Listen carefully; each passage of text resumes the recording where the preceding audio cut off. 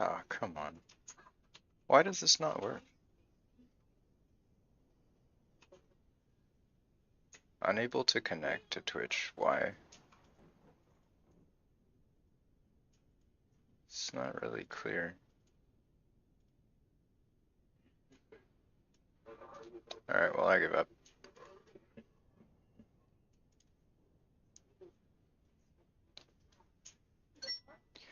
Well, the problem with the multi-stream is like, if I want to connect it to both, it's like, oh, please start the stream. And then once I start the stream, it's like, hey everybody, the stream is starting.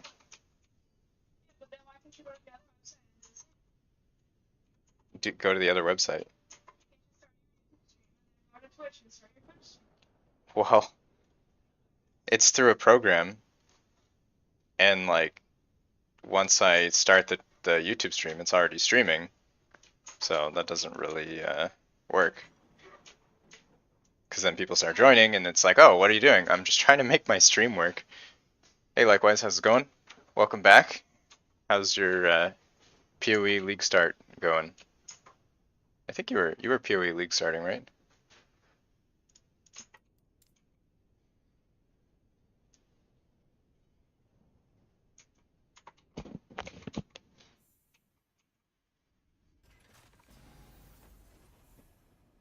$90 after day one. That's a good start. It's a really good run. Farming some Legion. They still have those the jewels you put in the passive tree that change everything. I used to remember those. Trying to find the good ones. Hello, ATQ, what's up? How's it going? Welcome to the Frostclaw stream. I almost had some good gloves here with armor mitigation DOT, but not quite good enough. So we will dump all this stuff.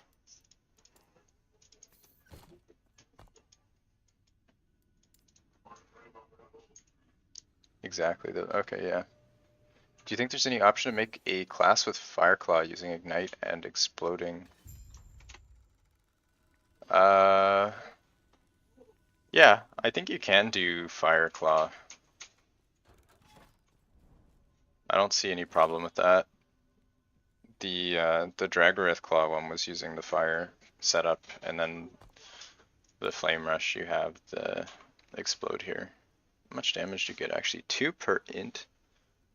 Oh, it's percent. You'd need flat damage. I don't know if you could do this with the Immolator's Belt or something like that. Ignite stacks of Flame Rush might kill you. Yeah, it eats your ward. So if you're stacking ward and then you just eat the whole thing, I think you're probably not going to be doing that with a ward stack build. You'd have to be some sort of life-based build, and then you're probably not pushing corruption.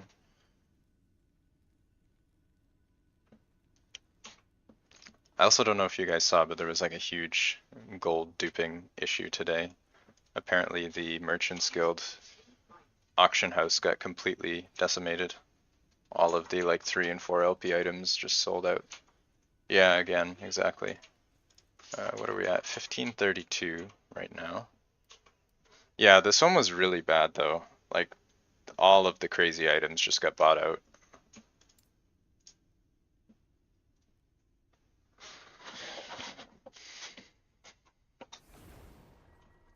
Do I need to do this? These are 12. I have a 10 here. It's glancing blow.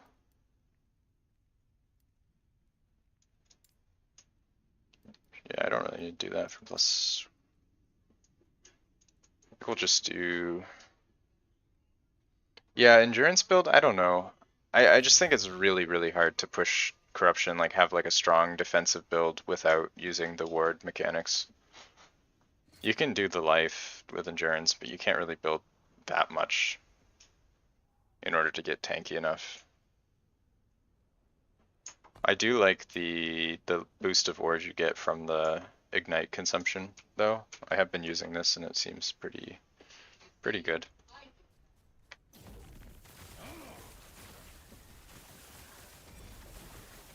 But yeah, a lot of the strategies that work in lower corruption just stop working in the higher corruption. That's kind of the problem. I'm still trying to figure out all my defenses and stuff.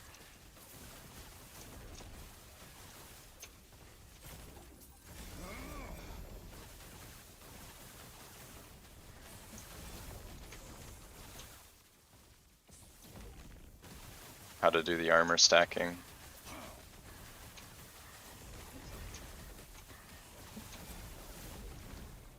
And we got our 2 LP Twisted Heart too, so I just need something to slam into it.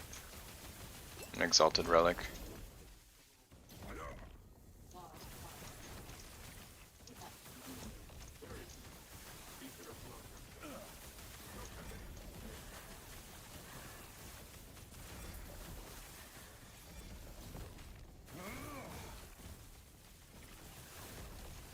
I'm also collecting all the uniques that drop just for another test.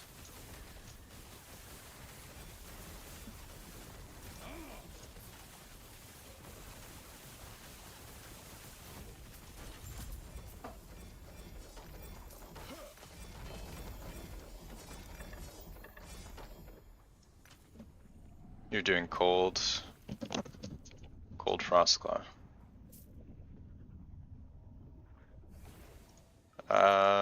You're talking about the Frostbite setup then, the damage over time. Yeah, that one looks pretty good because you have like shackles and all that other stuff. It synergizes pretty well. Yeah, I was looking at that. I don't know which one is better for endgame scaling. I think both are probably good.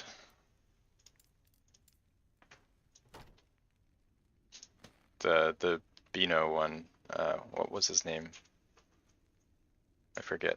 The Bina or something? Made the Frostclaw build and it looked pretty strong for arena pushing. Right, let's do a boss. Try and get another 2 LP Twisted Heart. Oh yeah, let's put a portal down.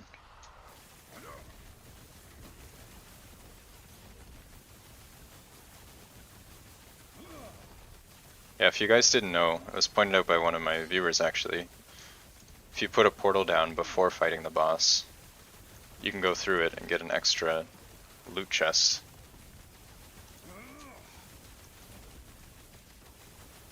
RNG's not been kind. Do you have a 1 LP head yet? Because the 2s are really hard. But 1 shouldn't be too bad. The chest, hand. What are you trying to get LP on for your hand? Or are you using a different build?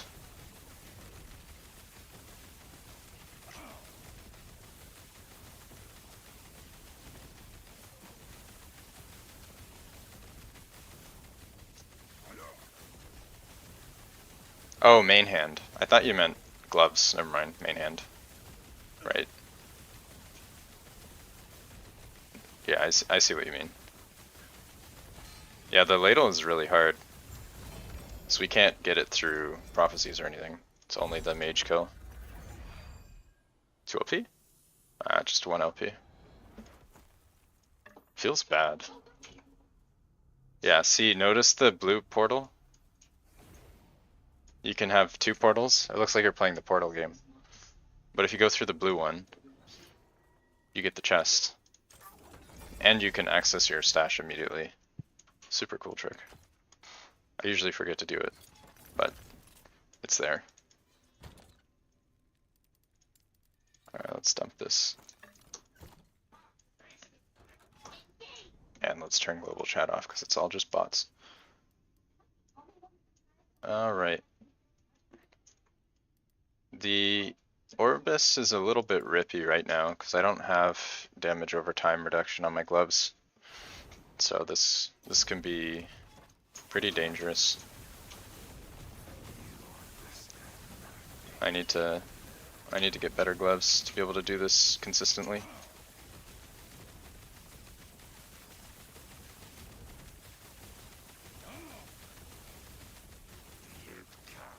Oh. Yeah, see, that's the problem. The DOTs get me really low, and then anything is deadly.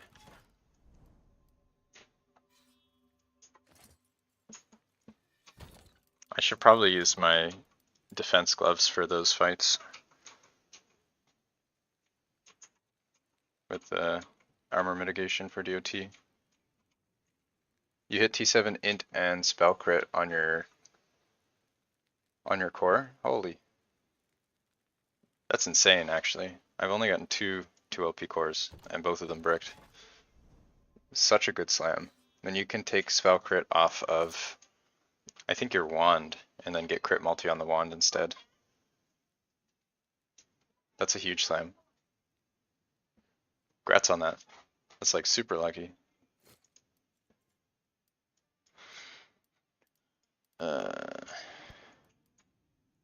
I guess we push.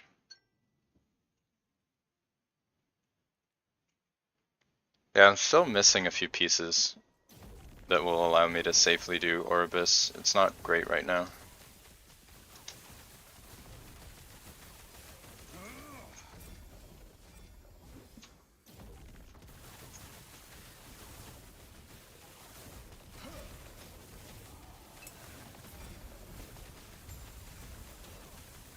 Definitely need the armor and armor mitigation for DOT.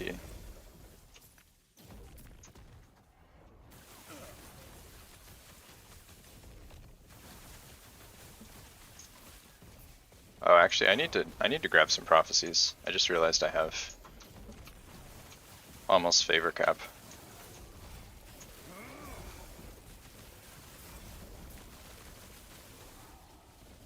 Been neglecting to grab my prophecies.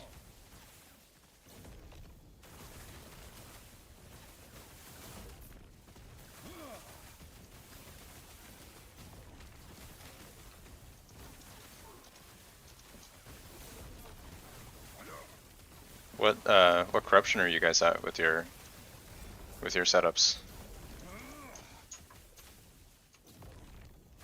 How's the pushing feel? Didn't know there was a cap. Yeah, the cap is 1 million favor.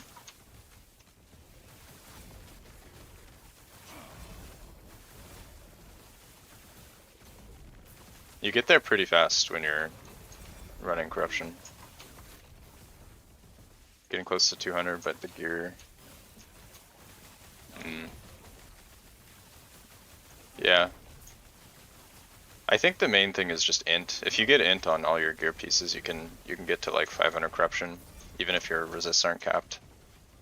You just get so much ward that nothing really gets through it. Biswark on 700.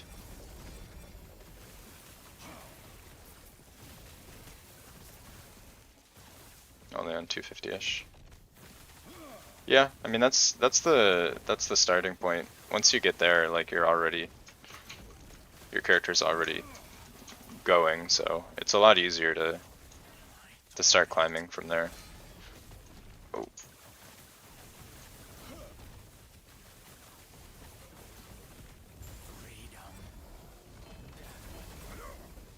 You just need those first few uniques and stuff to start the build. No LP drops?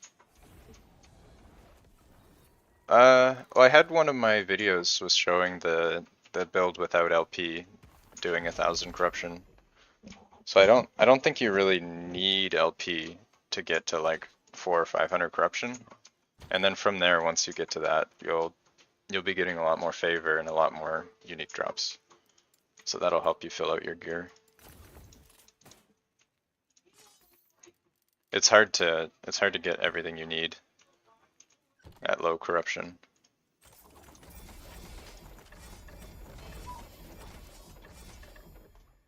Feels great. Doing 600, nice. Doing Mad Lightning. Oh, the That was with the Lightning Blast, wasn't it? Pretty sure. I think it used Lightning Blast, right? You found a Frostclaw idol on your rook. That's pretty lucky. I think there's like reduced chance to drop the other class idols. Forget how that works.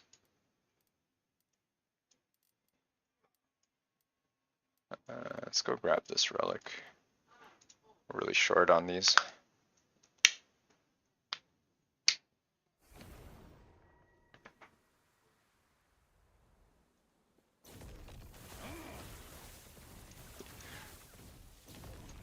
Very similar. Nice. Yeah, I've been actually thinking about switching out the chest recently for static core or static shell. So it's just really hard to scale the defense without a bunch of armor. And I think it's easier to get LP on static shell as well. I have to check that though.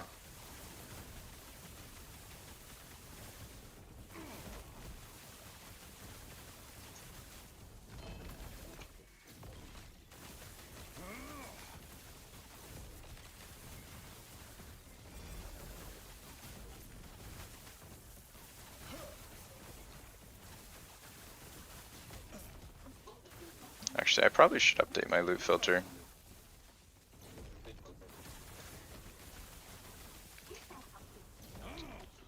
Need to include those armor mitigation gloves, or damage over time mitigation.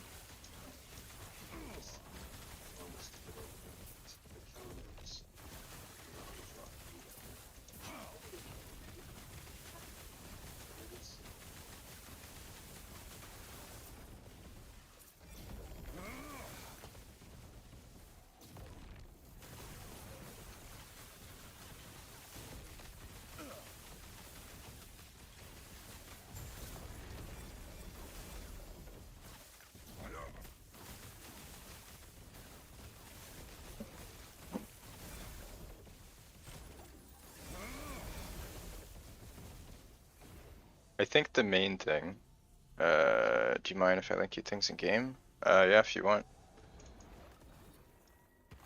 Character name, do you PM people by character name? I think it might be account name. Account name, there, yeah. If you want to link stuff, you send it. Send it there.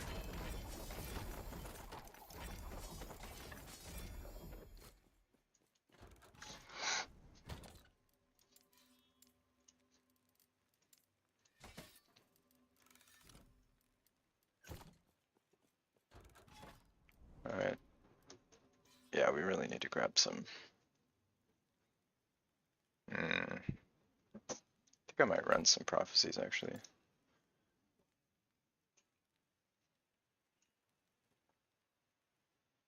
There's a few pretty good 2 LPs I could get already. The boots, some sort of armor on this would be really good. Helm could be 2 OP, there's crit chance, there's I think crit multi maybe. Lightning crit multi. That might just be on the chest though. LP rings would be really big, but those are really hard to get. Then I really need defensive gloves. These are great for offense, but not much else. You failed a 2 OP gaze twice today. Oh man. That's pretty rough, especially if you get like a 4% with 2 OP. Those are really hard to get. It's a very painful slam. Okay.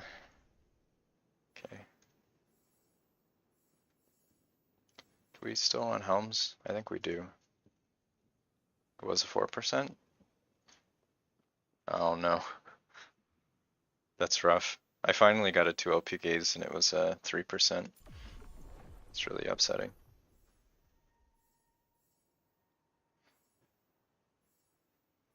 Kind of wondering if I just run the 1 LP, even though they're extremely inefficient.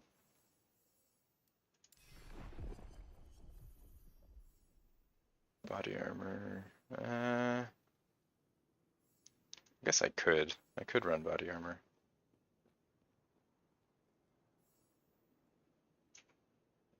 I think I already have a bunch. Oh. Are these usable? Yeah, I think so. These are really good. That's 32% armor for DOT with T7 int. The suffixes are not great. Like those could be armor or something. But overall, I think those are really good. Oh, these are all the same. Yeah. Yeah, I would definitely use these just for the defense. You probably won't need them until like 1,000 plus corruption, but it'll be good once you get there.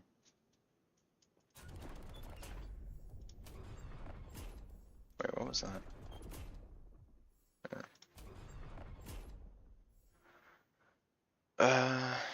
Hmm. Yeah, I guess we'll grab some drill rows as well.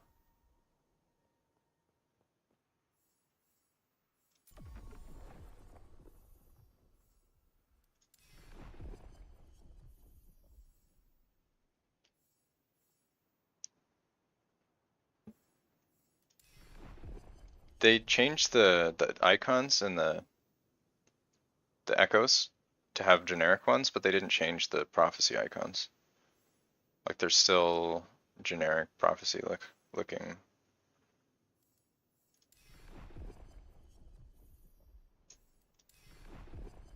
Unique, whatever.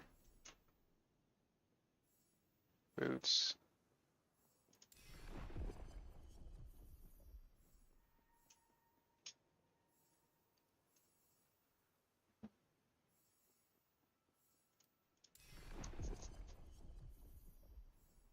Wish you could just disable the LP prophecies.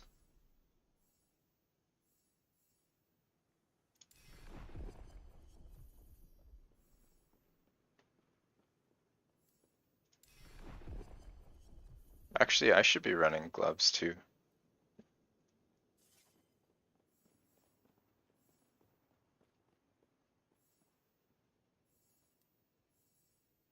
Body armor from Lightless.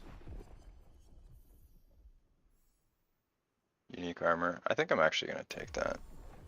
I need most pieces. Abomination. Nope.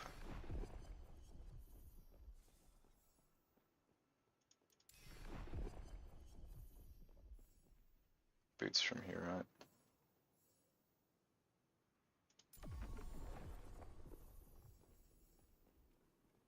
Yeah, see, like this is the ring icon, but it's for unique. Even though they do have a unique icon now, they need to update prophecies.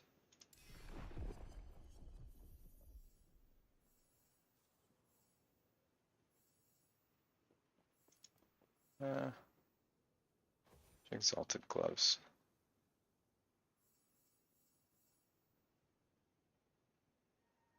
These are way too expensive. 8 gloves.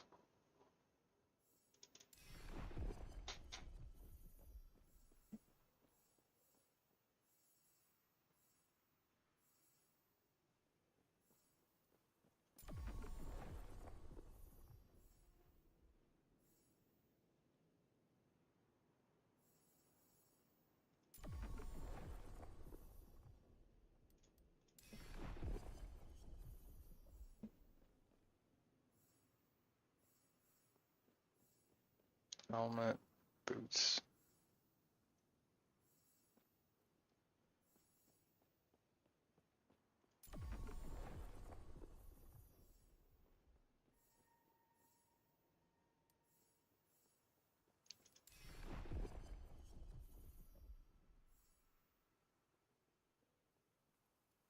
These void horrors I need to get rid of. I don't think they spawn in Reign of Dragons.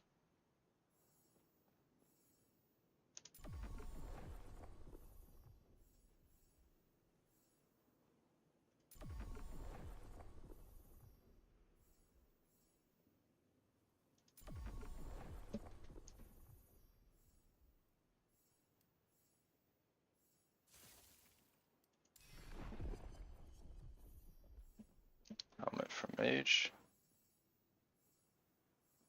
Yeah. Got a question, would the 1 LP prophecies be worth it if they would give 2? The problem with it being 2 is the way the scaling works on the LP rolls. It would be extremely cost effective for the rare items and extremely cost ineffective still for the common items. Like, I don't think it would be a good solution. Like, if you look at the LP chances between high LP level items and low LP, for 1 LP, it's like, I want to say it was like 1 in 16 for LP level 100, and like 1 in 2 for LP 0. So the difference is not that big, but if you look at 2 LP, it's still like, I don't know, 1 in 4 or something for 0 LP. And then it's like 1 in several hundred for high. So like you'd still kind of have the same problem where it's basically only cost effective for the highest LP level items, and then everything else is just worthless. It'd probably be better if they increase the quantity of items significantly. Reducing the cost wouldn't be great either, because then you have to spend a lot on rerolls. It'd be better to just increase the amount of items. Armor for boss, sure. Hey, how's it going? Welcome back. Long time no see.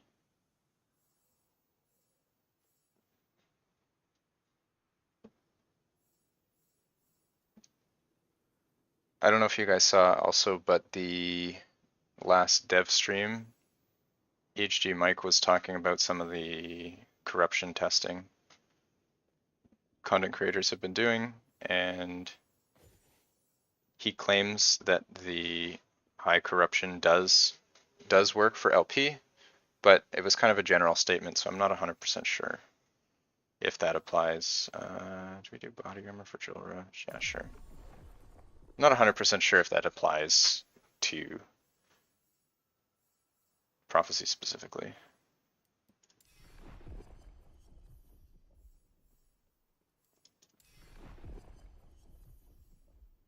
Fire Lich, no.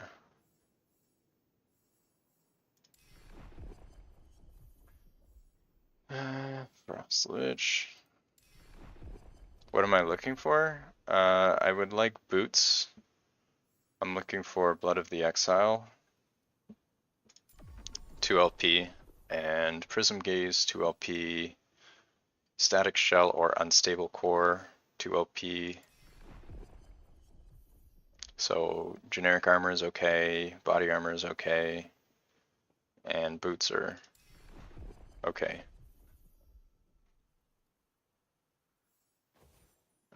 Soulfire. I don't really feel like doing other dungeons. You're looking for the same? Yeah, I think those are the key items for this build. Soulfire, nah. You don't think it was about prophecy? Yeah, I don't think so either. I feel like he was intentionally vague on that statement. But there's still going to be, I mean, I guess the question was also vague, so I guess it makes sense that he didn't really like make any assumptions from that. I feel like he answered that question correctly, and I do agree with what he said.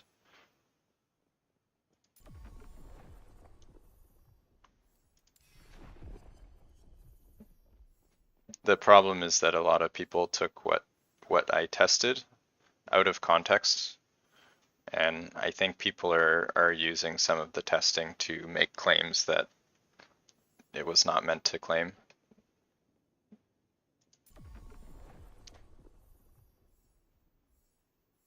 And a lot of people are getting confused.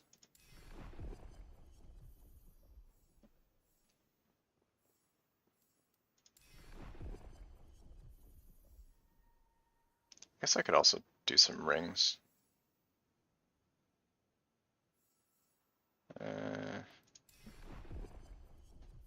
I do need red ring too.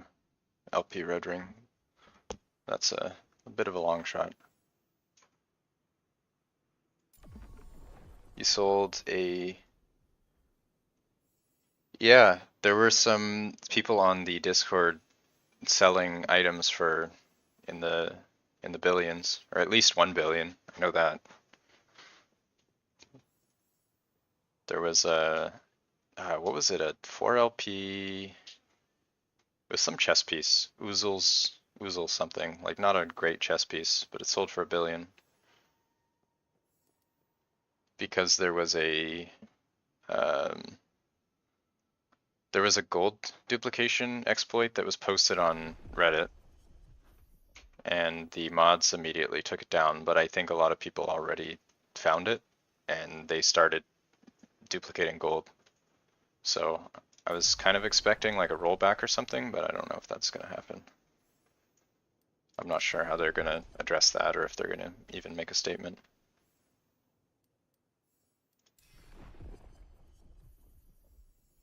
A little bit concerning though. I feel like there's a lot of these issues popping up lately.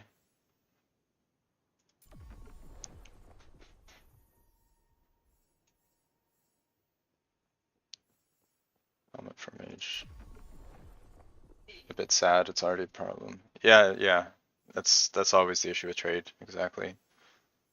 All these games, it's kind of just like, seems like a rush to find the exploits and then use them, and even with the exploit this morning, everybody who found it pretty much cleared out the market for all of the high LP items. Like all of the 3LP, 4LP items disappeared from the market this morning.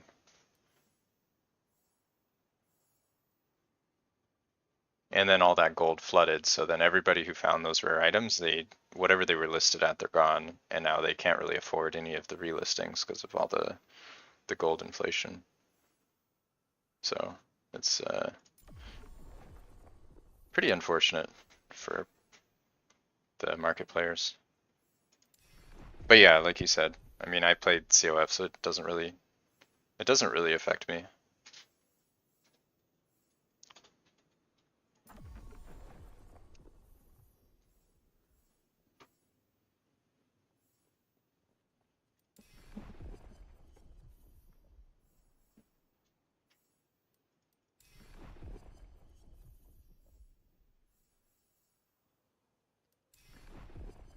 I don't know if I'm actually gonna be able to burn through all this favor without filling up all my prophecies.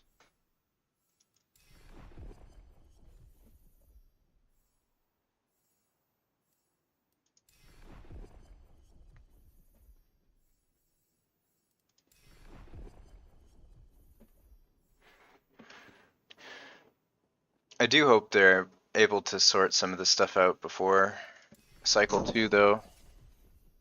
Like I think this one has kind of lost its integrity. I don't think we can like fully recover it to the point where gold that you get from drops is actually relevant. Like you can't actually farm gold through just playing the game and then buy an item with that gold. The only way that you can buy an item is by finding an item of equivalent value and selling it. Like that's not how it should be. But because of how inflated everything is, anything other than best in slot items are worthless.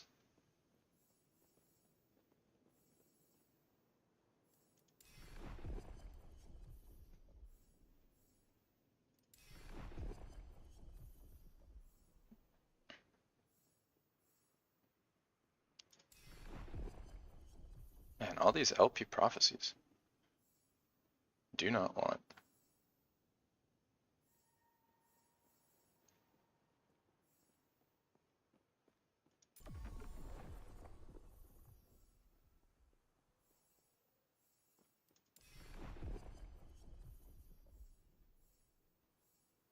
Boots from rare, nice.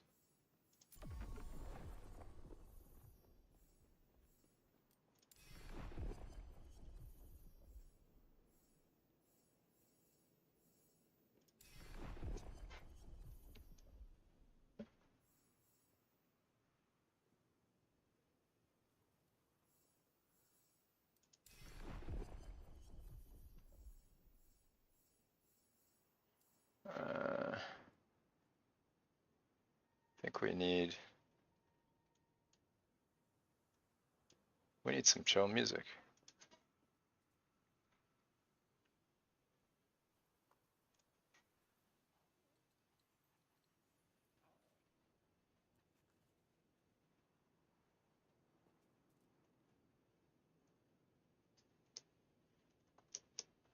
What do we got? Let's do the Dark Souls 2 OST. That's not one we usually hear.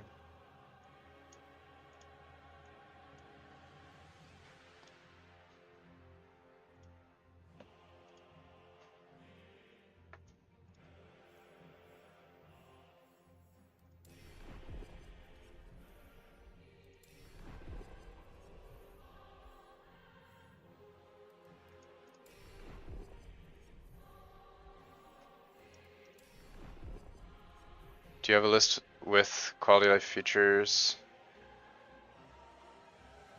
A wish list? I definitely do somewhere, but I haven't been very organized with it.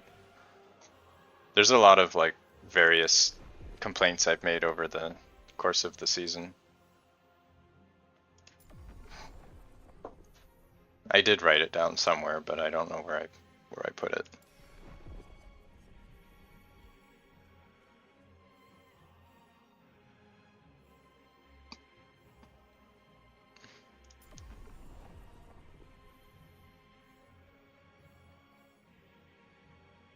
Would make a good YouTube video. Yeah.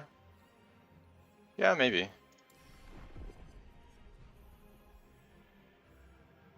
I think a few people have already done something like that, but I guess I could. I don't really like to be too repetitive though. Just doing what everyone else is doing.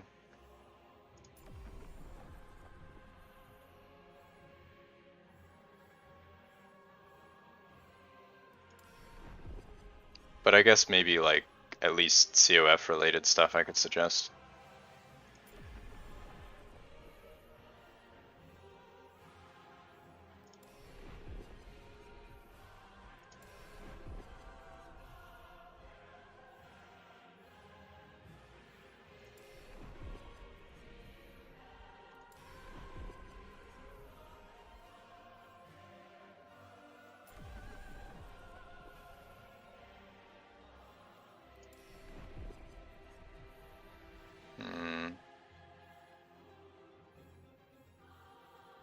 Take more Jura. I feel like I'm gonna get a crazy Jura pop and not be able to pick everything up. I have way too many.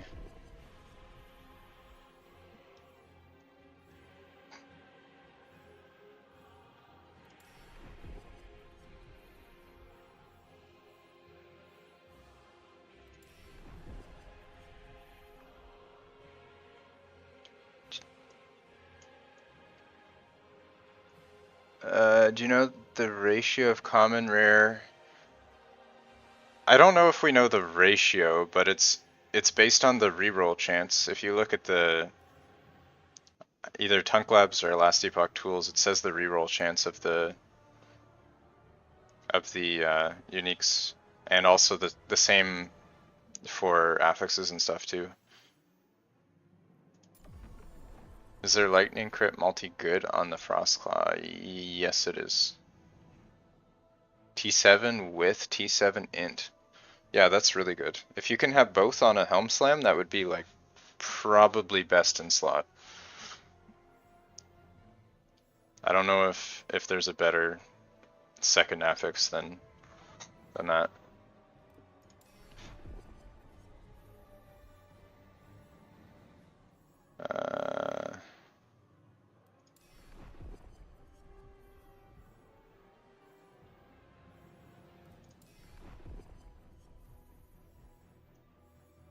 It is a little hard to get all the crit multi that you want though. Oh, okay. Should you wait for 4%? These are 3? Well, if you have like a surplus of exalts, you might as well slam it.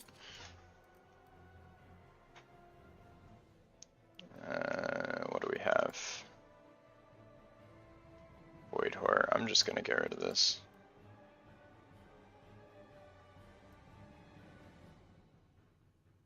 I can't be bothered to deal with Void Horrors, whatever.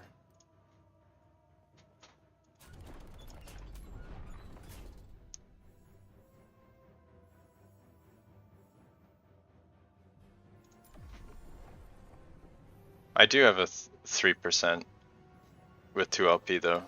I don't know if I'm gonna bother to slam it.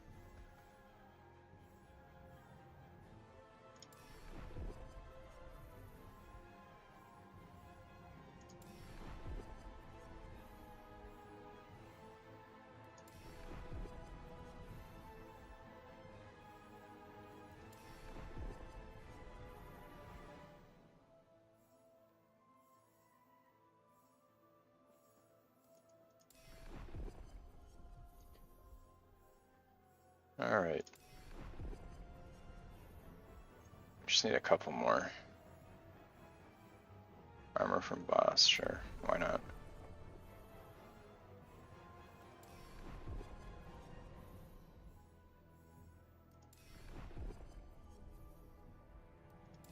Really just want boots. Boots. Sure. I think we're full now. Yeah. I don't know if you were linking stuff, but yeah. Alright.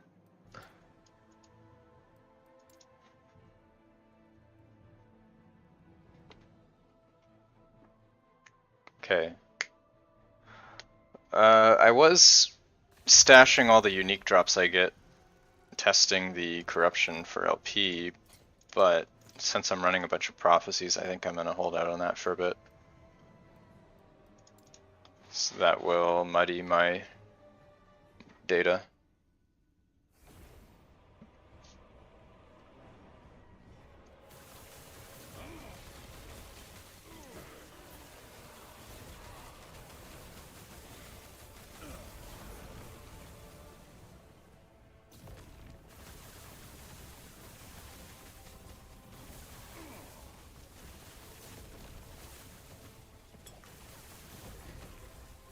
I keep like bumping into trees and rocks and stuff.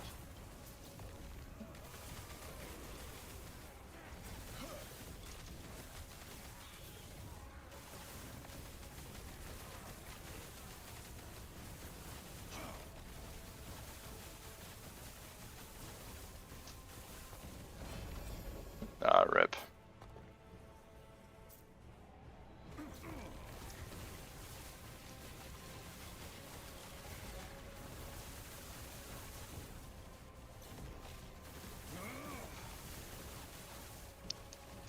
Clear all this stuff so I can actually loot.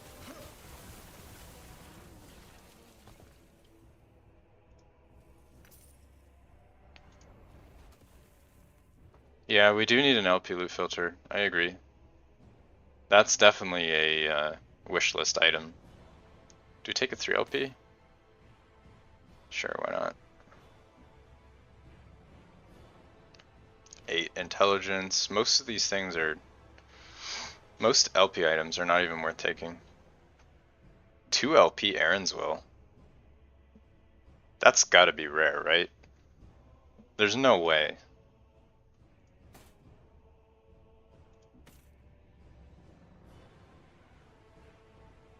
I don't think I've ever seen a 2 LP Aaron's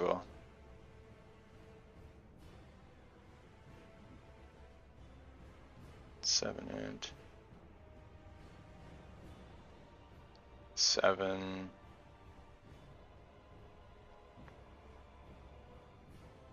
You hope they reevaluate their stance? What was their stance? Did they say they don't want to, or did they say it was like low priority or something?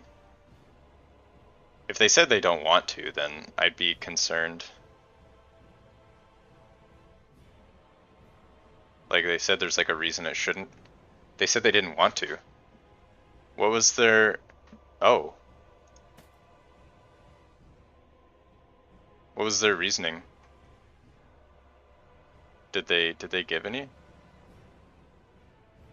Look at that though. The 2 LP Prism with the 4 crit. Love it. This was before 1.0? Well, I don't know. They could have changed. They could have changed their stance since then. Because like this is unacceptable. Like this screen vomit, right? I think everybody who plays CoF can agree that this is what endgame looks like. Is pretty much every other map. Once you get to certain corruption, you're just vomiting dozens of uniques. And even like to be able to filter specific uniques, like I have a filter here for red ring, which works because of the level. But if you're looking for like something that has multiple of the same oh shit, oh shit, oh shit. Where'd this guy come from? Oh no.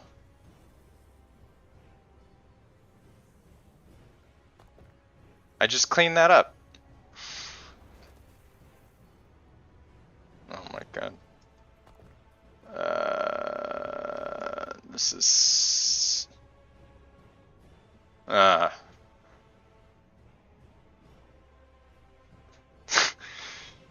was just trying to deal with my loot and it just walks over to me. I'll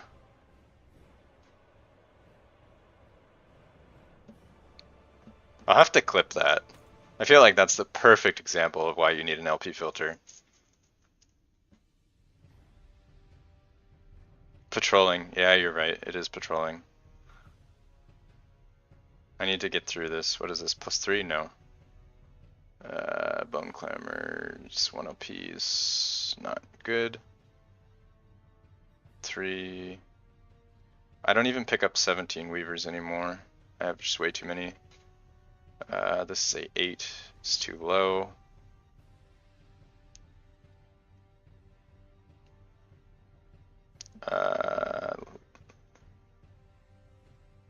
The attribute rolls on these boots are way too low. They need to be high.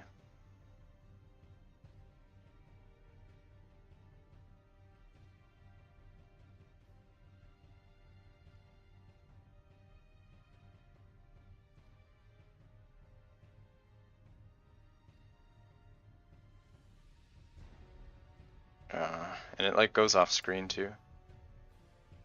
This is a 2%.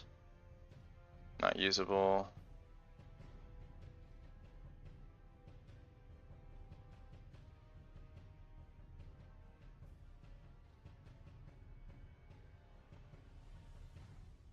I hope the other one doesn't wander over. There is the Exsanguinous, nice. And if I move, it reshuffles, doesn't it? Like, I don't even know if I looked at everything here. Pretty sure I did, but it's hard to say.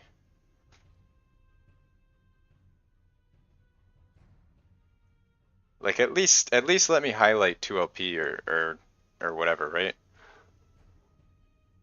I don't know. Maybe I missed some stuff. We will never know. What was the roll on that static shell? Was it a good one? Wait, the LP 146 and 9. That's not good enough for 1 LP. At least should have a share stash everywhere. Yeah, that wouldn't be bad actually, because we already have. Why is it all green? I colored it green to remind myself to pick them up, because I kept forgetting. I was doing a test trying to pick up every unique and see how much LP, and I kept forgetting to actually pick the uniques up. So I just colored them green to remind myself. And then I forgot why I colored them green, so it didn't even end up helping.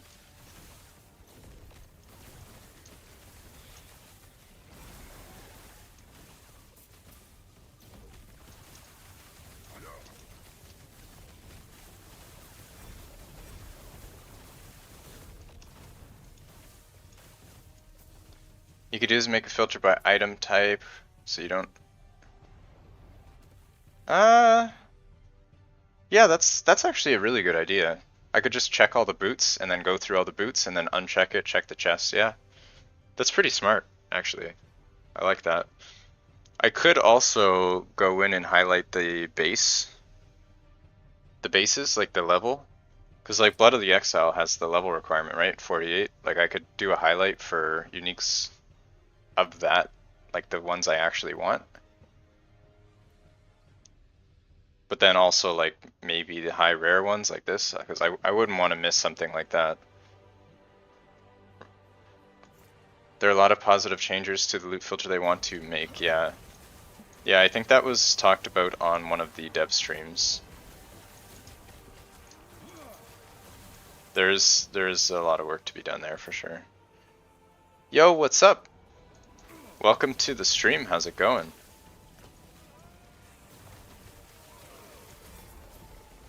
Did you end up quitting the league with the exploits?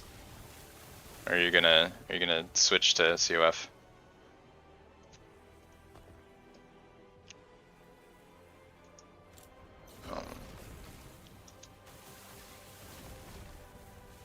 You're probably gonna switch? Okay.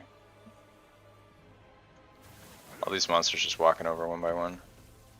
Trying to look at my stuff here. 174, that's really high armor. Low, more damage though, but I'll take it. Let's see, it shuffles.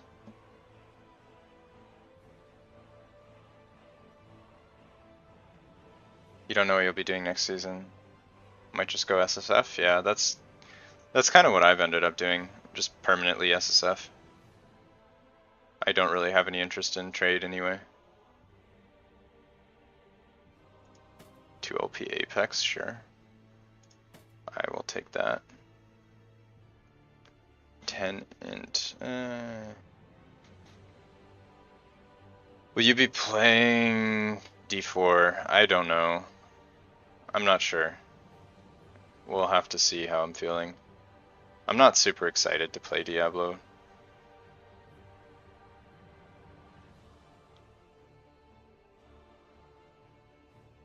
It doesn't really excite me anymore. There are some changes though, which could be interesting. Your strat is to loot all unique, then go far from the large drop all the trash, then repeat. Yeah, you could do that. I think that might take more time than what I'm doing though. But yeah, that is an option. Careful to do that in boss arenas though, like Soulfire, because if you walk over the exit area, it'll teleport you out, and then you can't go back and grab your loot.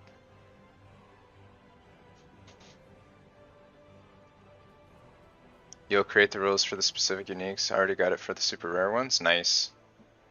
Yeah, that'd be awesome if you could share that. I don't actually care about a 1 LP. Just drop that. There is a 3 LP B glove somewhere that I want. Oh, actually. There it is. 3 LP B glove. Don't forget about the B build. The dream.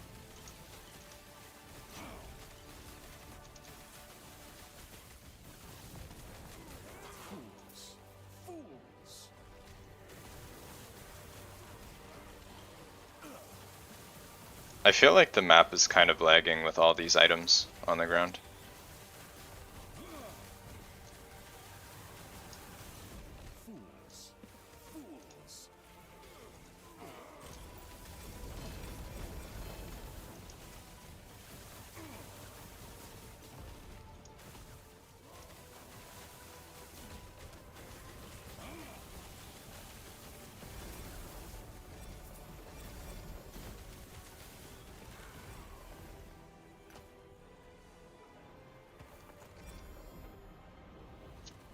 Some map with type path, the items spam off screen. Yeah, but you can kind of like reshuffle it. It's not too bad if you like re-disable, but then I guess you don't know what you've looked at already, so that doesn't really help. It's not great. I wish they had a better solution.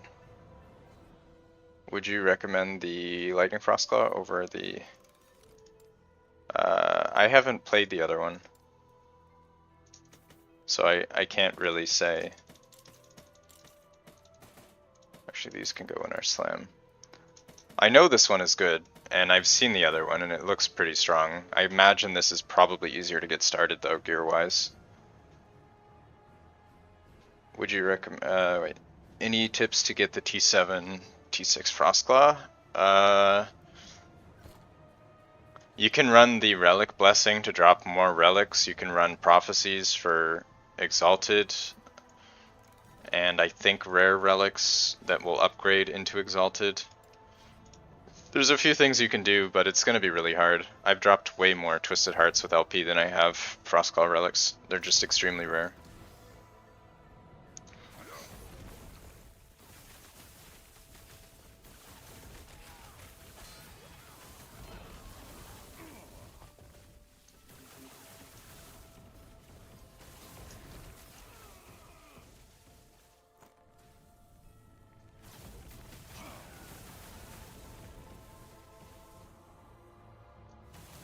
Trying to loot stuff while enemies just walk in one by one.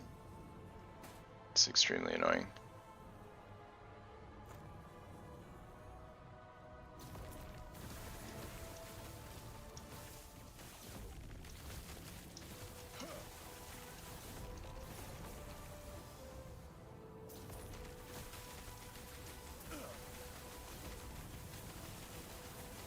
Any tips on getting more Twisted Hearts?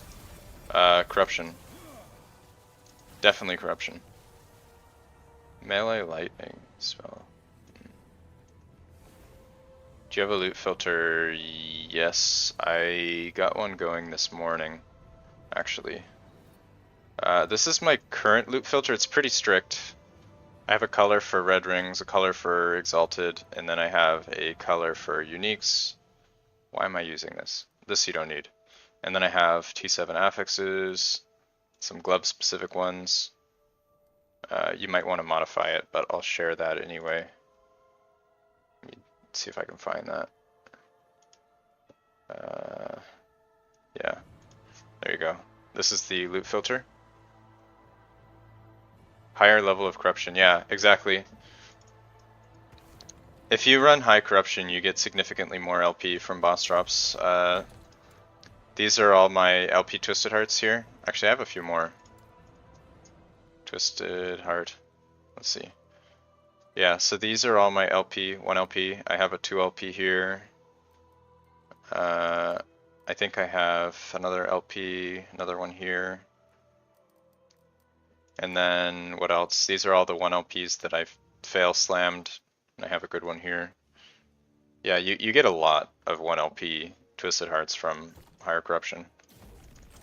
Just keep in mind that they don't drop from prophecies or anything like that. It's only the boss. I need to remember to clear my inventory when I'm running prophecies. Otherwise we get full.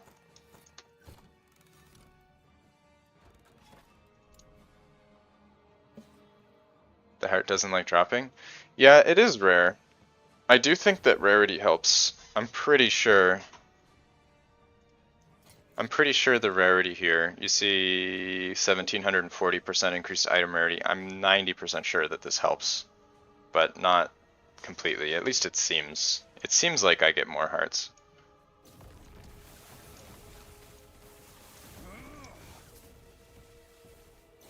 Although I don't get 18 times more hearts, so maybe there's like a different formula. Or it could just be in my head. I don't know.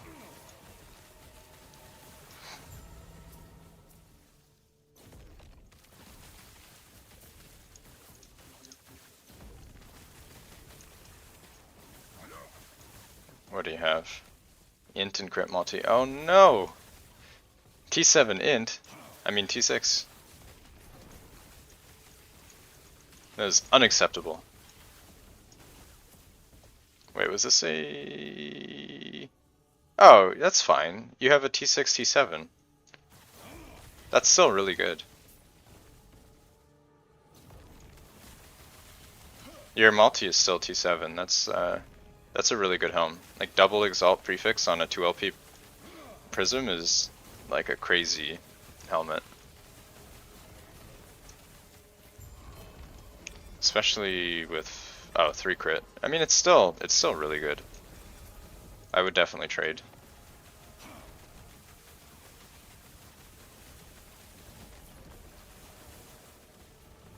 Oh my. Rip. Alright, what do we got?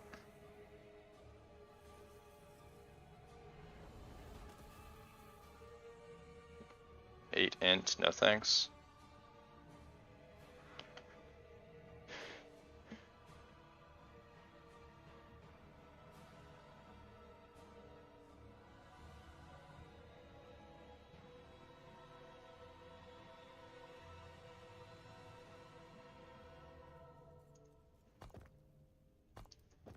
You'll start doing higher then. Yeah. Yeah, that should make a big difference for you. At least it seemed to help a lot for me. At a certain point, the uniques no longer become your bottleneck, and then it becomes the exalts. It's really hard to get enough exalts through prophecies because of how expensive they are.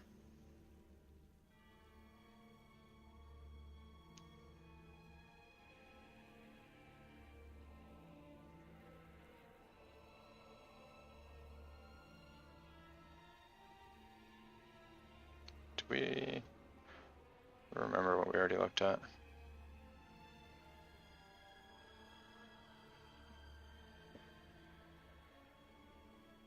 Yeah. Yeah, the exalts are definitely a struggle.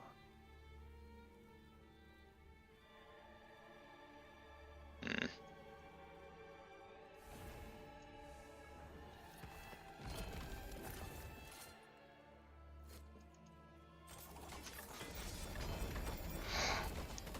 Ooh. Ooh, this is nice. This is really nice. Ward retention's a low roll. And the haste is a low roll. LP time glass is pretty rare though. I think this is a LP level 100. It's a really nice drop. Let's keep pushing.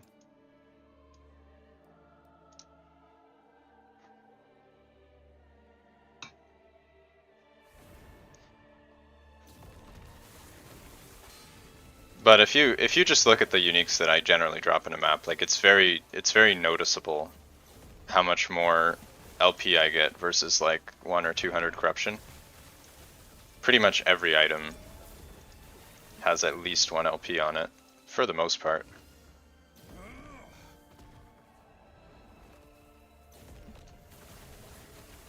And also the amount of favor you get too. You almost build it up faster than you can spend it.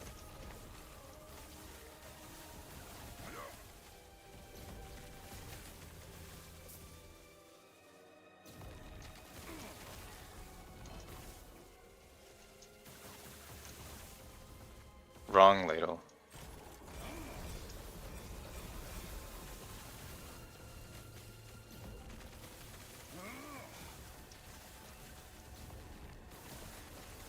We'll do another dragon here in a second, see if we can get another LP heart.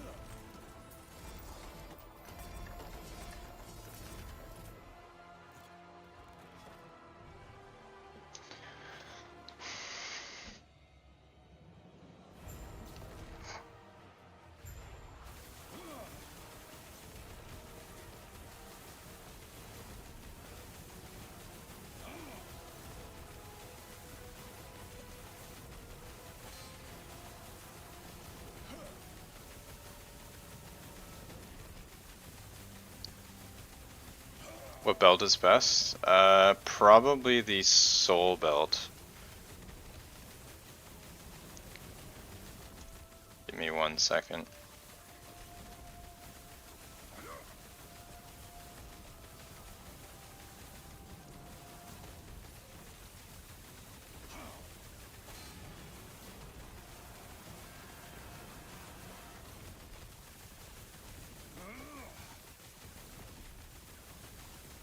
I think Soul Strands is probably the best. If you can get LP on it, there's a few good options. Cooldown, crit reduction, mana regen if you need it, but probably not.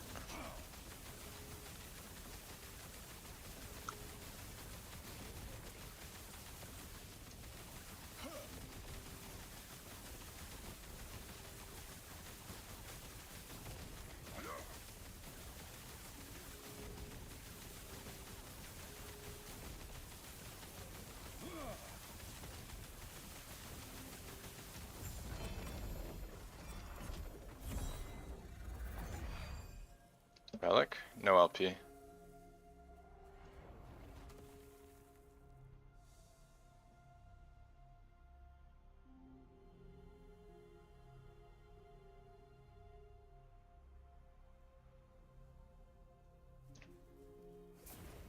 I showed this earlier, but notice the two portals. If you make the portal before the boss dies, you get the blue portal. Go through the blue portal. You get the chest. You recommend saving favors to get to rank 10 faster. More efficient once you reach 10. I don't think gaining favor is more efficient. You mean like the using of the items? If you're, say, rank 9, for example, and you see like your reputation, like say it's you need like 500,000 reputation for rank 10, right? If you have half of that amount in favor, spending the favor will get you to rank 10. So like if you have 200,000 rep until rank 10 and you have 100,000 favor, you spend all that favor and you will hit rank 10. So that's a pretty good strategy. You have a ladle that has 3 LP and slammed, 60 crit multi, 5 lightning pen, 5 50% shock. The other has 19 cast speed, 11 light. Should you prioritize? Yeah, I think so. You get an extra 6 lightning pen. You only lose 30 crit multi for 19 cast speed. Yeah, I think that might be a worthwhile trade. If you look at your stats, depending on how much cast speed and crit multi you already have, it might change the answer, but cast speed is probably better.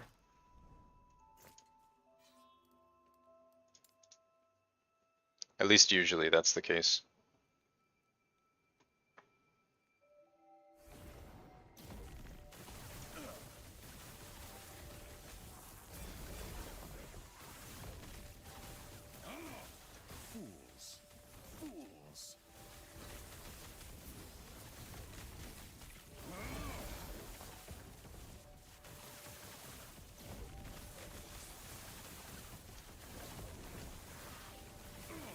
Did I forget to fix my passive tree after I changed it? Just testing some stuff earlier. I forget if I fixed it.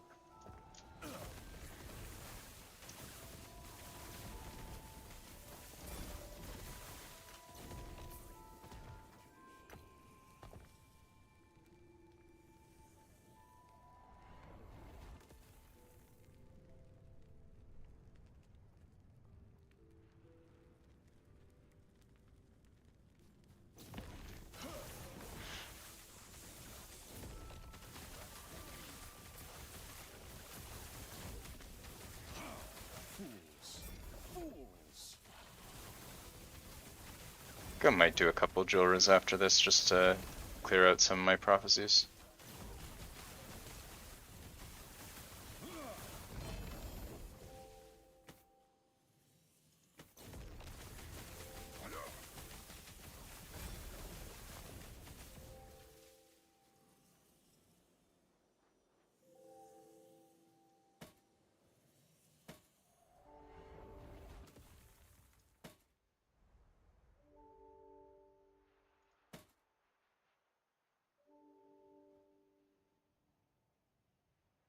Is there 3 of those? No.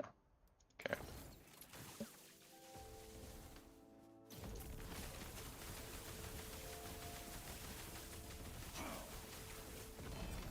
Oh, this map is crit avoid and dodge. No wonder everything feels so tanky.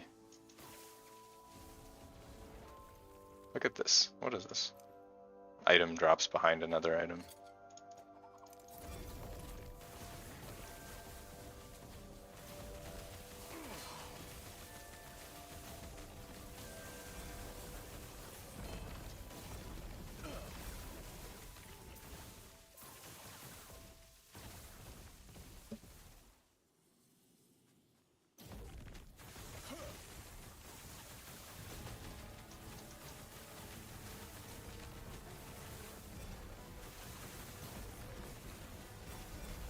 Do you think Hydrohedron builds are dead? I've heard they're not dead.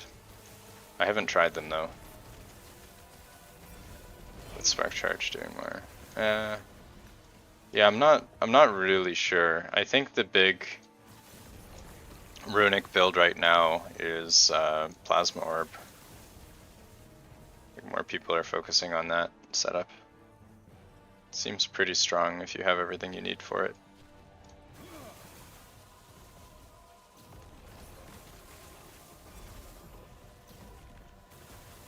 It should still be viable though.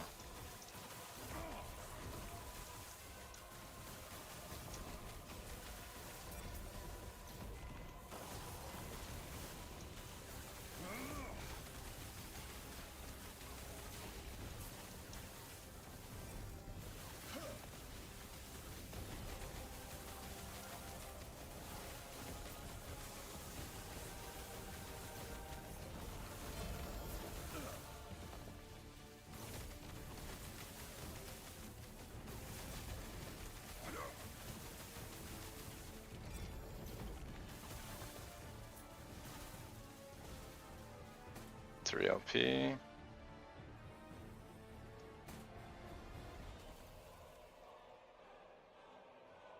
Is there items under this? No. Just the graphics are glitching out there.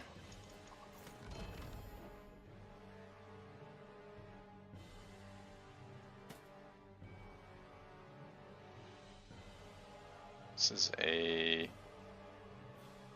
Yeah, we really want 12 int for boots.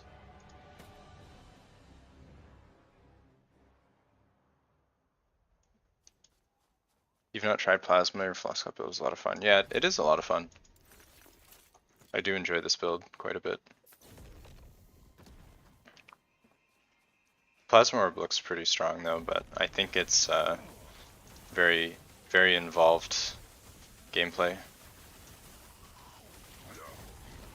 Depending on what playstyle you prefer, you might not enjoy it. Congrats on the corruption push. You are after your chest. Thank you. What chest are you going for? The static or the unstable?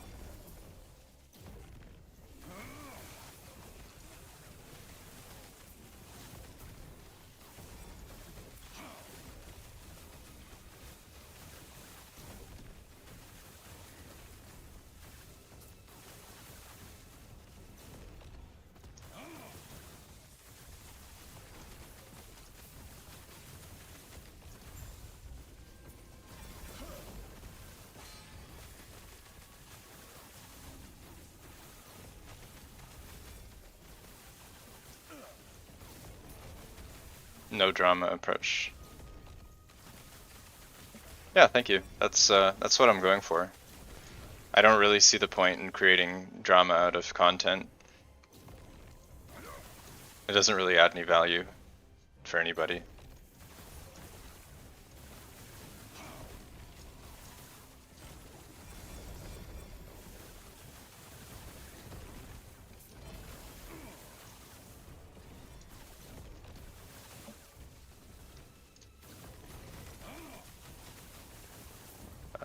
Static shell versus unstable, which provides better DPS?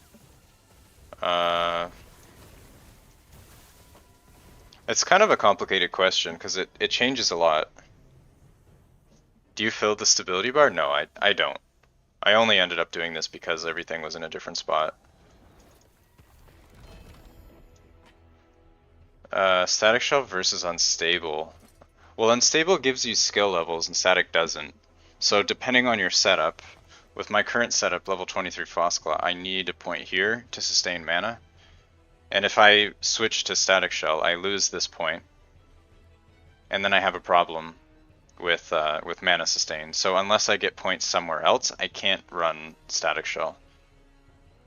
But as far as damage goes, static shell does give you a little bit extra. You lose a lot of mana. You lose some percent here. You lose flat armor. But then with static shell, you gain. I have one somewhere. Static shell. Yeah, here. You gain a armor multiplier, which is absolutely massive. Like right now, I'm stacking armor, and I can probably get above 4,000, and then static shell would take me to basically soft cap. So defensively, static shell is like easily S tier. It also has a more damage on it too, so the damage isn't bad. It's just you lose a lot of utility. You need to change your build around to make it work, but it's really good. Thanks for all the effort in your testing. Yeah, I'm glad to help. Glad I can provide the information. It does take a while to put the test together, but I do think the result is worth it. You're stacking armor also. Yeah, I think armor stack is basically mandatory for endgame. Like you can get away from it in like maybe 500-600 corruption, and it doesn't matter at all. You get to like 1,000, it starts to get a bit harder. But once you push like past that, it starts to get pretty hard. How are you deciding what loot to keep or not? I check the LP, and if the LP is good, then I check the roll. So like 2 LP Bone Climbers I always take because this is a really good helmet. And these are generally just good to pick up. This 2 LP I pick up because I know it's somewhat rare and I don't already have a lot. This I took because it's 3 LP, otherwise I probably wouldn't take it. It's probably not even worth taking it 3 LP. But anything for my build, if I see like Blood of the Exile boots drop, if it's 1 LP, the only way I'll pick it up is if it's 12 int, because otherwise it can't be better than my boots. If it's 2 LP, it needs to be at least a mid-roll, but I'd probably pick it up anyway, to be honest. Like basically first you check the LP, and if it's good enough, then you check the roll. At 600 you get stomped, but with the armor blessing it helps a lot. Yeah, armor blessings are huge. I have both of them. 300 flat armor is absolutely massive. Like this is so much armor. And then the percent armor is pretty nice too. I could get a better roll, but it's fine. You have a 4 LP Urzels? I don't know. I don't know what you could do with that. I don't know if there's any endgame builds that would like it. It has a lot of stats for a 4 LP, so you might be able to make something work, I guess.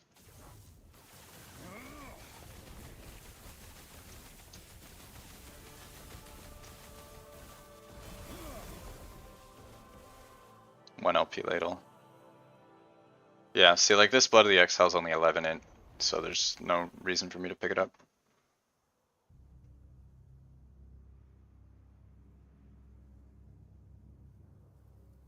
These are pretty rare, I think. I don't remember. Just try to have a generally good idea of what uniques are rare. 2 LP Harbinger. I have so many of these, but the roll is okay. So I'll pick it up.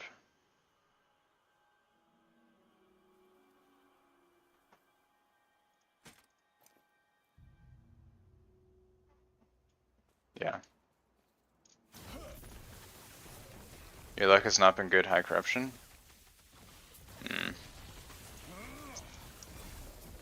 Yeah, I mean, it's just a numbers game, right? You get the numbers and eventually you'll get your items. You got the paste bin? Nice. Can Runes of Ascendance be used on rings to get red ring? Yes. Yes, they can. I actually made a video on that. And I did get red rings from a sentence. The gloves aren't that rare? No? I guess they're not really a high roll either. Actually, yeah, it's a pretty high roll. This is a high roll for the crit multi. So I think it's fine. Fine to keep. Don't know if you can link. I don't think that YouTube will let you link it. You can paste the code though, and then anybody else who wants to take a look can just go to pastebin.com and put the code in, like in the URL. Oh, well, anything you pasted got blocked. I don't see anything. That's really strange. YouTube's very strict.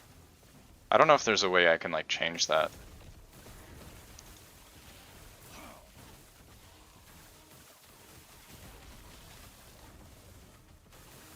Where can you get the rune that dupes items? You can get it from a prophecy. It's the rune of creation. If you're COF, you just run the prophecy. I think you need to be either rank 8 or rank 9. It is in my spreadsheet though.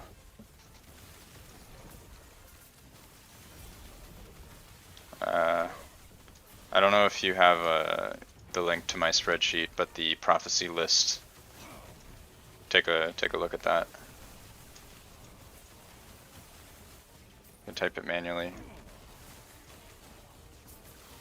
Yeah, thank you for posting that. I'll take a look. I think right now I don't think I'm gonna take a look right now because I can't add your rules into my existing filter. I don't think. I'd have to manually combine them. You watched that video and cursed you for getting 3. Yeah, it was pretty lucky. I already had my red rings though, so I don't think it was actually helpful for me.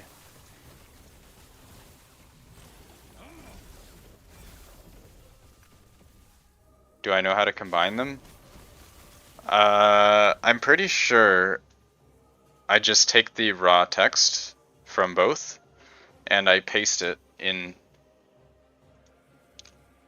Like, cause if you do the export, you can actually see all the like code and the rules. I think if you manually, like using Notepad, move the rules from one of the files over into the other, it should be able to combine them.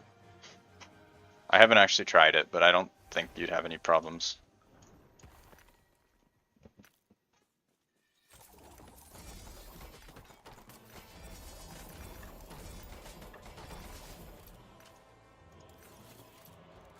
Let's see if we can get one more boss in before Shade.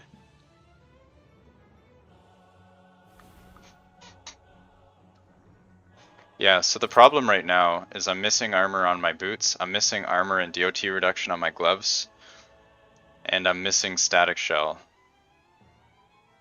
So without all of those, I'm missing a lot of my defensive capability. So right now I can still die to some things. Once I fix that, I should be extremely tanky.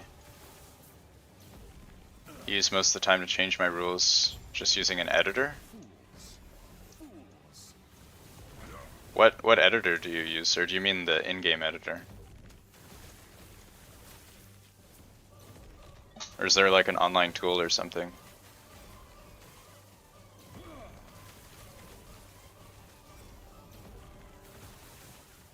Raw text file? Oh, that sounds like a pain.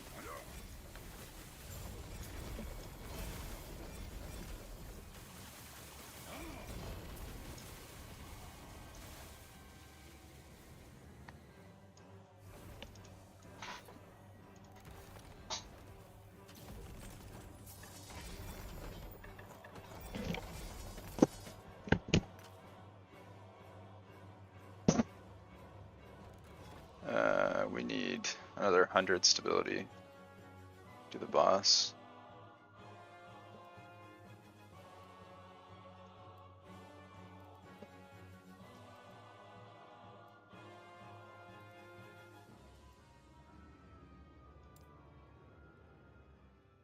Yeah, this will give us enough.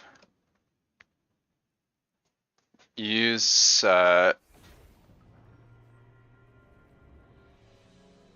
use IntelliJ. That's the Java editor, isn't it? I use Visual Studio Code for mine. Can you link your loot filter? Yes, I can. Yeah, I do think an IDE is definitely a better way to edit these files, because then you can use all the different like hotkeys and stuff to like multi-select tool. But I imagine most people probably aren't familiar with that sort of tool. Do you have a non-strict? No, I don't. You could just change my filter to, instead of the T7, like here I have a T7, you can just change this to T6. Like just go in here and edit this to 6. And then you can add some more affixes in here that you think might be good. Just like go in here and change some of that. What GPU am I using? I think I have a mid-range GPU. Let me check. 6850 XT.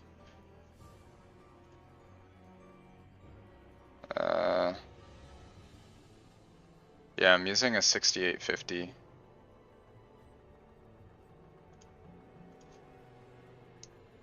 That, I think that's considered mid-range, I'm not sure.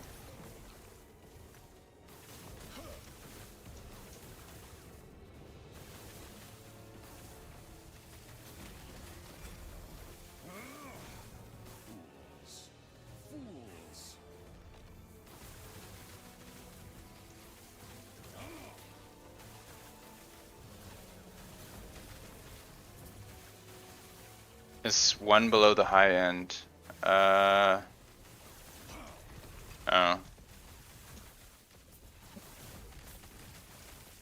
I think it's one gen old though, right? Like there's the 7000 series now.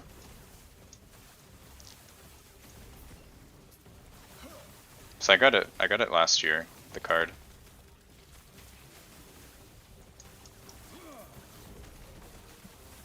$69.50. Yeah, it was one of the better ones. I remember that, but the AMD cards are a lot cheaper than the top end. Like their performance is quite a bit below, like a 4090, for example.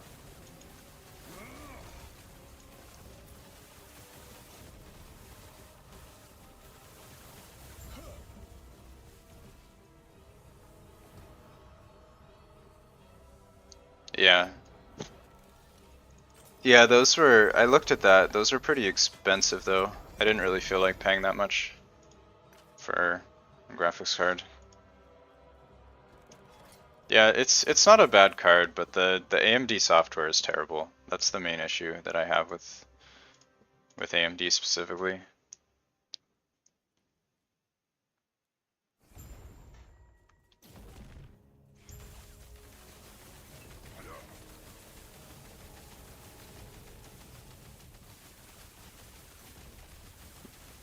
The other issue with the NVIDIA is that all the comparably priced cards were like were 8 gig.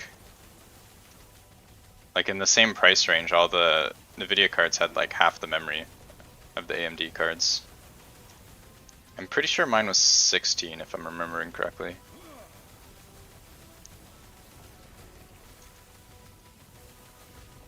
And like, it doesn't seem like that's that important, but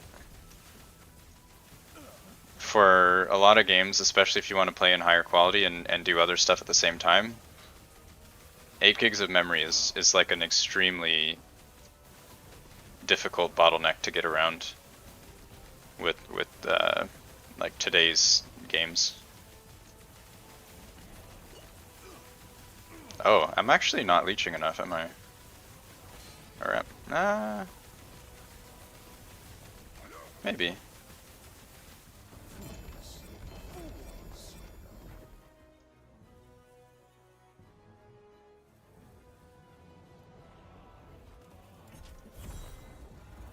Your 2060 is screaming when running 1440. Yeah, I'm pretty sure I run 1080p though. Let me check. Oh, I'm actually in 4K. Never mind. I thought I was in 1080. It certainly doesn't look like 4K. I mean, maybe. The text is pretty smooth. I'm definitely not streaming in 4K though, I don't think.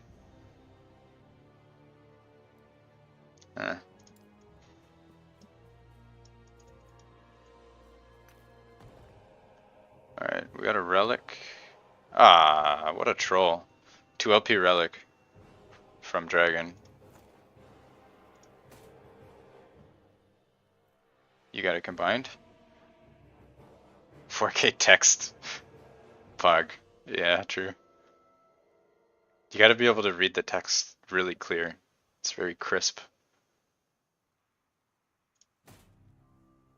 3LP. Ah, sure, why not? I'll take it. Can you show your graphics settings? Sure. I just have like the basic stuff here. Ultra here, borderless monitor, screen, it's 4K. I put the brightness on low because the build is blinding. I don't think it actually makes much difference. Wait, what? I just changed the brightness and it put a bunch of coffins on the ground. Oh, what? That's weird. Something else changed. Let's put this on medium. And it adds grass? What is going on? Why is it changing other stuff? What CPU did you pair? Not even. I have the 3600X. It's like terrible. I don't know if you've heard of the ship of Theseus, but that's my computer. Originally I had a 5700 XT. That was my original card and I replaced it. I don't know what's going on with my settings here. Grass density off. I don't need that.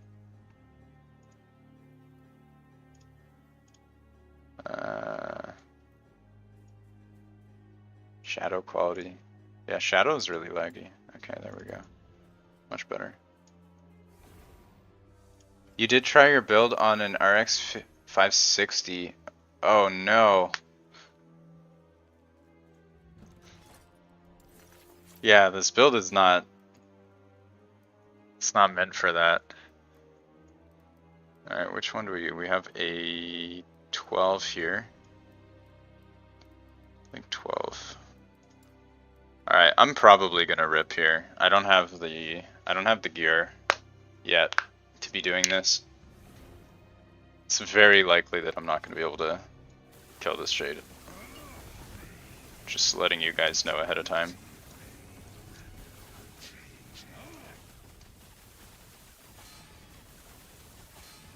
Oh my god, I got hit twice. That's not good.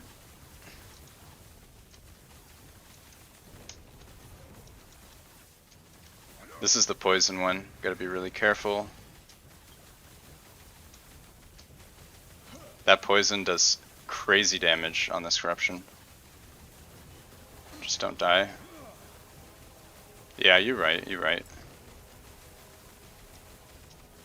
I also can't see when it puts poison on the ground, so this is a big problem.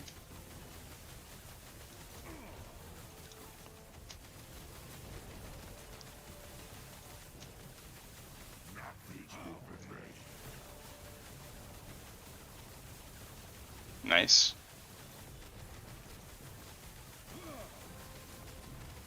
The key is to watch the shade animations, not the ground.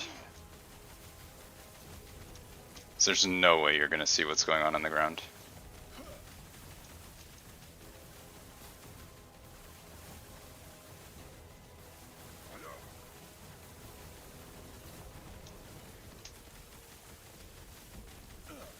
Crispy clear. True. How high do I think this build can go? This build can easily do 2k, assuming you have the gear. Probably 3k, to be honest. I just do not have the gear yet.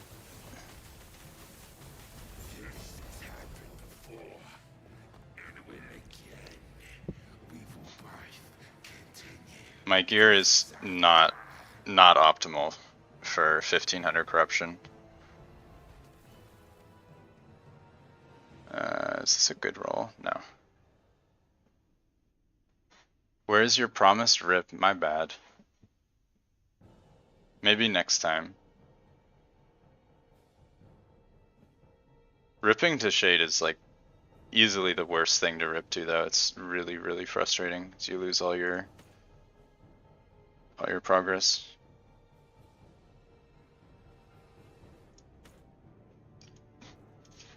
You are at 2k and shade gives you issues. Just curious what you think the perfect setup. Wait, what did I miss? You have a 3060 Ti and a 5600X and running on the lowest. Screen stutter, I don't think has anything to do with your hardware. Like people with 4090s get screen stutter. Like if I highlight all these things really quick, I get some screen stutter. Like if you have a bunch of stuff in your inventory, you get it. It seems like it's unrelated. Yeah, but as for the setup, I think if you want to push corruption, one thing that's important is you want to have a extra defensive mods on your stuff. So like if I had % armor or flat armor on my boots, I would be a lot tankier. I'm trying to stack armor as close to 80% as I can, which will make me like pretty much twice as tanky, a little bit over 2 times as tanky. And then if you can get LP on your red rings and get int on these, that'll give you a bunch of ward retention, cast speed, which also gives you more ward. This will make you extremely tanky if you can do that. This amulet's really important for DOT. Another thing that you can do to optimize a little bit more would be something like this. If you could get a T7 experimental on this glove base, this goes up to, I want to say 30%, and then another 24, you could get 50% armor mitigation applying to DOTs. So like if I put these gloves on, wait, where did I? If I put these gloves on, you can see my armor goes up to 4200. And then if you are able to also run static shell here, you get up to 175, so almost 3 times armor effectiveness. Which, that's where you're at with your build, right? Okay. Yeah, so if you have all of this and you're probably somewhere around 10,000 effective armor, then yeah, that's pretty tanky. Other than that, I don't know where else you're gonna get more DR. I recently changed the build to grab the DR here. You're still using a core? Oh, okay.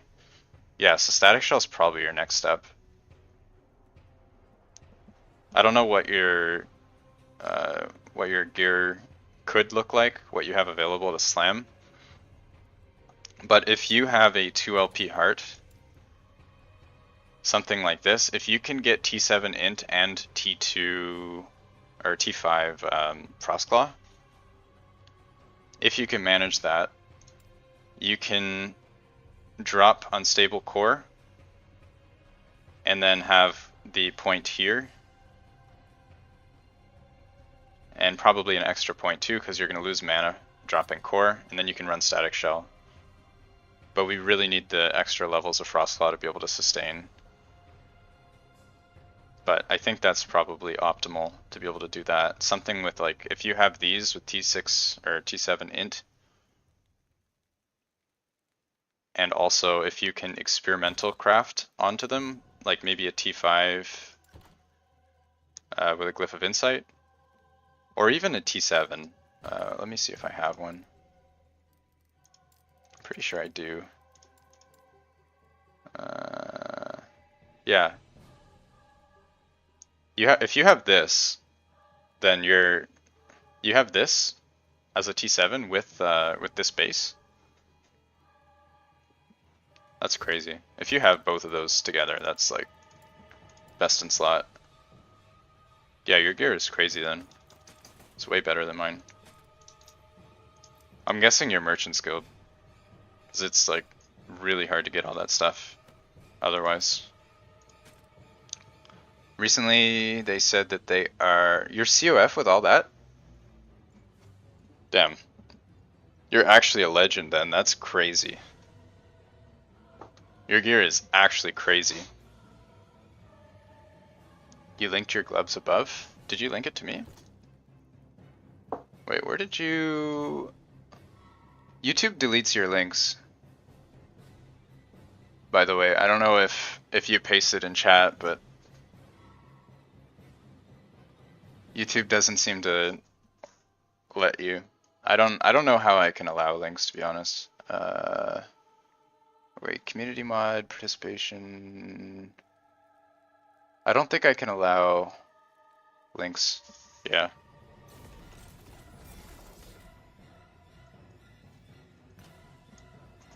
But the bottleneck seems to be the DOT though. Join his Discord. Yeah, if you want to actually you can just paste the paste bin.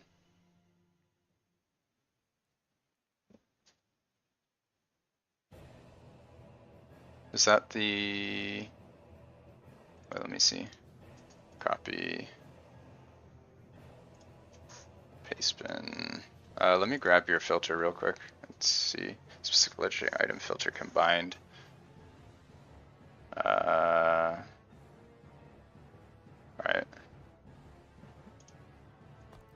Let's see.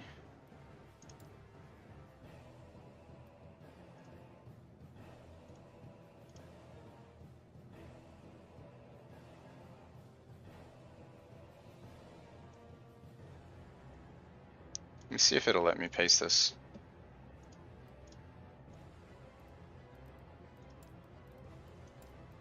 Is everything still here? Yeah, looks good. See if it like screwed up any of the affixes. I don't think so. I'm pretty sure this worked.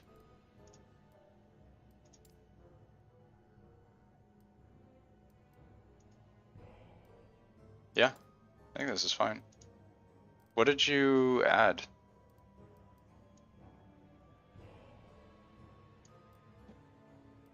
Is this your filter? Wait, no, this is my filter, isn't it?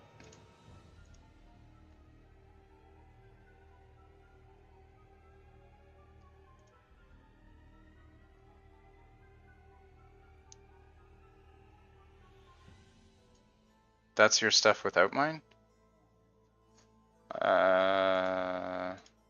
Yeah, this is your loop filter. I pasted clipboard contents unless it didn't.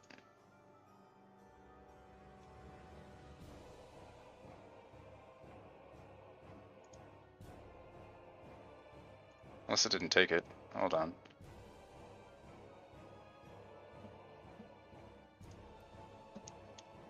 Wait a minute.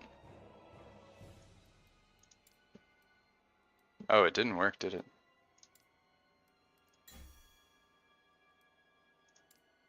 Create new filter.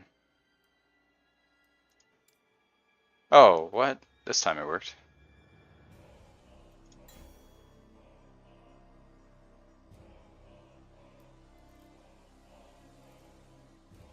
Wait, this looks different than mine. Where did all my,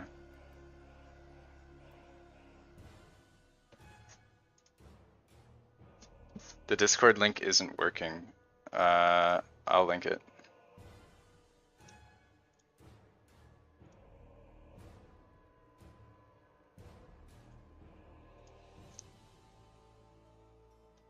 There.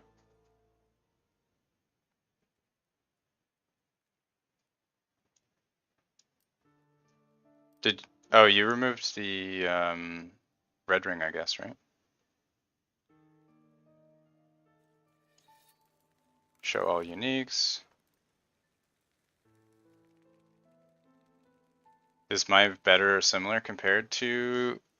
I think int is a better affix on Twisted Heart, unless you need the levels for something specific. Int gives you crit chance, it gives you ward retention, it gives you additive damage for your scaling, it gives you cast speed. Int is like a very strong stat. The Frostclaw is nice and all, but if you don't need the levels, then I think it's better to not run it.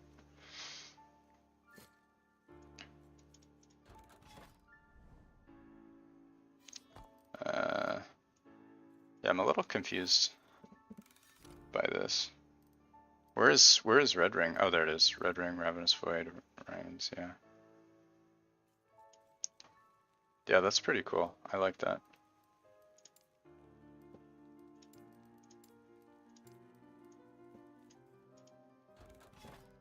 Alright, so we're now at 1564. I think we can probably keep going. At least for a bit. Blue is mage specific, red is super good stuff, pink is rare stuff. Did you use emphasize? I feel like emphasize sometimes breaks. Like sometimes the items drop with like a no background. Yeah. Like this, I don't know if this is just my game, but like this is like super buggy. Would you prio getting 2 LP boots or 1 LP red ring? 1 LP red ring is way better. Like getting plus 16 int on your ring is easily S tier. But the problem is that you'll probably get like 20 2 LP boots before you get a single 1 LP red ring. So I'd probably prio the boots just because they're like more achievable. The ring would be insane though, especially like if you get 2 because they'll be duplicated. If you somehow manage to land both slams, then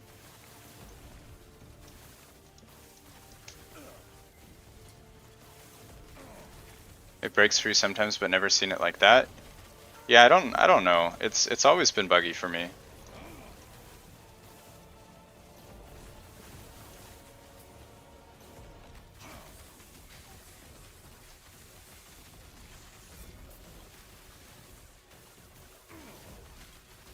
Only when you change the loot filter. Oh, maybe. Yeah, that could be it too. Not really sure.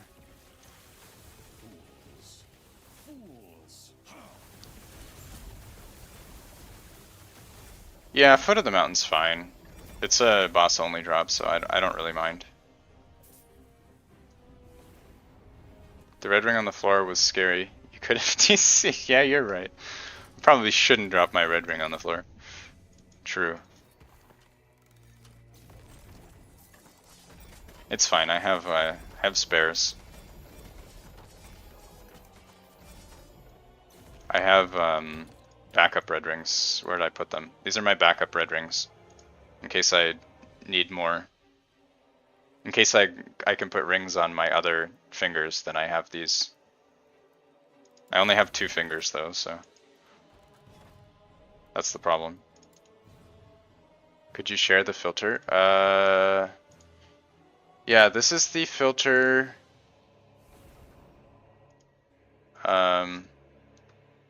I don't want to butcher this name. This is the filter that Izepful just posted. I probably butchered that. I'm sorry.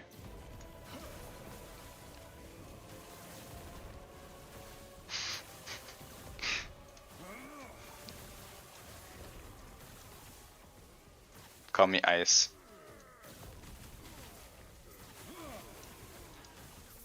Yeah, I not even close.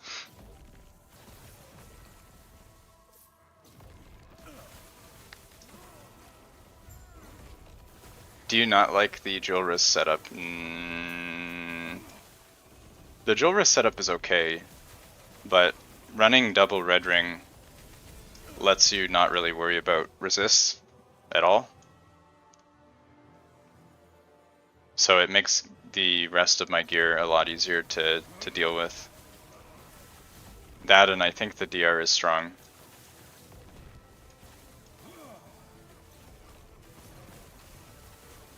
Do you prefer Julra's over the Red Ring?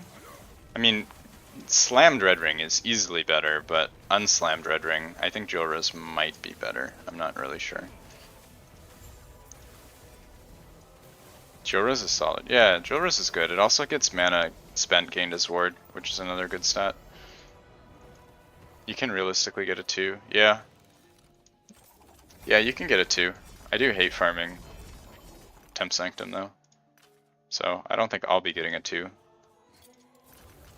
anytime soon.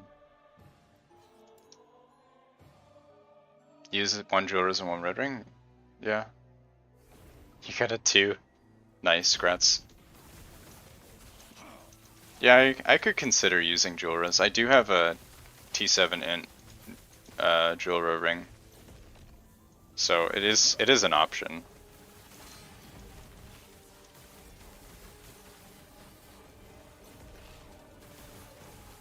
You bricked a 2? Oh no.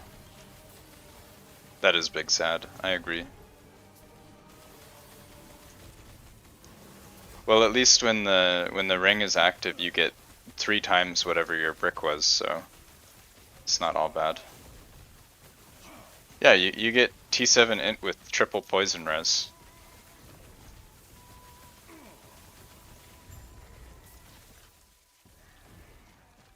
Unusable.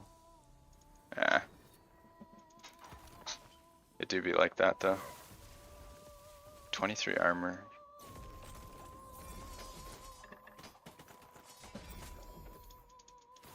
Lately I've just been socketing in these armor idols, the flat armor, just to get my armor up. I don't know if this is actually the best, but also my colors are... why did this drop its blue? Shred? Oh, shred, I guess.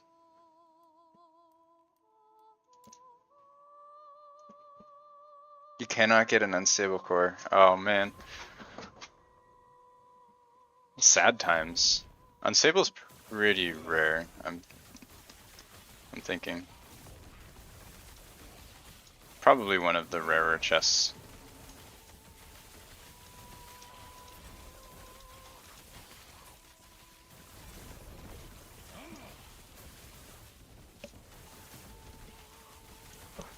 So many chest prophecy, all with 0. Yeah. Yeah, that's unfortunate. I bricked 2 of them. My 2 LP slams. It was pretty upsetting. What stat on unstable would be prio? I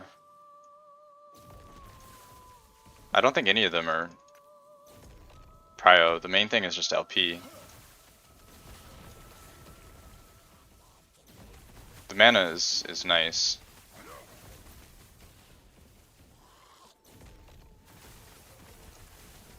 Any 2 LP unstable core I would take, honestly. Like anything is better than nothing. Yours has bad mana roll. Yeah, I think mine was pretty bad too. What did I have? Actually, the implicit was really good. Nah. I think mine's a pretty good roll. It's only 1 LP though. Your ring ready. 75% LE res while channeling. How do you activate that? It's active while you're using a channeled ability. So like, if you look at Disintegrate, it says channeled. So like if I like cast this beam thing, I'm currently channeling. So while all your channel bonuses are active while doing this, but I feel like Flame Rush was channeled, wasn't it? Yeah, see, Flame Rush is also channel. It's not actually useful for this build though.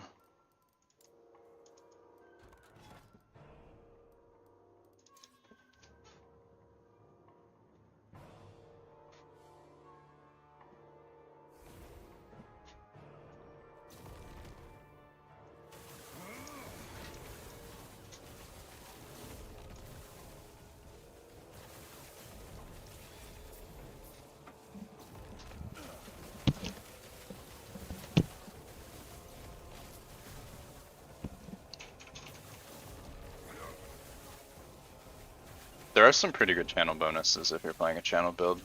There's a really strong armor while channeling blessing that you can get. I think it was like 600 or 700 armor or something.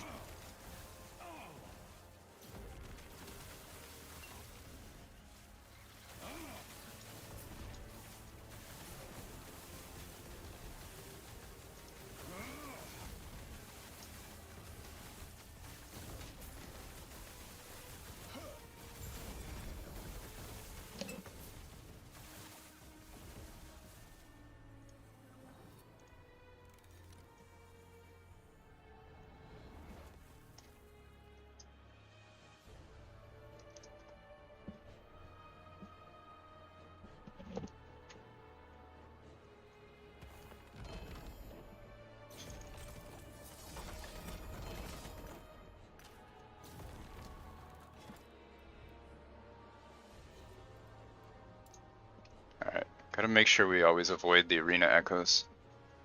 Those are super sad.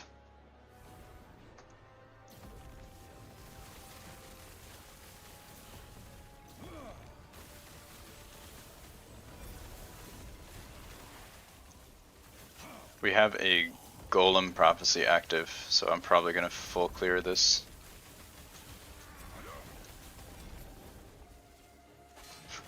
Oh shit. Oh no, I was reading chat rip. That is a skill issue right there, if I've ever seen one. You don't like them, your favor is crazy?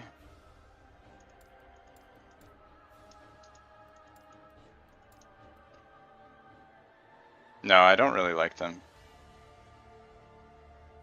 I just feel like they're... Is there like a bonus experience from arenas or something? Like what makes arenas crazy?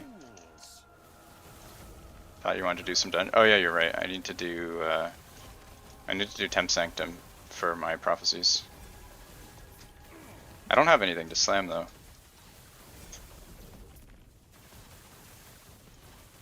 It's like 10k for one echo. Yeah, but it takes so long.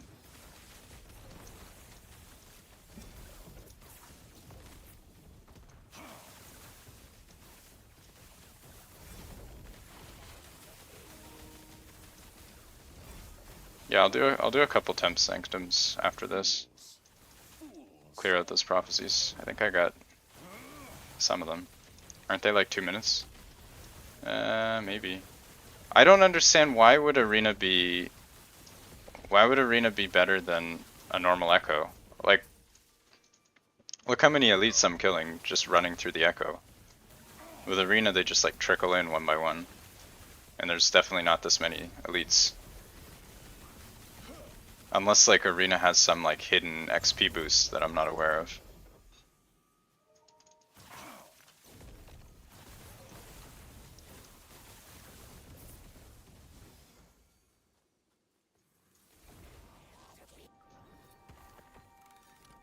But yeah, let's go do Joel Run. I have quite a few prophecies for that there.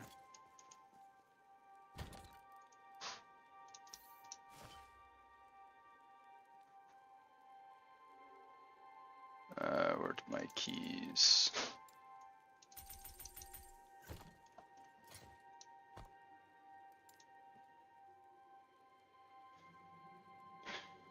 I'm sure I have something worth slamming. I think I might try and make a crit chance Apathy Maw. 300k favor and rings today. Yeah, let's go. Today is the day for the LP red ring. I think I already spent like 400 or 500k favor today. Already built a big chunk of it back.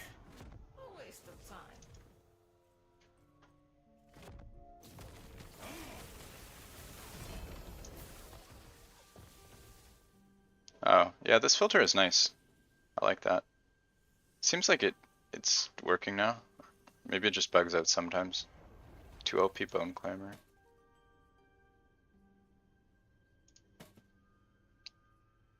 Can never not pick up a 2 LP Bone Climber. Those are good stuff.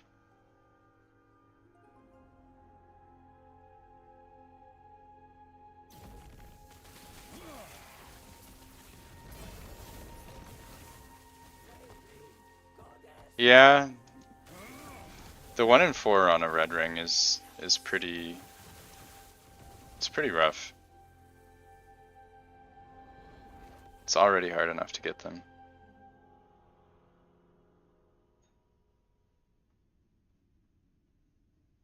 $18 Weaver, sure.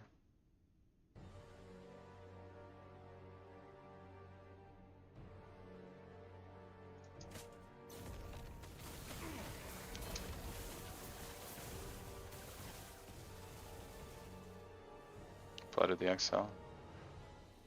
Yeah, this filter is pog. I say as I keep looking at everything anyway.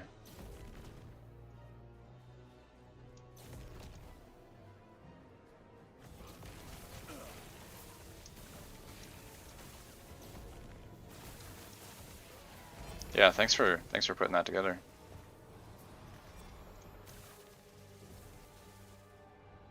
I think I'll have to get used to just trusting the filter, not looking at other stuff. So I can't not look at other stuff. It could just be like a 4 LP, right? We can't filter for that. If we could get to the point with filters that 4 LP would actually be, or like LP would be something you can filter for, then we wouldn't have to look at everything on the ground. Yeah, there's unstable core.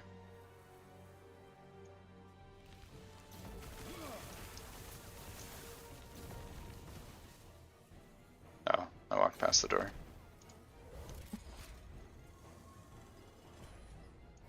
They're not gonna do? Yeah, we were talking about that earlier. I guess they said that pre 1.0, right?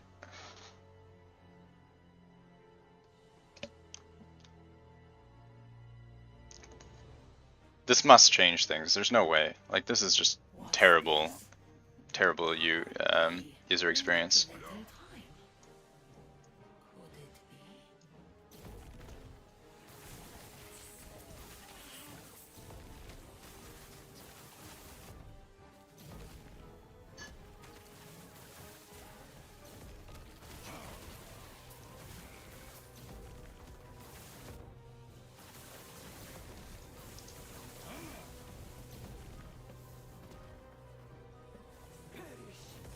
I hope they don't make a bunch of these like weird stances and then like stick to them forever.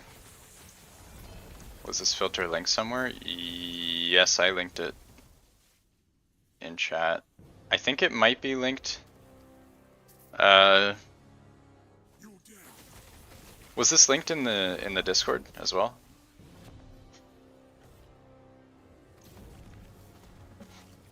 Might have been linked in the Discord.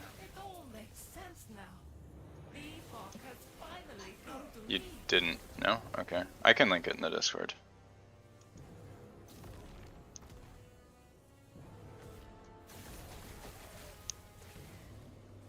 Or if somebody else has the link and wants to link it, then feel free.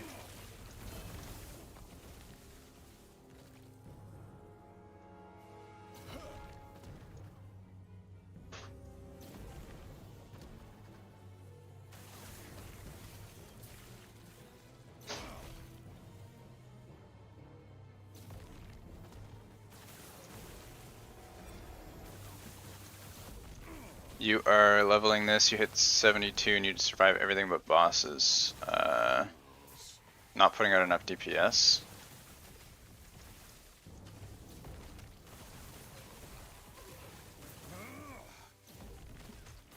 You should be able to just face tank everything. Like this build is not necessarily like a DPS race. Like it's not like kill the boss before it kills you.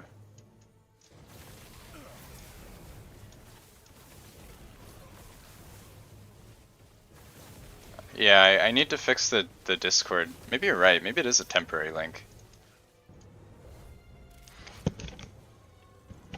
Yeah, this build is more about like just stacking a bunch of ward and defense and stuff, and like you should be able to just kill any boss eventually.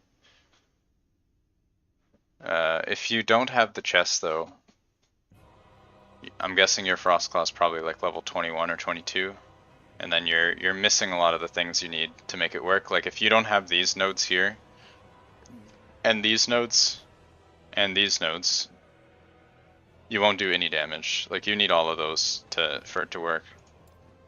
You also need this. You have all that.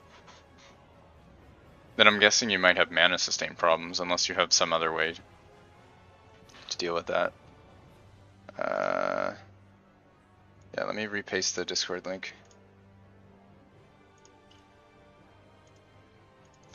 Here is the Discord.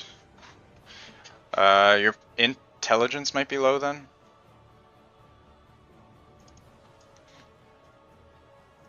Let me just do Jorah real quick. Yeah, see like here's T4 Jorah. You can see the slam doesn't kill me. The DOT doesn't kill me. Like none of this stuff hurts. My damage isn't that high, but like you can see none of this is like does anything. Oh, rip.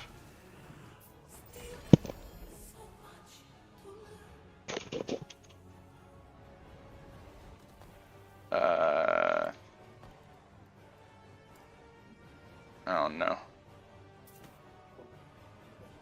It's a 4% crit.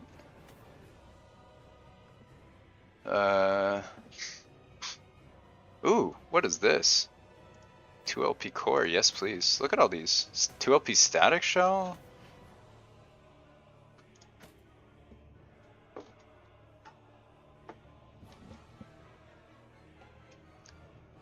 Let me recheck your talents. Yeah, there must be something wrong then. Bound to be a 4LP. We can hope. Oh man, this is gonna be... Alright.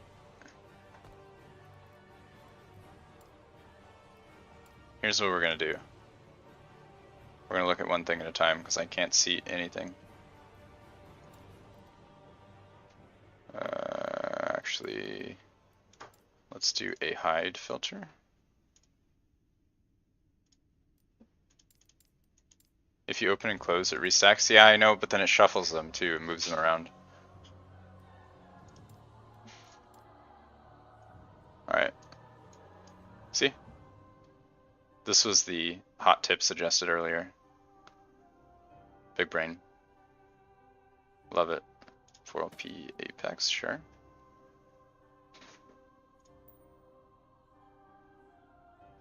Two LP, I mean, not 4.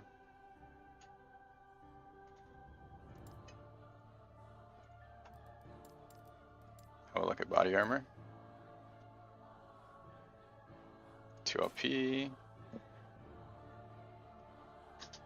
Yeah, this is a good idea. I like this.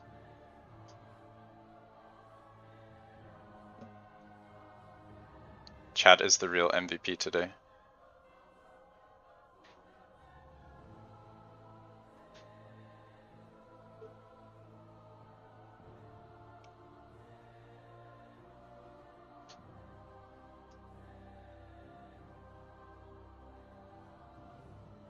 You have 4 in celerity. Oh.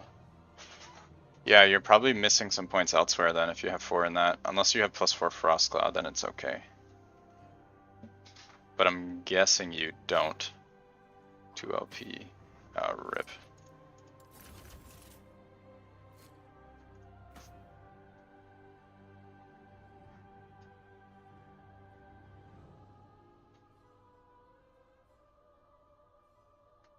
Yeah, I kind of figured this might be a bad idea. Is that 2? 2? Yeah.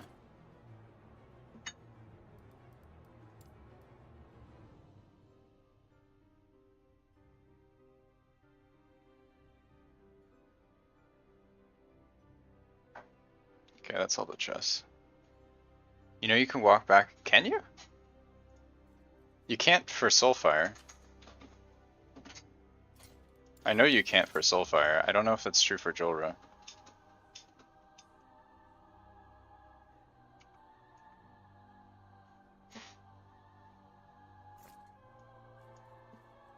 Let's just see if there's anything worth before I do that. MVP to villain. Chat the villain. That's true. Chat is trying to take me out. Alright. We looked at armor now.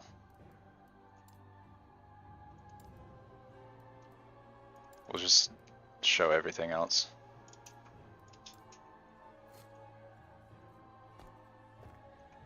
Alright, what do we got? There might not even be anything. I don't think there is.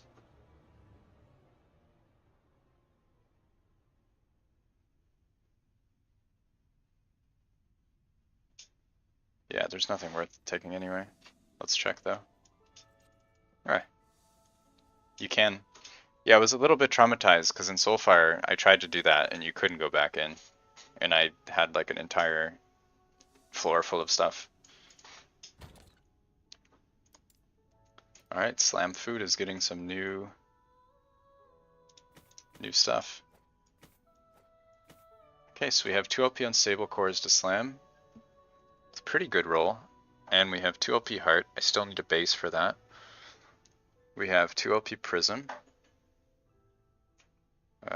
And Shells. These are okay roll. Yeah, these are solid. That's pretty good stuff. These ones, I don't think I can get a better one, so I'll just dump those. Shells I will keep for later. These, okay, all of this we'll keep for later. Walking back in Sulfur takes you to a new realm. Oh, you're right. Was that not the case for here? Wait. Is this not? Oh, yeah, you're right. It's an area transition. Yeah. That makes sense. Okay. I think we still have one more.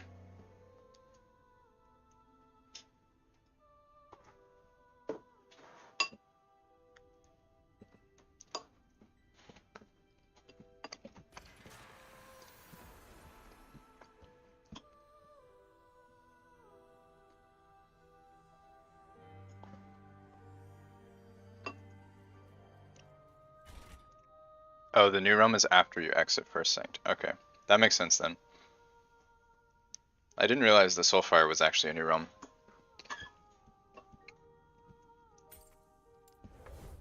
It feels like poor design that they're inconsistent on that. Like you would think the reward area of the dungeon would still be part of the dungeon.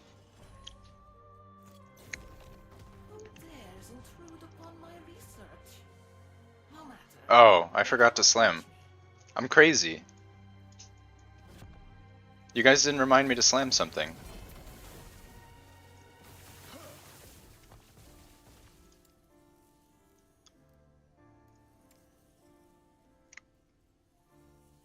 So sad. I was gonna try and make a Apathy Maw with crit.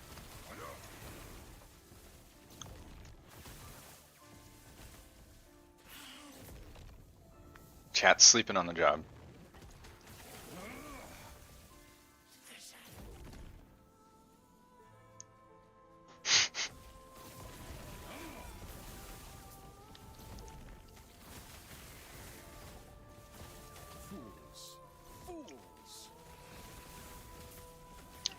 It's fine, it's not important. I'll probably never use one anyway.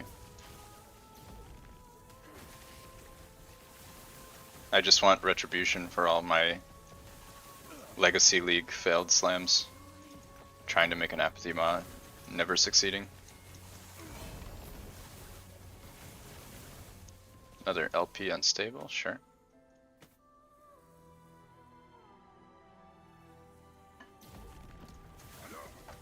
Lightning pen. Nope.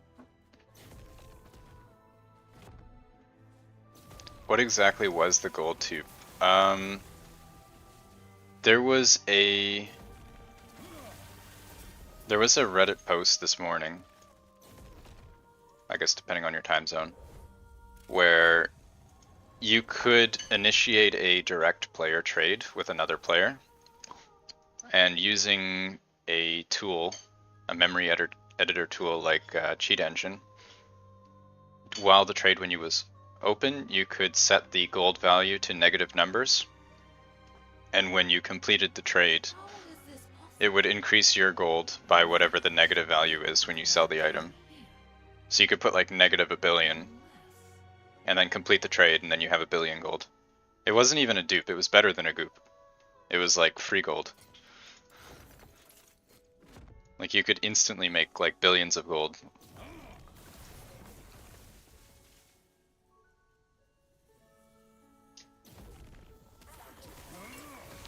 Was it the one with the quest guy? No, it had nothing to do with the quest. It was player to player trading.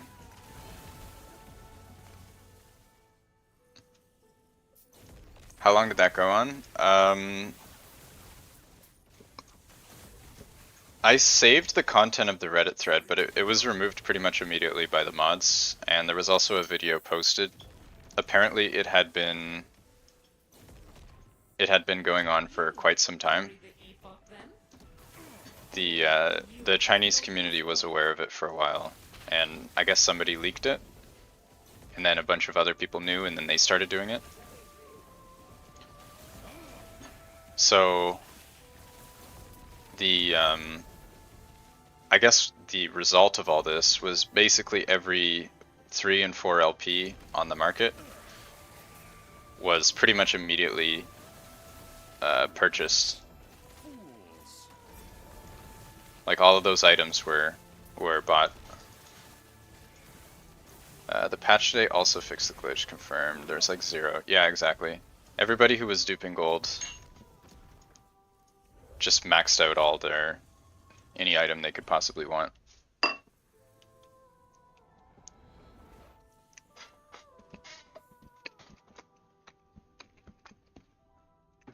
The patch today said something about the quest guy. I don't know. I didn't read anything about that yet, but it could just be something unrelated. But the main thing was definitely the player-to-player duping.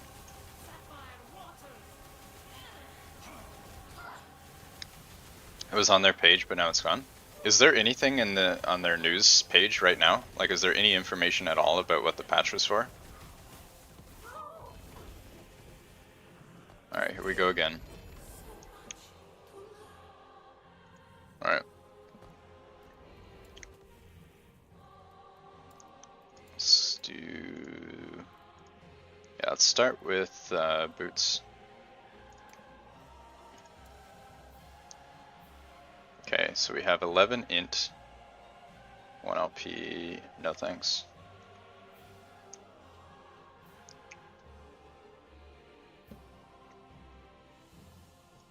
Oh, was somebody asking for the filter? Sorry, I forgot to paste it. There you go. That is the loop filter. What are we saying? Just now it's gone. Don't forget to slam that subscribe button. Yeah. They need to roll it back. I don't know about rollbacks. They would need to do selective rollbacks, which might be hard to do at scale. I know that they can do it for like individuals, but yeah, that might be really hard.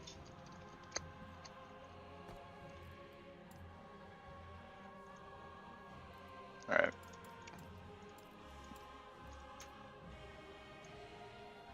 You sent you the patch? No, let me check. I'll take a look.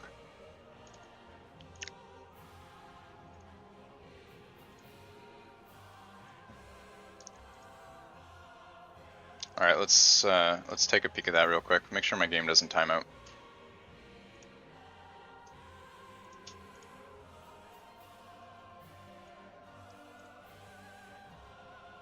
Alright, here we go. Wait, is this it? Oh, I figured there'd be more to this. Alright guys, we've read the patch note. Back to the game.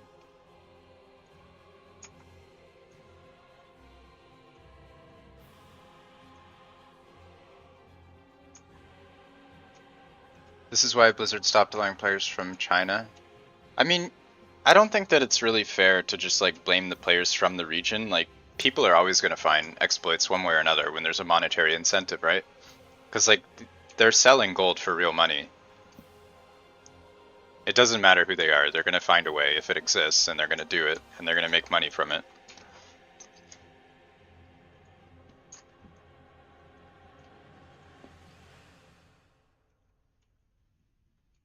It's a business? Yeah, I mean, I guess. That's fair, but like even if, like there's always like proxies and stuff, like there's always ways that they're going to get around it. Like one way or another, they're going to, if there's the ability to exploit exists, people will find a way. It's just a constant battle between developers and exploiters. This is way too much stuff. 147.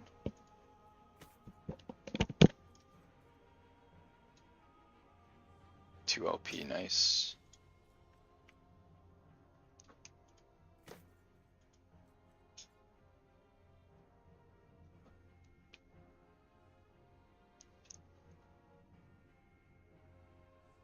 Okay.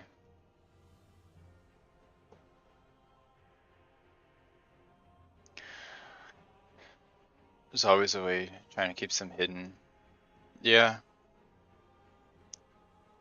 But like they're also active in the North American realms. Like even or all the other non-China realms.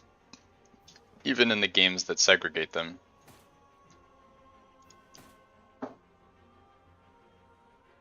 The average players might not be in the other realms, but the people exploiting definitely are, which is a difficult problem to deal with.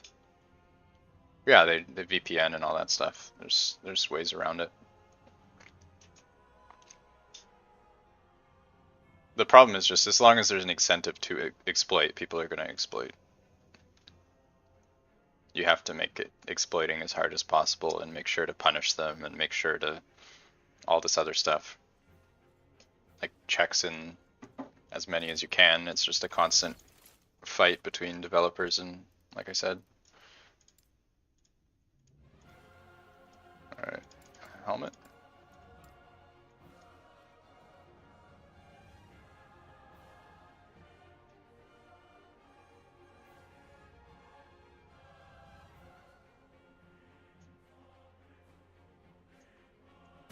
Actually getting a lot of the bone clammers. I didn't realize they were this common.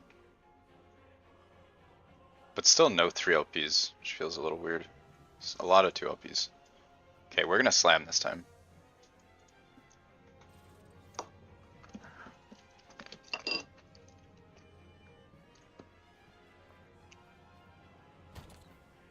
There was more to it this morning than when we first posted.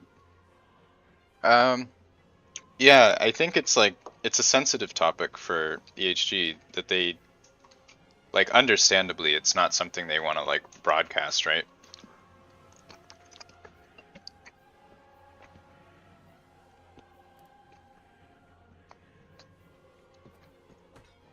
Alright, 18% melee crit.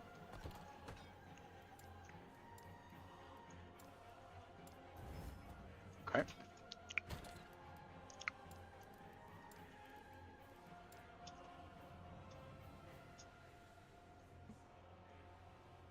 It's a pretty nice roll. Oh no, it goes to 120.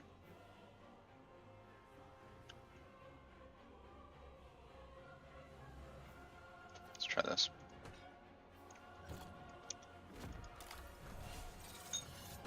Oops.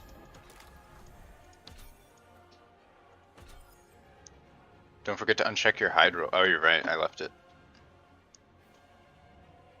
Oh, I actually ran through the dungeon with it enabled, didn't I? Here we go. The dream. Easy game. Look at that.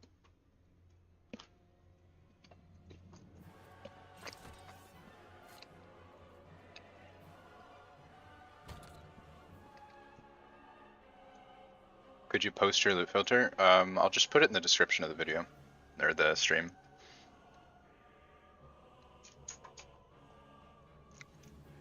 I'll also put the Discord, I guess, while I'm here.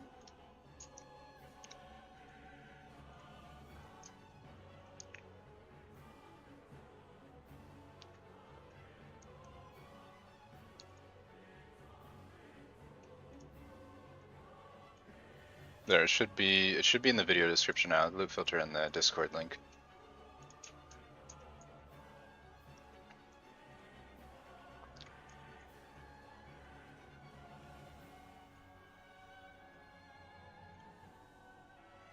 Void Knight alt confirmed, maybe.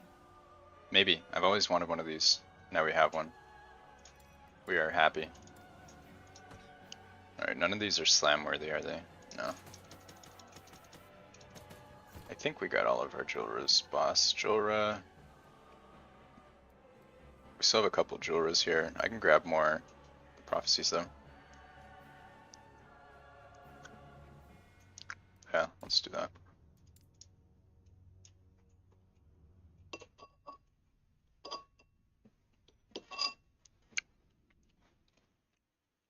Your new character is going to be CoF. Oh yeah, I almost forgot to. There we go. Yeah, I'm kind of glad I started CoF now. It seems like there's a lot of frustration around trade, which I kind of expected trade would be frustrating, but I didn't expect like to this degree.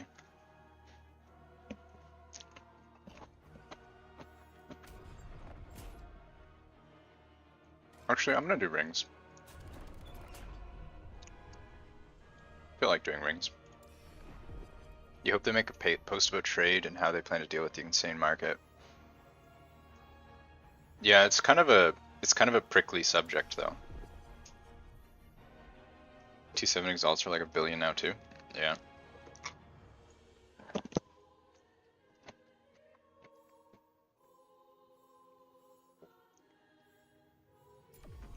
My stream says I'm streaming Diablo 3 again. What's going on with that? Keep saying I'm playing Diablo 3. Need to fix that. Just like defaults. Let's fix that.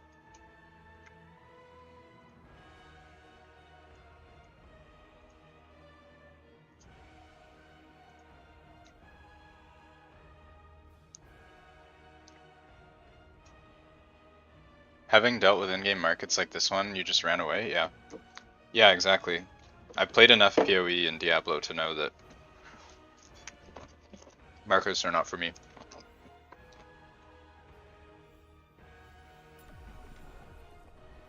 Soon there is a new D3 season?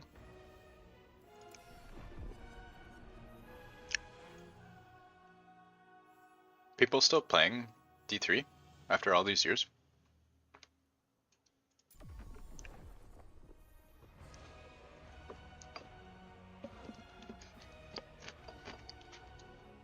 A lot of your fun came from... Yeah, I can understand the appeal. I do get it. It's just not my thing anymore. More fun than D4?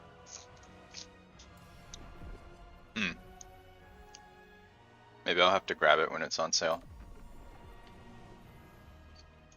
This season for market was weird. If you got ahead early, the advantage was crazy. Yeah.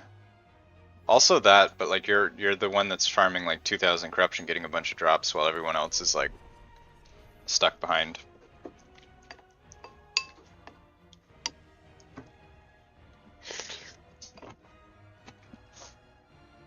Back when farming gold actually mattered. I mean, now everybody has like $1 billion, so it's kind of whatever, but in the beginning, Seemed like it did matter.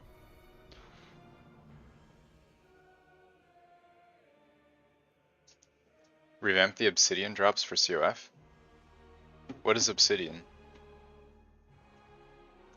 Your stream auto-selects D3, but you've never played it. Yes, exactly. I don't know why it keeps picking D3 every time.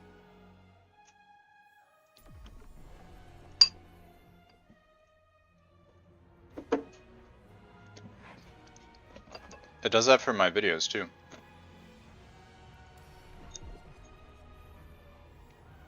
Not sure where YouTube gets its ideas from.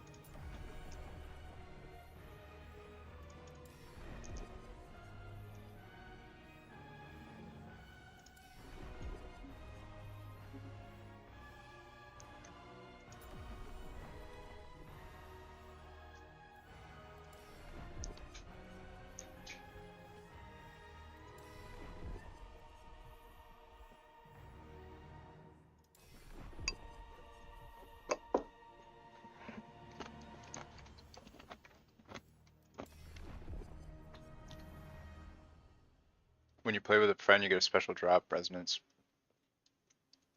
Oh, right. Yeah, I know what you're talking about. Yeah, I forgot about that. I don't generally party play. I've heard people complain about how rare they are.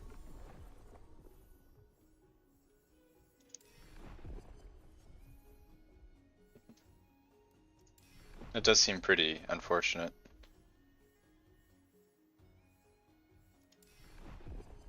Can you use them to trade items that you got before you were resonated with your buddy, or however it works? I don't know how it works. You can? So if you, in theory, got some like best in slot item, you could use it to like trade with somebody.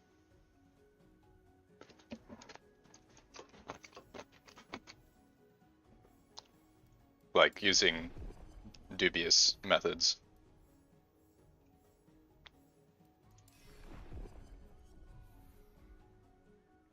$200 hours of play with a friend, you've only gotten one? Oh, that's seems a little unreasonable. 200 seems crazy though.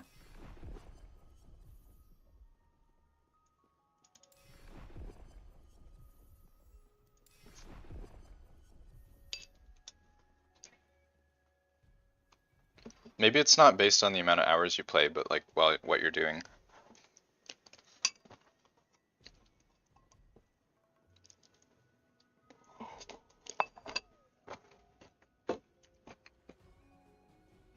It's based on XP? Okay. That makes sense then. I could see that. You don't both get the drop at the same time? Seems weird you play for 8 and you got 2 to 3. I wonder if like you start playing in higher level content, you more quickly get them. I don't know.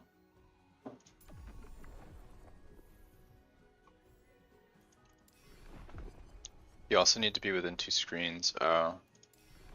That could be it. If you're like splitting up and whatever in your maps, then maybe.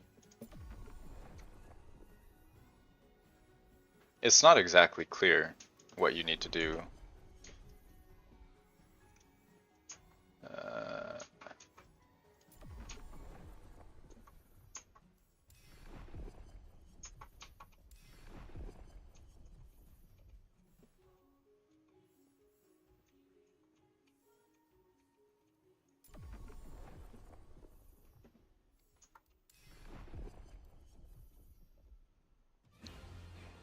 Maybe they don't want the algorithm to be explained, because then people will like target that.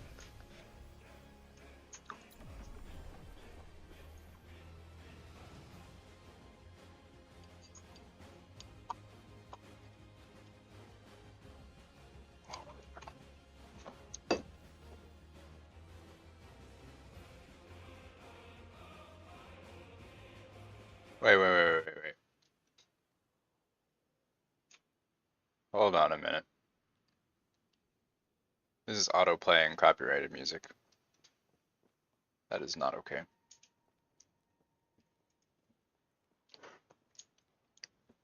YouTube is not okay with that.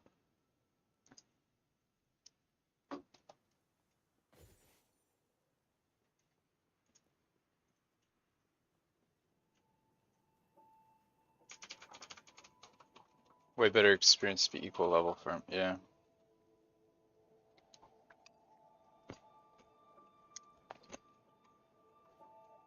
Yeah, that makes sense.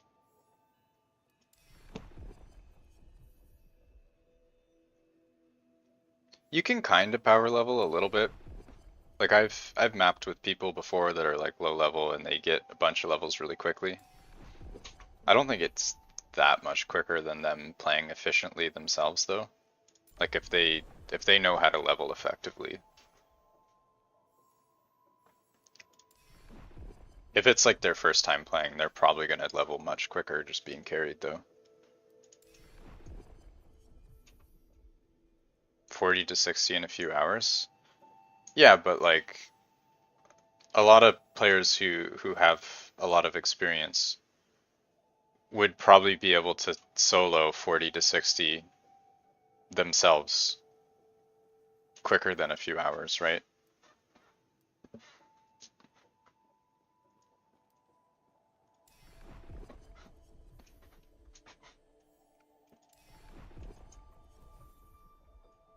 Like when I make a new character and I do the Soulfire skip, like I usually go into it at about like 25-ish, and within maybe 10 or 15 minutes, I'm coming out at like level 45 or something.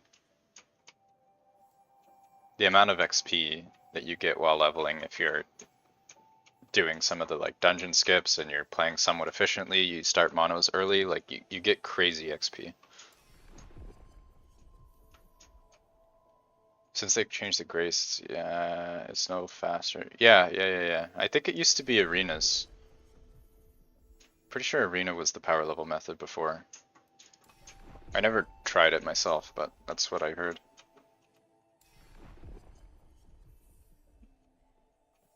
I prefer to level myself anyway, so didn't really affect me.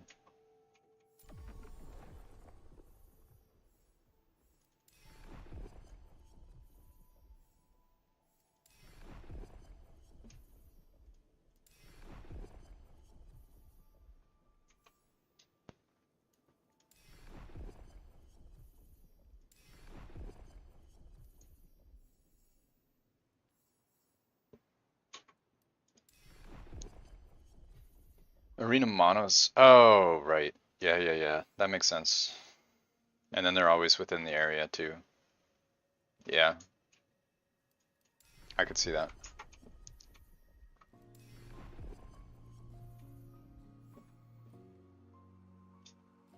Get up to the snow area, then go into monos after. Yeah. Yeah, I usually try to aim for monos somewhat early, and then I go back and finish the campaign later.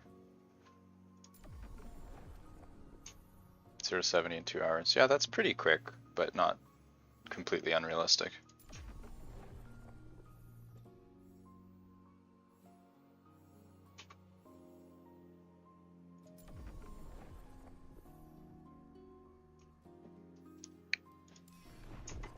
Yeah, it's all perspective. You look at the speedrunners, and a lot of them would probably say that that's really slow.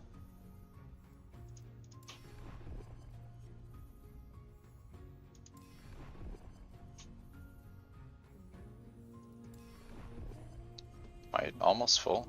How many prophecies? Not even.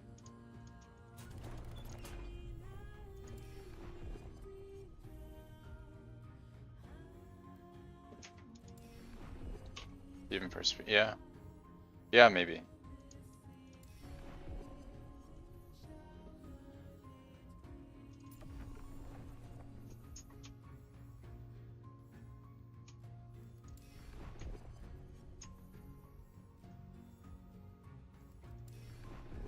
Do you know your favorite hour rate? I do not.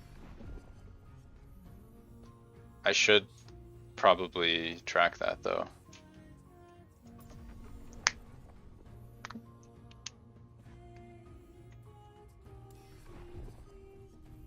I could probably go back to one of my old streams and look. So I know at one session I think I did like 500,000 favor. Maybe a bit more than that.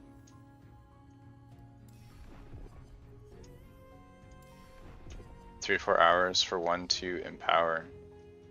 Yeah. Yeah, that's pretty fast.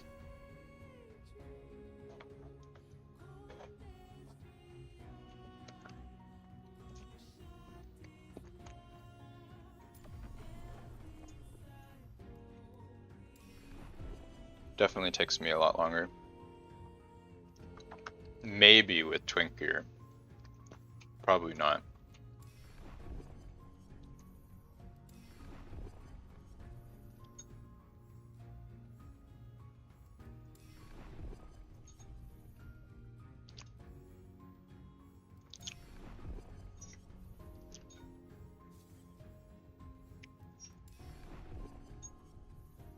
Easy 4 LP red ring, yeah.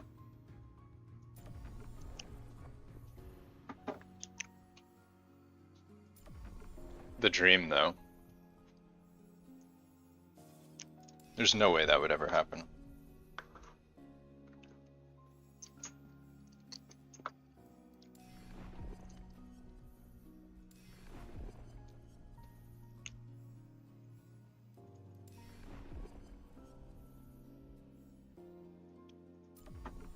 Did it ever happen?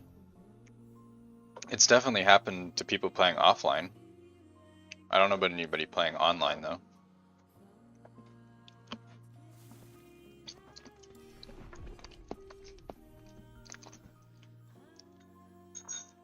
By that, I don't mean legitimately dropped. I mean, you can, like... It says impossible, but it's not literally impossible. Like, there is a chance, it exists, but it's effectively impossible.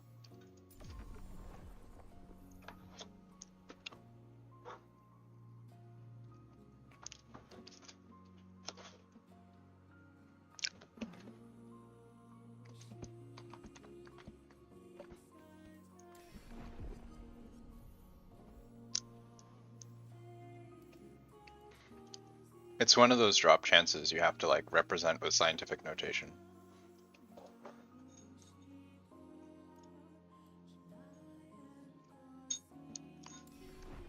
At least not like Season 1 D4 uniques, yeah.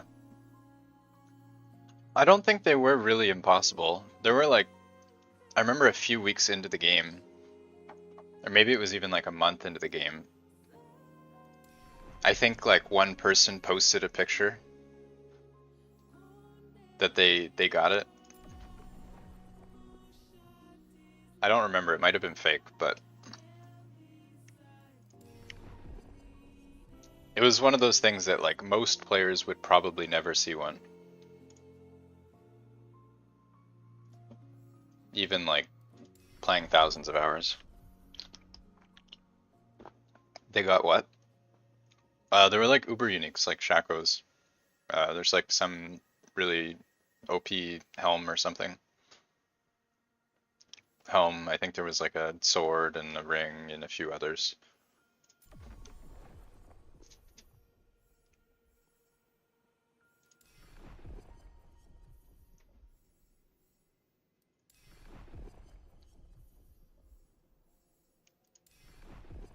In current Diablo 4, it's not impossible for you to collect all of them yourself. I did that in the current season, actually. I think I got all of them. It took way too long, though. It was like 1100 Dario kills to get them all. Such a waste of time.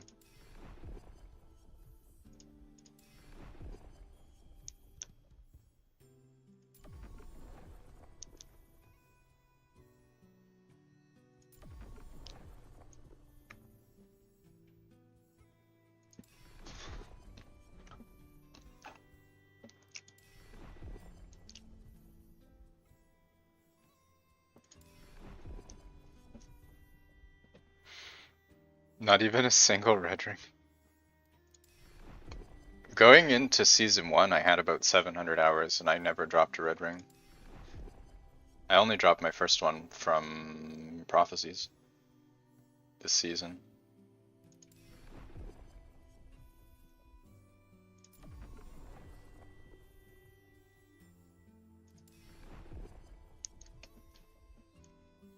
It is like, what is it, 98% reroll rate or something, whatever the... You've never dropped a natural? Yeah, I don't think I have either. I got 3 from Rune of Ascendance, which I'm pretty sure was extremely lucky, and then all my other ones were from Prophecies.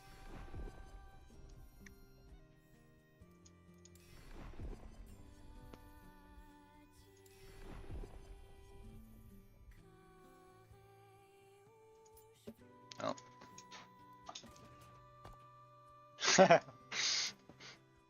To be fair, I used like 300 Runes of Ascendance. Still think it was lucky though.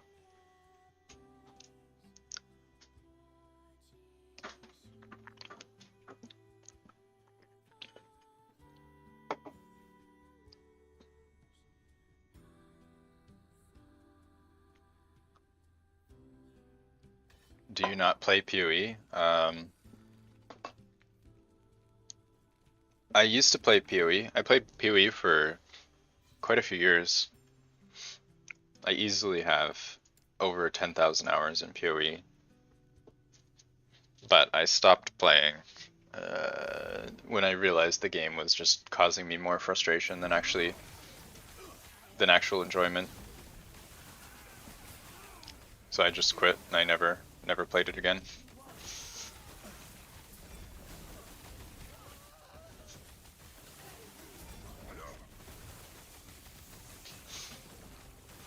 You farm ROA by the bucket, it's still no luck. Oh man.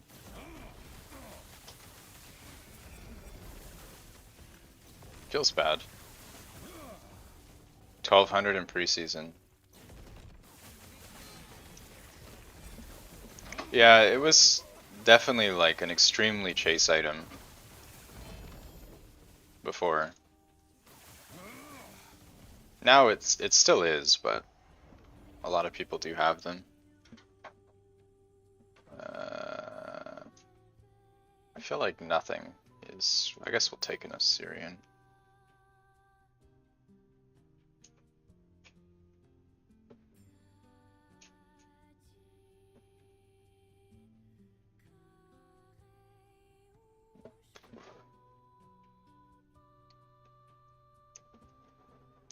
Wait, hold on a minute. 23 Weaver's Will?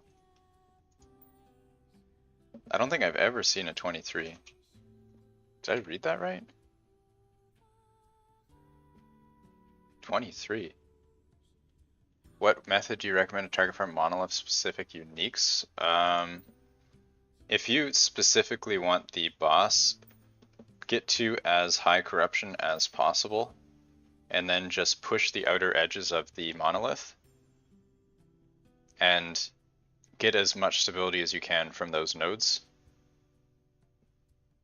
And you'll get bosses every few echoes. That's probably the best. LP seems to, or corruption seems to make a really big difference for LP.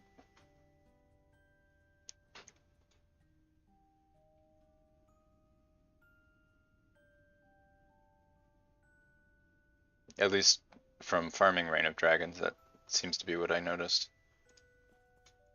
I moved. Reshuffle, didn't it?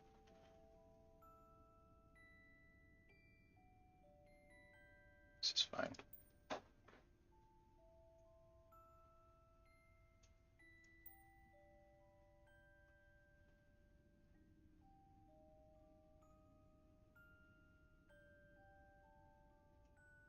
Oh, whatever. How about items like the drop from specific echoes? There's nothing that drops from a specific echo, as far as I know. Is there? I'm pretty sure things either drop from a specific boss, or they don't have any. Like there's the mage items like Ladle, there's the boss items like Twisted Heart. Some items are actually both with different drop chances. Like Ravenous Void has a drop chance from the boss, and then it also has a drop chance from everything else. But for everything else, your best bet is Prophecies.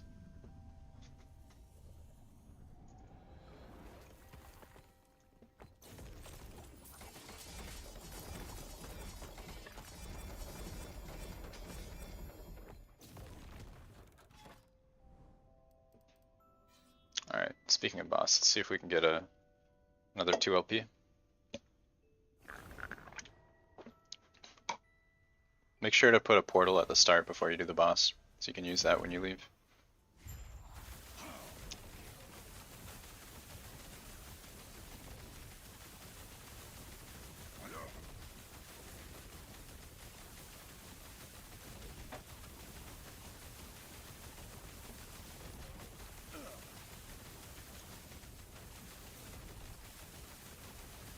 Target farm, the last... No. Those things are extremely misleading. Every time the Epoch tools tells you to target farm a certain timeline, it's just talking about the echo rewards. Like chess piece always say to farm whatever timeline gives the echo chest echoes. But those are like extremely useless for CoF. Like it just doesn't make any difference at all. Why use the portal before it dies? I'll show you in a second.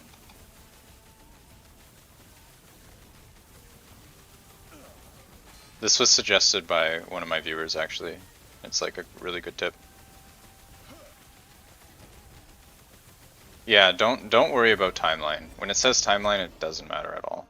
It makes no difference.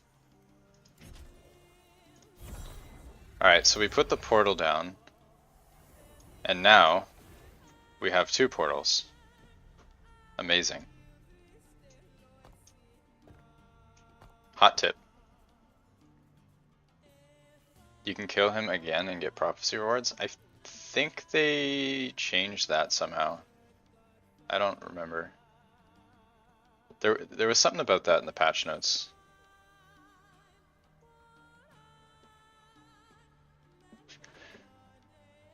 LP, sure.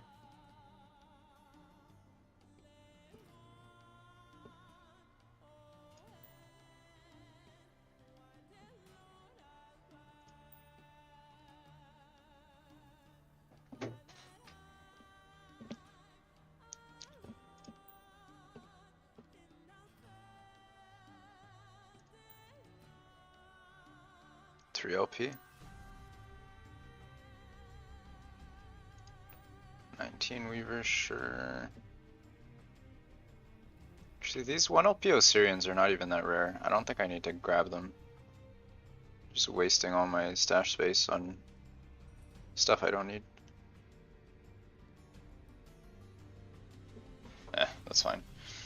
Yeah, so about the portals, you see how there's 2. There's the green one you get after you kill the boss, and the blue one I put down before. If you go through the green one, you don't get an echo reward. But if you go through the blue one, you do get to go back and you get the echo reward. So like, I don't know if, wait, was there a relic here?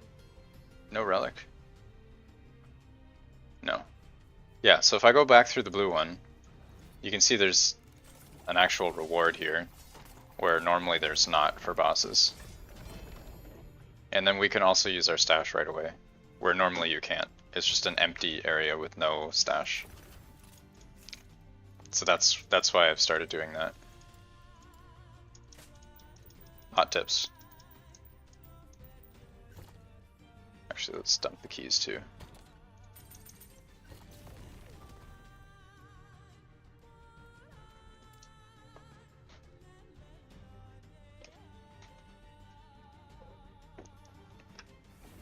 Yeah, they did something about the stability cost of the bosses to fix that. I made a video about doing that a while ago for spamming prophecies, but I'm pretty sure you can't do that anymore. Like I think it eats prophecy it eats stability every time you go in.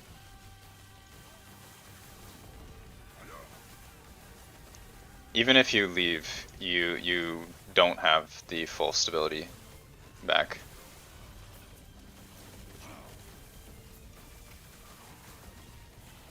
Yeah, the not having the stash after the boss kill is like really dumb. I don't know why that's the default behavior. And also when you first go to a timeline, you don't have the stash. Which seems kind of unnecessary.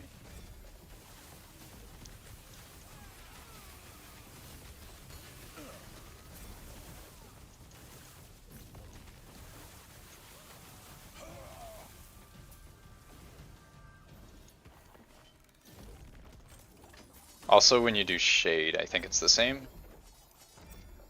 Pretty sure. Something to do with like the way when you leave a boss or a shade echo, it like gives you a new instance when you use the green portal, but the blue portal is always the previous instance, which is weird that it still gives you the reward. Why would the previous instance have the reward from completing? I don't know. There's some like weirdness going on there. It seems like a bug. I'm pretty sure it's not intended. Finally get to see you live. Hey folks. Yeah.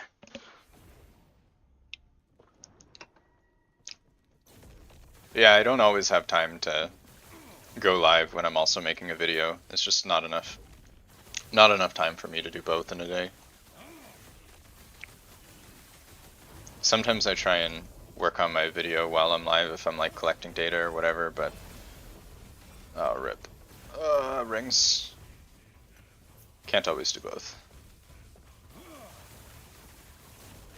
I'm only one person. Oh no, I dropped two prophecies everywhere. What have I done? Please don't drop more. I'm not ready.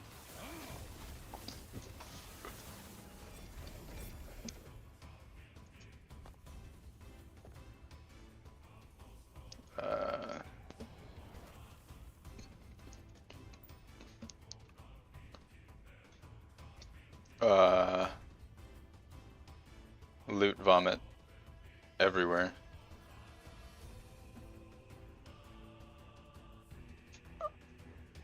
I mean, I know none of them are red rings because of my filter, but I have no way of filtering for like 3 or 4 LPs, which kind of makes this difficult.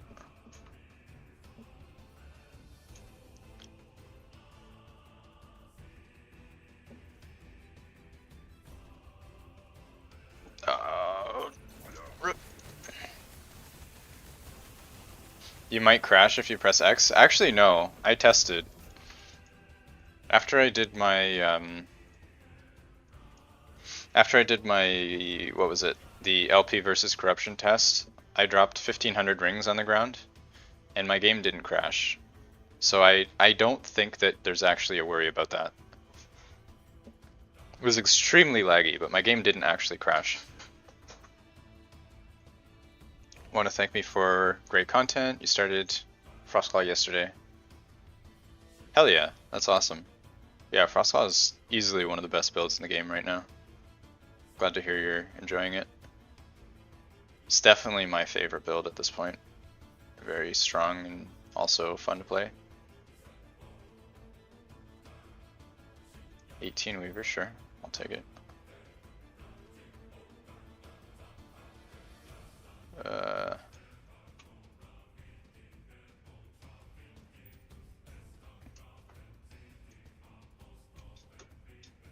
Sometimes when you drop a lot of items, they spawn behind each other, like the tag is like partially hidden. Careful not to miss loot with that. 3 LP, sure. I will take it.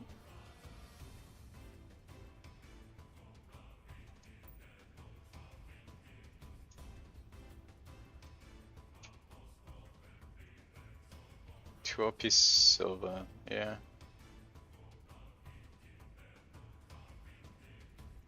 Somewhat rare, I guess. Alright, that's fine. You got a 1 LP? Oh man, it's so lucky. Can you pop your red ring filter on screen when you get a moment? Sure. Here it is. It's just silver ring above level 79. So if I drop it, you can see it shows up here. It's colored. Yeah, I still haven't dropped an LP red ring. Even though I've definitely farmed well over like probably 3,000 rings at this point. Maybe someday.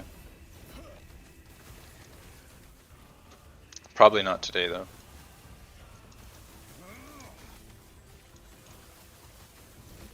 The dream.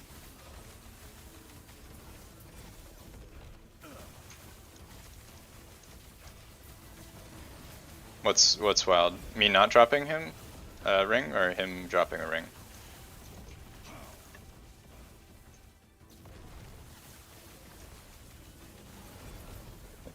You not dropping one? Yeah, it does feel pretty unlucky with how many I've dropped so far.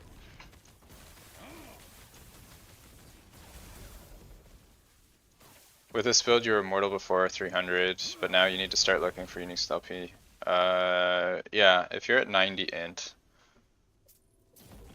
that'll be a little bit rough pushing corruption. Definitely need probably like at least 150. 1 LP is 6%? 6% base, or is that including the rank 6? Because keep in mind, rank 6 actually doubles your LP chance.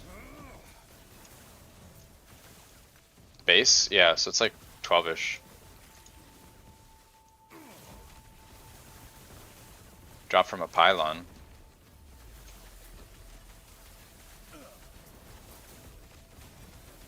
What is a pylon? The things at the end of the echo? Is that what they're called? I don't actually know.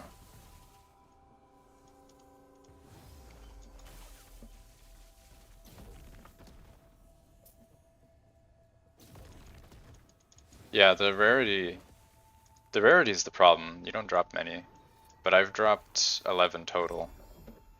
I guess a bunch of them are duplicates though. You must construct, yeah, that was the first thing that came to mind.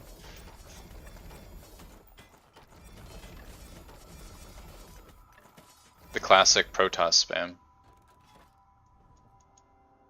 Do you think running Red Ring without any LP is better for 1K corruption versus other options like T7 max rolled Alpals? I think T7 max rolled Opals are extremely good because you get the extra +2, which is int and armor, and also vitality for a bit of resist, and cooldown reduction. So a very well rolled Opal could be like pretty good. But Red Ring's also DR and a bunch of resist too, so they're both probably pretty good options. You got 2 red rings? Nice.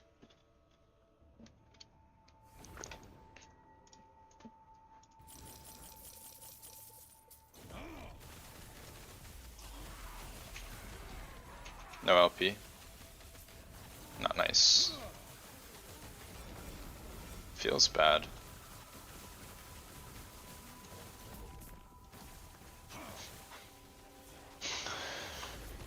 I hope someday I get my LP red ring. If I can land a slam, I'll be a happy boy.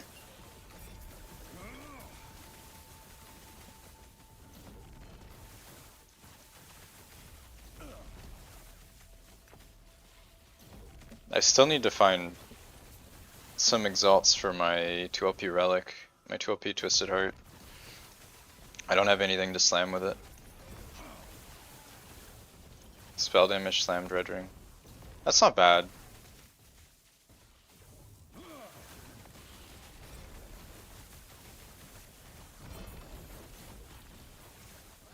Alright, let's lead the boss away in case it drops more rings. I don't want to have to deal with all the loot on the ground.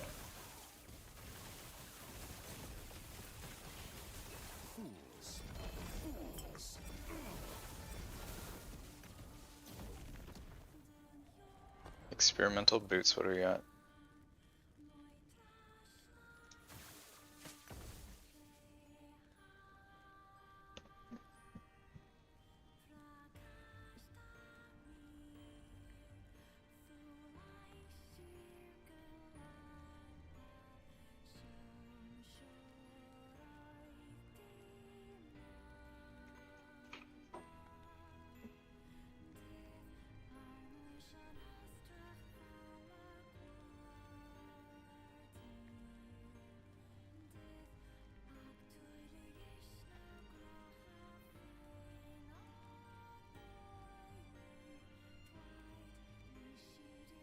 feel like going through the loot is probably like the most eye-straining part of this game.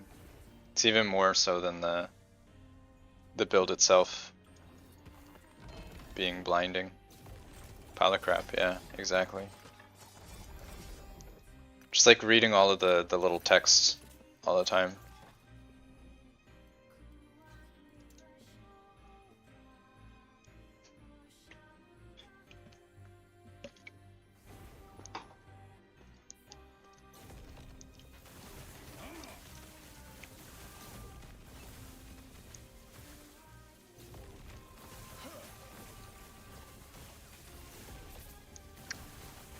It'd be really sad if they don't change their stance on the LP filters.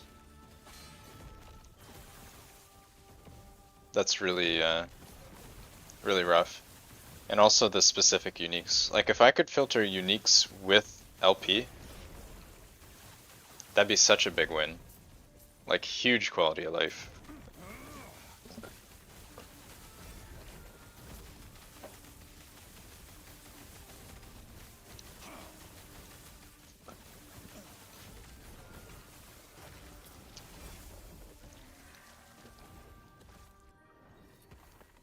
Like the Merchant Guild complaint is sifting through like bad UI and the lackluster filters for the market and all that stuff, but we kind of have a similar issue.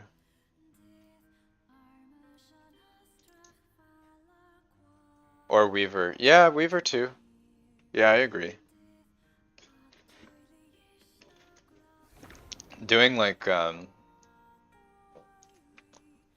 I don't know, 15 plus Weaver or whatever would be really nice. There's a mod that lets you filter on LP. A mod. That probably is only... That's probably only... Yeah, if you get banned, exactly. That's the problem. It's probably only allowed on offline.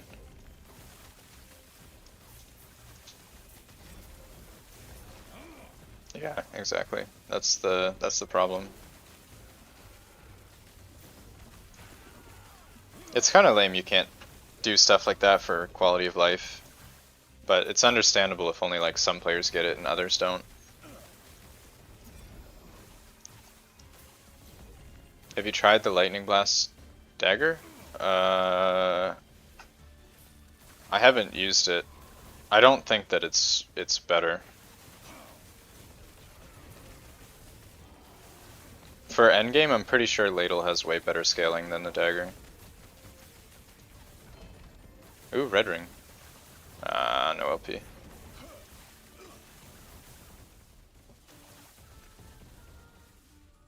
It's a nice roll though. Your single target is low. This build doesn't have great single target. That's to be expected. Have you ever tried to use 2 double reward lenses? It doesn't work. You can only use one of each type of lens.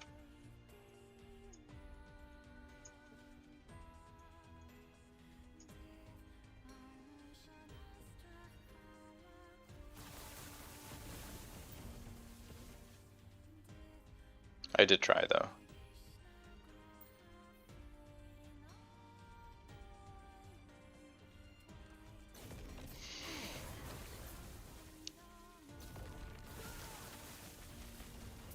If it did work, your best bet would just be like triple double use.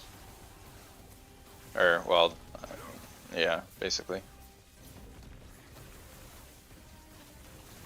Have you done many dagger prophecies? Yes, I have. I've gotten a handful of... I can show you my daggers actually. I kept a lot of them. What do you think of Crest of Unity? The problem with Crest of Unity is you won't be crit capped. You can get crit on your Frostclaw from the Frostclaw tree, but it won't apply to the Spark Charge, which is the problem. So your Spark Charge will have a low crit chance. Back to the grind. Yeah, absolutely. Enjoy your grind. Best of luck on your loot. Thanks for dropping in. Hope to see you in the next one. Yeah, let me show you the daggers to give you an idea of what drops. Is there a system preventing people from stacking bosses solo than doing them in groups? I don't know. I don't know anything about group play. I generally don't play in groups.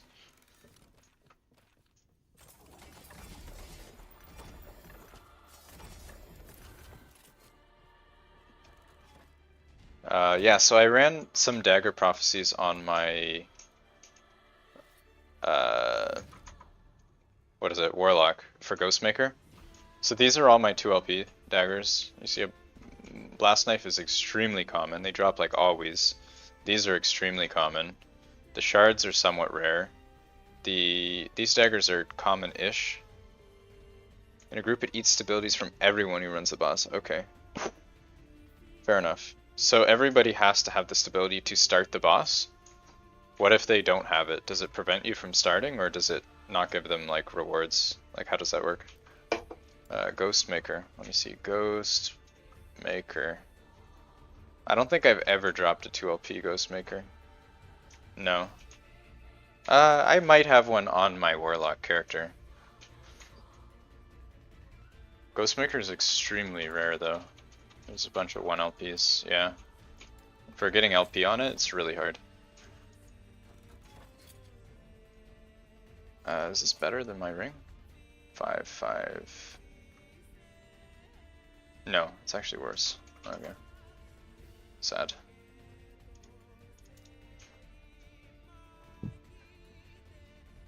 What can we stack to improve the spark damage? The spark charge? Int. It's almost completely based on int. You see +2 lightning per intelligence. You can also do the crit multi, and it scales with intelligence percent. So int is really big. Lightning damage, I'm pretty sure it's lightning. You can see here if you go into the tree and you hold alt on it. Oh, my damage is actually really low now. I changed some stuff around. It's at like 90, now it's at 64. But yeah, you can see it scales. I gave up a lot of damage for defense. I need to change some stuff around. You hit T7 crit multi 88% on a dupe. Oh, another red ring. Wait, no, that's not a red ring. These are boots. Blood of the Exile with 11 int, no thanks.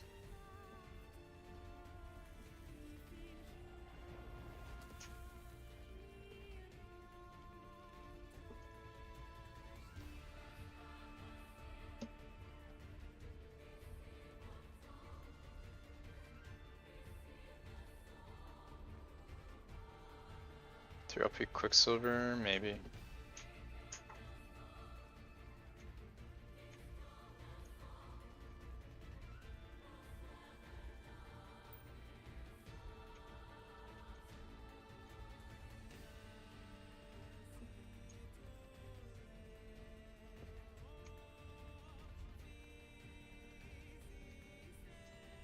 It's a lot of rings, yeah.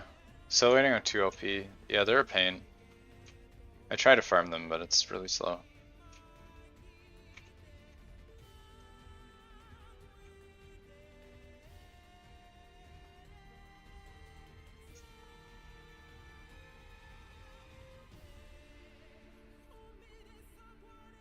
Six int on the boost.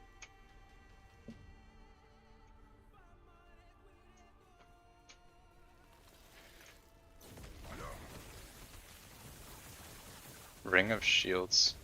Sure, why not? Still wait, yeah. You're not just unlucky? Yeah, I'm pretty sure that they're one of the rare ones. I haven't actually checked. You have 90k spark damage, but you depend on Aegis. Oh, yeah. Yeah, I dropped a bunch of my damage for DR and other things, crit and all that stuff. I don't actually know if my current setup is better than it used to be. It feels okay though.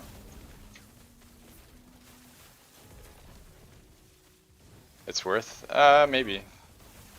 I don't know. Let me show you what I've changed. So in my tree, I took this, which I didn't used to have. It gives you 30% more multiplier on armor. So this takes me from like 3400 to also here you see flame ward. I go up to 6500. So I took the armor on flame ward. It's probably not that great, but I took it anyway. But yeah, this gives you a bunch of armor. I dropped some damage for that, and I also took all the DR here, which I dropped a couple points here.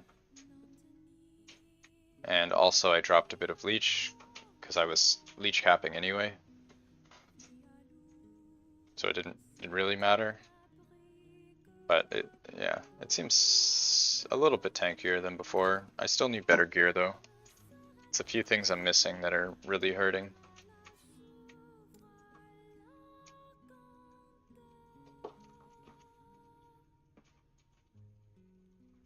The main problem I'm having is I don't have static shell, which I need another plus level of skills in order to equip that. I might just equip Omnis, to be honest. Even though Omnis would really hurt for the... actually, I don't think I can equip Omnis and drop my necklace. That'd be way too painful.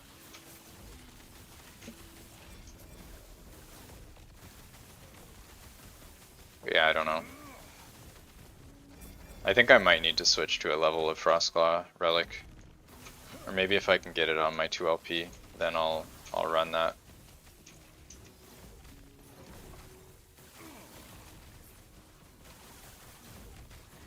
The main issue is the damage over time effects that Orbis puts on the ground that take up the whole screen. Those are very hard to deal with.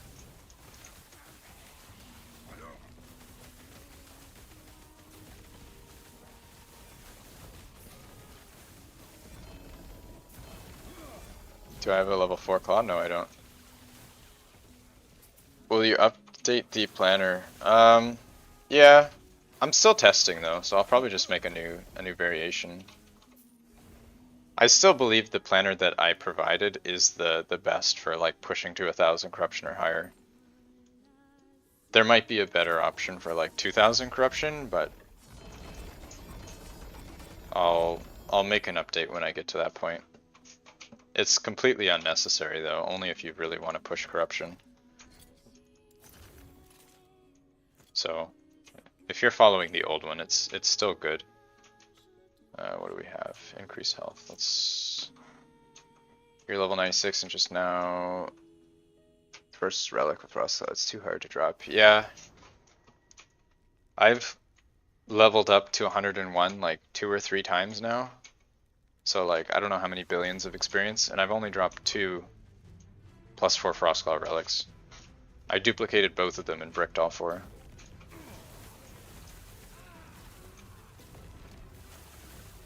You have an extra one? I'm COF though, so you can't trade me.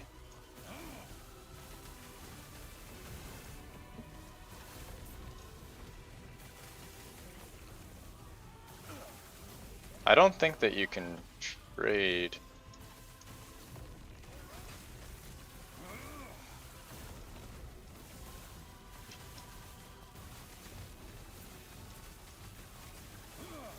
Yeah.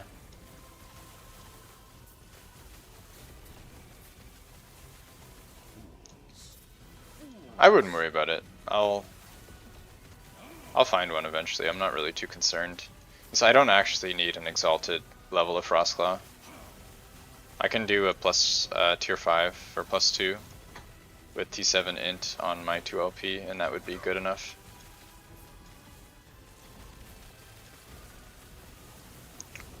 Just need to go for the slam on that.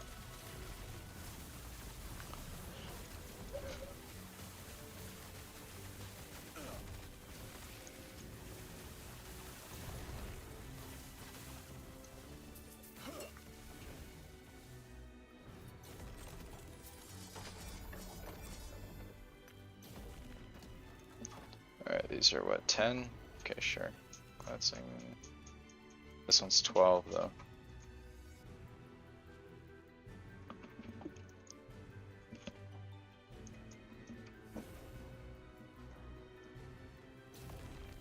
If you really want, you have to use like 300k favor. Yeah. I've used a lot more favor than that on relics, and I've only ever got them from not from prophecies. Prophecies are just really bad for getting exalts.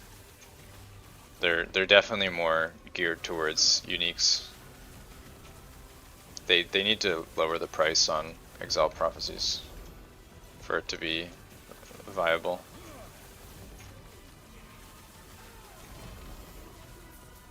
Is that exalt? No, it's not.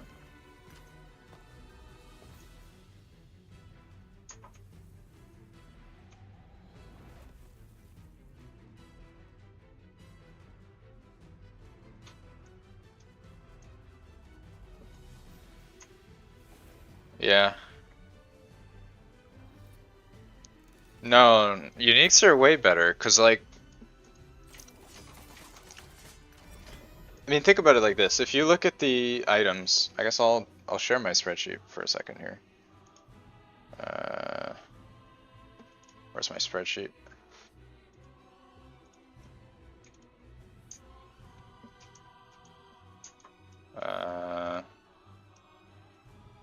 Here. Yeah, so if you go to the prophecy list, you can see the favor per item. So armor's a generic. If you look at these,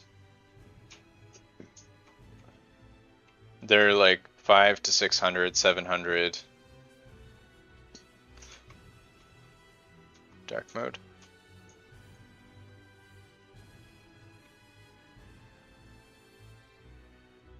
I don't think it actually works, does it? There we go. Okay, you're welcome. So, if you look at the favor per item for exalts, it's almost the same as uniques. Like here is unique boots. It's like 625, 800. So, but then think about how many exalts drop in like echoes or whatever, or any content you do. It drops like 10 exalts, but it only drops 1 unique. So like the game is balanced around exalts being significantly more plentiful than uniques because there's so many more affixes on each exalt. Getting Frostclaw on a relic is like, I don't know, like 1 in several hundred. It's literally easier to get an LP Twisted Heart than it is to get a 4-level Frostclaw relic. That's the problem. Hey Sleepy, what's up? Welcome back. How are you doing? What's good? Everything is good. We are blasting. We're 1564 corruption. Still going. The problem with exalts dropping organically is that half the time they're probably off screen. Yeah, I mean that's true. But still though, like it's kind of feels terrible that every map probably drops, I don't know, like 30, 40, 50 exalts. You hear the ping noise, and it might drop maybe 3 or 4 uniques. But the prophecies, you only get slightly more uniques from prophecies than you do exalts. You're blasting the cold version? Nice. Wait, cold version? Oh, the frostbite. I got you.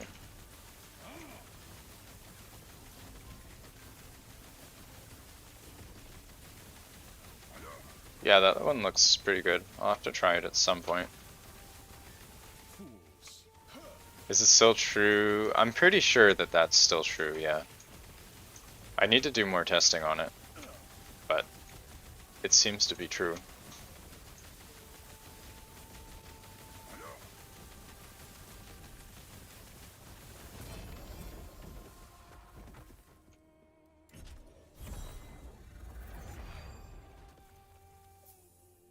What is this? Game? Hello? Mana spent gained is word, yeah. That's a really nice roll. No LP though.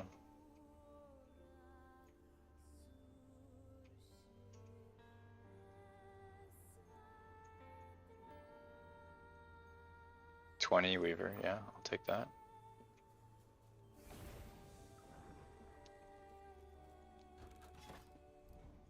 Alright, so this is 12. Let's see, what do we have? Heal if they have not been damaged.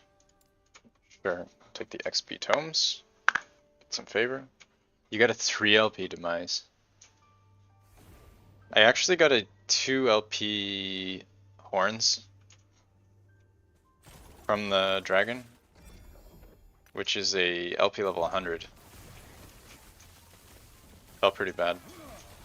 You still use the same gloves? Yeah, I have the Weaver gloves. I really want the Eternal Gauntlets.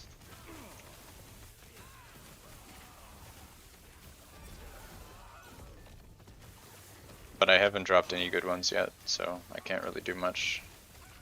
I might be able to craft one with a Glyph of Insight with a like a T5 experimental. Even a T5 armor applies to DOT would be really strong. But I haven't even dropped a T7 int on that item base at all, so I can't even attempt to make it.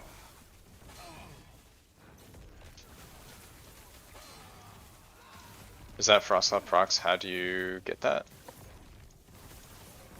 What do you mean? Will you change your idols? If I used a 4 LP claw or a +4 crawl, yeah, I would drop one of the mana efficiency idols. So you don't need all of them. But the goal, what I actually want is T7 int and T5 Frostclaw on a relic. If you get both, you still get all the benefit from the int, but you don't really need 4 levels of Frostclaw. You only need 2. Even 1 would probably be enough.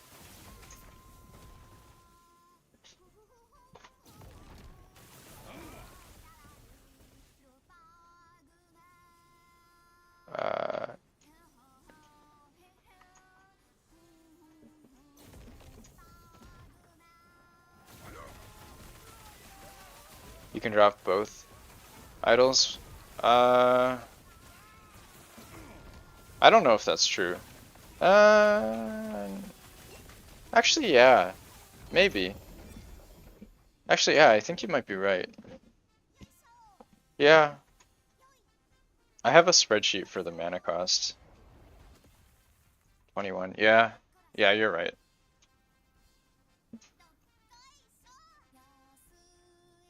I don't think it's worth it though, because then you lose 8 int.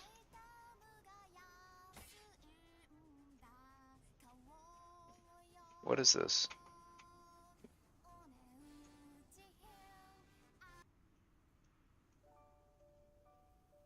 Can you explain the ward increase to the mechanic? The main thing is that you get ward retention from intelligence, so you might be missing int. You also get a bunch from the Twisted Heart, but you need to have high HP in order to do the conversion. So if you don't have enough leech, you won't get much ward from this. And then there's also mana spent gained as ward I get from the idol here and also my belt. And then there's a bunch of ward you gain on cast, so like cast speed helps a lot for getting more ward. Oh no, I went to the whole wrong side of the map, didn't I? Yeah. You stack a lot of lightning damage. Yeah. Yeah, I guess that's true. Is there a way to control Weaver's affixes? As far as I know, there's not. Int is more important. Int is the most important stat for this build. If you look at the skill trees, Runemaster gives you int for crit and cooldown through scaling. And the sorcerer tree gives you crit chance from int.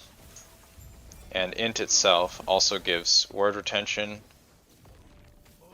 and it gives you base damage scaling on Frostclaw, Spark Charge, etc. So int is like extremely important for scaling. Oh yeah, and it gives you cast speed from the ladle too. I almost forgot that. Int gives you like everything.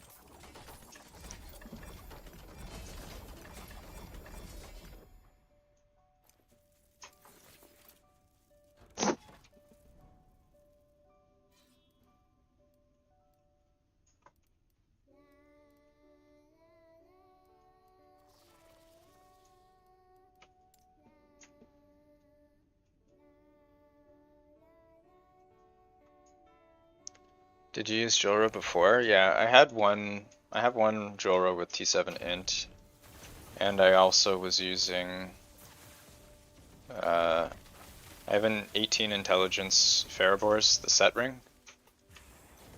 I was either using that or an Exalted ring. I forget, but they weren't very good.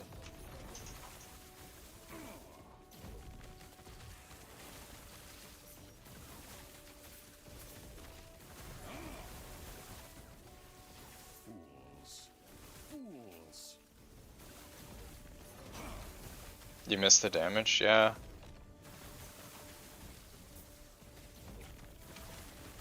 The damage is only really an issue on bosses though. Like you don't really feel the loss of damage on normal content. Everything like pretty much instantly dies. It's only the like shade. So I didn't really think it's worth. If you want, you can always just keep a gear swap for bosses. You had 230, yeah. Yeah, with the Jolra ring. Only 4 seconds though. Lasting 4 seconds is not great.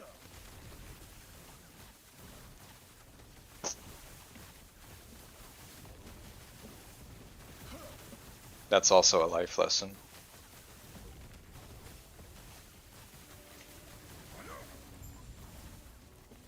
Having problems with Orbis, yeah.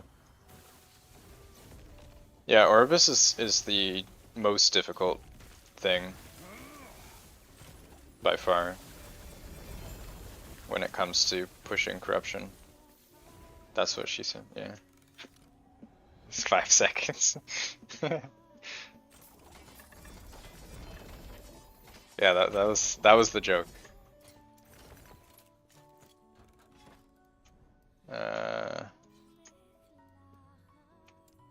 12. Yeah, see, like I'm probably gonna die to this shade, just because I don't have the defense.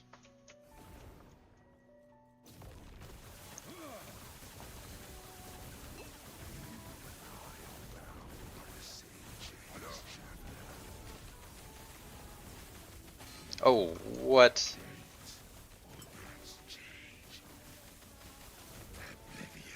Oh.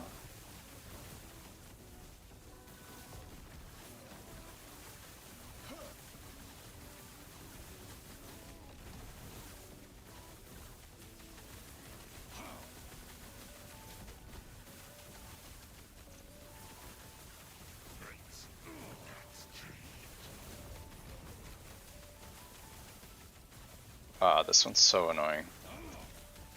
Yeah, this one's okay. It's a pretty manageable shade.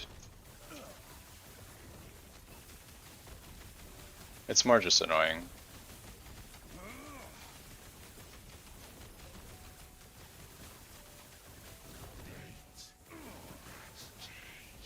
Oh, lag.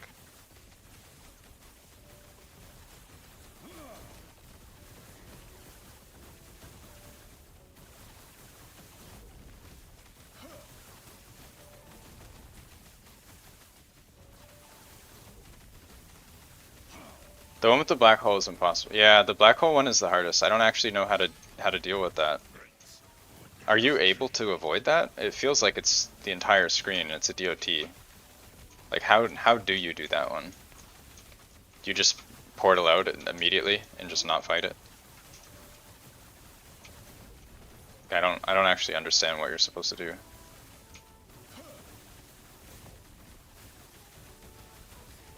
You just portal out, yeah.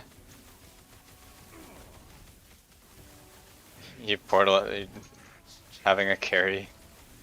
Yeah. Seems like it.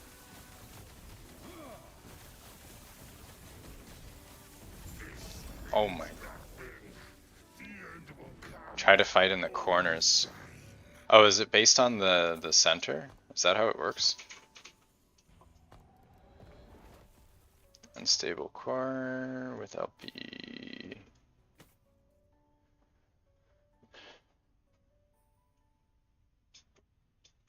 You enjoy the Poison Trail Shade. That one has the it comes, right? The meteor? Or is it like a random set of moves, or are there like presets? I'm not really sure.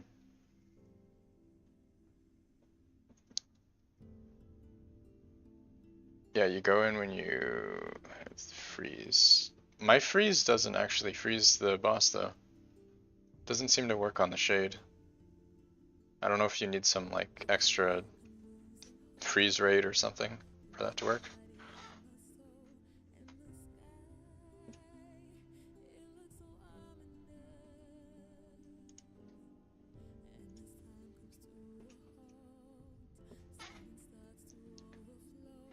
Oh, the other. Oh yeah. Yeah, maybe.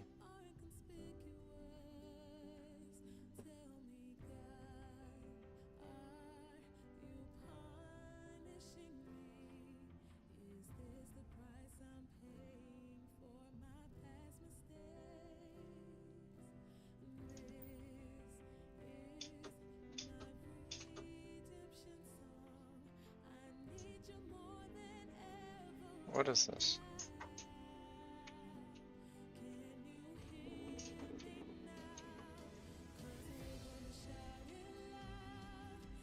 The 2 LP. Yeah, I could use those. Where'd it go? Don't you get dizzy looting? Yeah, it's really hard. You saw the build on Frost and everything works, people reach 2000? Yeah, I think 2000 is absolutely reachable. Like, I'm not that far from it. And my gear could definitely be a lot better.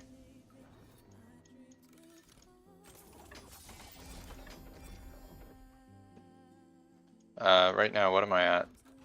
I'm at 1600, and you could realistically have a 2 LP belt.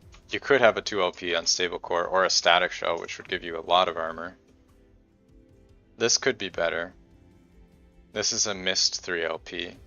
This could be better. This could be a 2 LP. This neck is not bad, but it could definitely be better. This is basically a 1 LP. These are 0 LP. This has no defense on it. It should be a armor mitigation for DOT. It's good, but not very defensive. And this could be a 2 LP as well. So like there's a lot missing on my build, and then I could swap some of these out for more armor. Like right now I have 3300 armor, and with static shell I would effectively have like 10,000, basically armor cap. Can you add me in game? Sure, if you want. Let me switch out my. Let me switch my soundtrack here.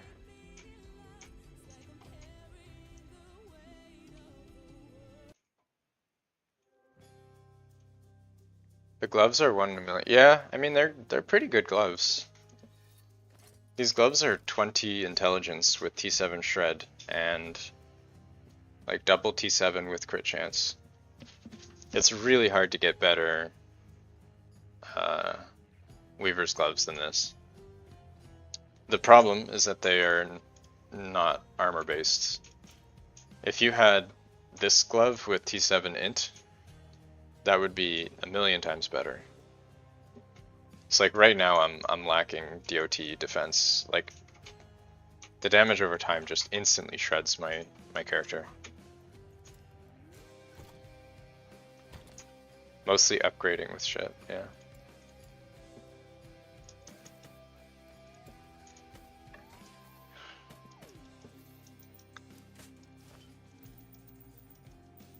Yeah, it is hard to get the upgrades at this point. You rolled a pair with T7 and T7 strength. T7 strength is actually really good, because that gives you percent armor. 16 strength is,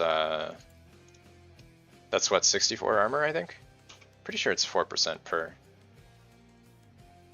64% armor on top of all the flat armor that you get. It's not the best affix, but definitely one of the best ones. The cleaver solution, yeah.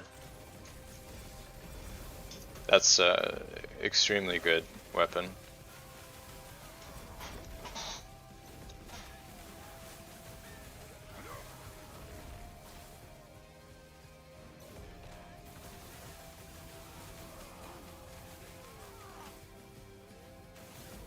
Oh, is that the boss?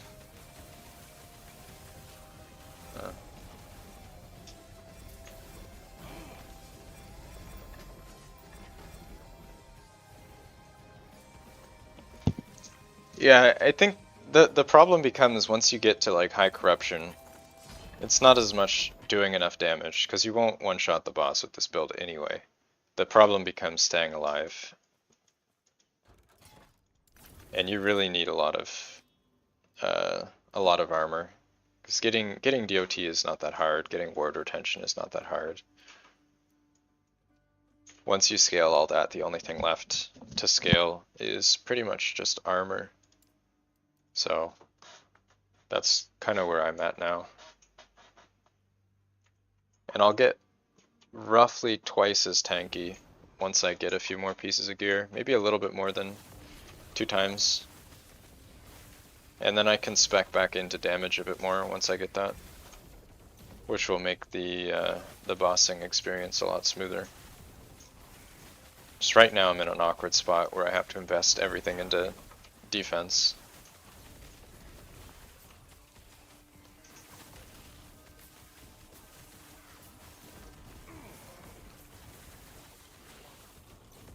I think a fully optimized version of this build would probably be able to push like 3,000 corruption or something.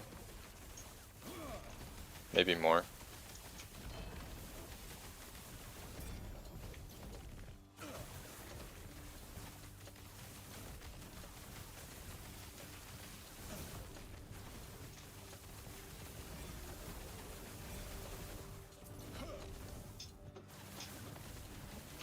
It's also hard to get to that point as COF too, so.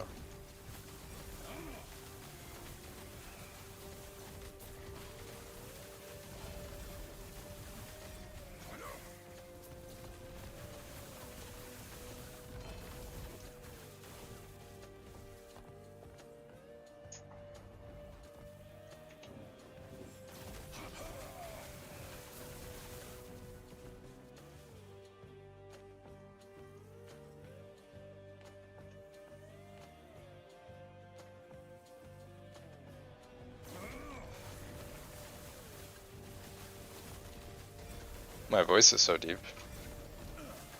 I'm probably just getting tired and raspy from talking for a few hours now.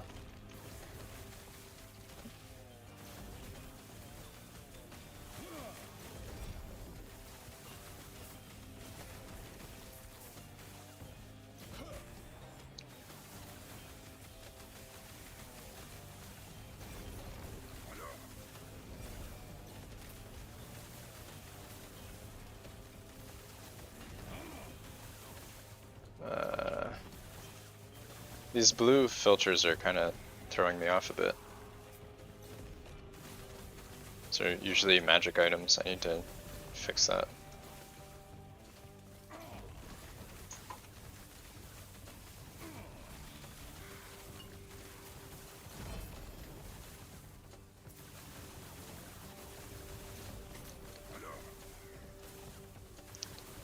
"19 Weavers, nice.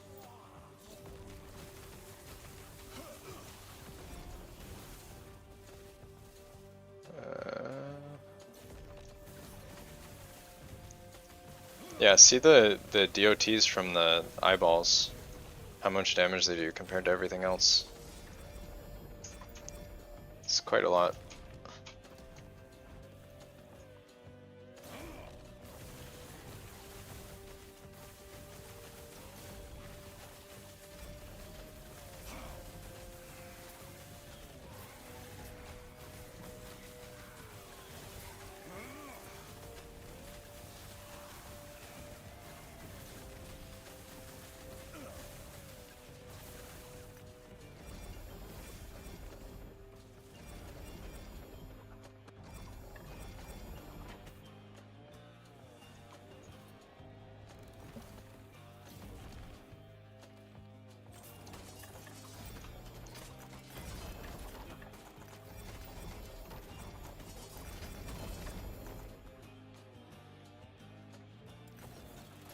Alright, let's keep pushing.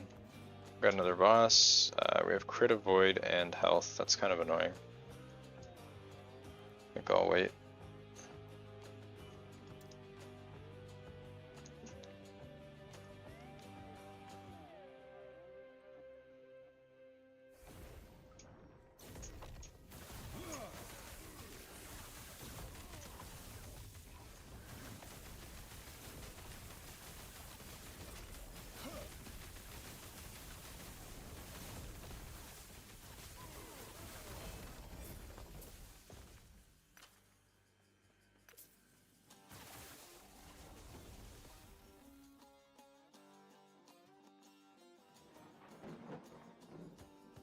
Pick up the ring. What ring?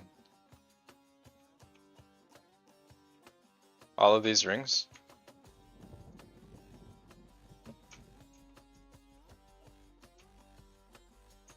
Any ring. I don't want to pick up these rings. These rings are terrible. None of these are worth picking up. All these like 1 and 2 LP trashy rings.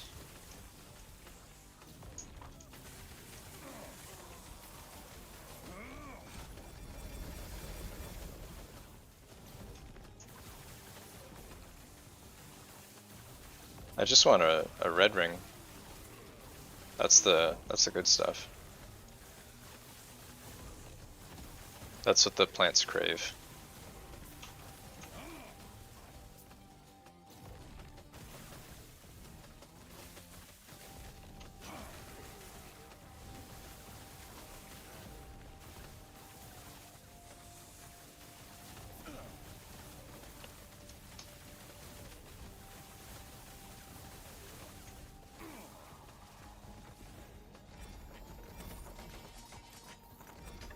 Alright, let me show you the rings I've already picked up.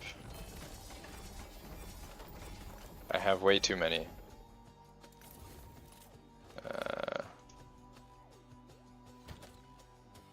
You got your first red ring? Grats. That's awesome. The stream is lucky. Confirmed. Where's my rings? Yeah, so these are already the 3 and 4 LP rings that I have. So, as you can tell, I don't need any more of these, especially like 2 LPs and stuff. Like, way too many. And then these are all the 2 LPs that I've already dumped all my extra ones. I don't even pick these up anymore. Just too many rings. Way too many rings. Can you get a red ring from Ascendance or Prophecies? I get both of them so far.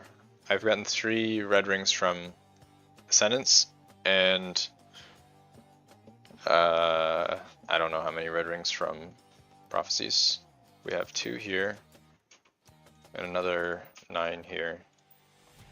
So 3 of these are from Prophecies, and the other, what is it, 1, 2, 3, 4, 5, 6, 7, 8, 9, 10, 11. 11 are from, yeah, 11 from Prophecies, 3 from Ascendance so far. Sufferings from Success. I mean, once you have one with a good roll, then you don't really need any more. I would say success would more be getting one with LP, which I haven't managed to do yet. Or Assyrian's better? No, I don't think Osirians are that great. Jorah's is probably better. Actually, hold on, let me show you another option.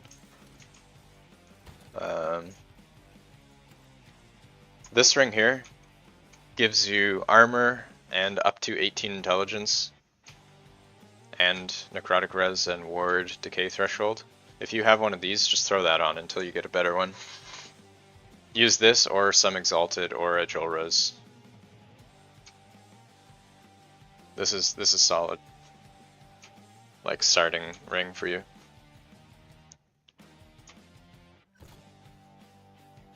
It's a set item, it's not too hard to find. I guess we'll do the boss, why not? A 5/20, no LP. 20 is good though.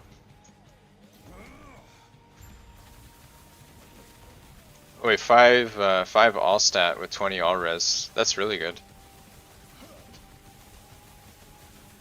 I think that's better than mine. I think I only have a 19 all res.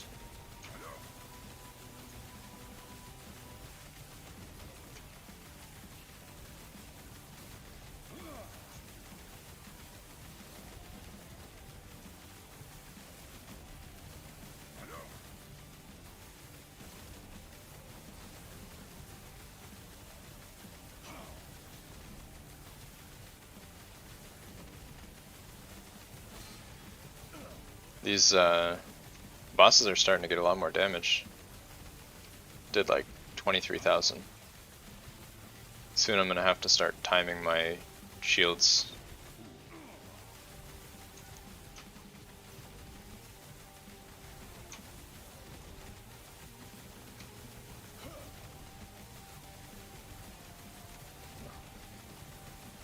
Only while Frozen streaming. I don't know, that's a lot of pressure. A 2K can only one-shot you if you don't have Flame Horde. Yeah. I mean, the damage is not that high. It only occasionally does it, and by then you have a lot of ward up anyway, so it's not really... Do you use the armor spec in Flame Ward? I recently switched to this setup. It gives me a bunch of ward and then armor while it's up. I'm not sure if this is the best, but it seems pretty good. I also switched my Flame Ward to use this node here for extra ward, consuming ignites. Also so that I could make my Flame Ward fire, so I could do cold fire cold.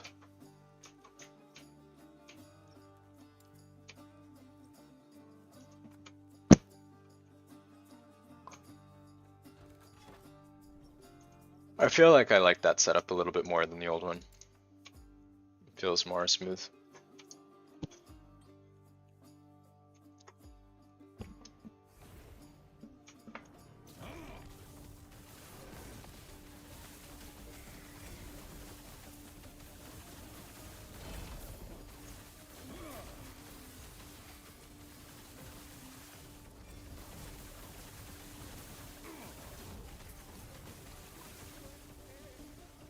It's such a big defense, yeah. Yeah, it is a really good, really big defense. I don't think it actually matters that much if you have static shell, because you should be soft capped anyway. And I'd rather a permanent soft cap from static shell than an inconsistent one from Flame Ward. Also, if I have static shell, I think I can drop the armor multiplier from the passive tree. So at that point I'll be soft capped. Spending 5 nodes on that kind of seems pretty expensive for the value. Ooh, 3 LP. 3 LP heirloom. 3 LP finger too. Getting all the 3 LPs today.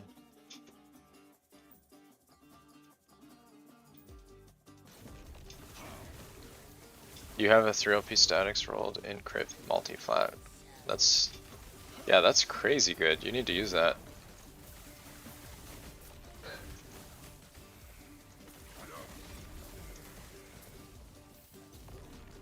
a static shot with T7 int, T6 ally resist. Still using a core with T7? Yeah, static shell is really underrated if you're pushing corruption. Like I can bring up the armor calculations in a second, but you'll see how important it is.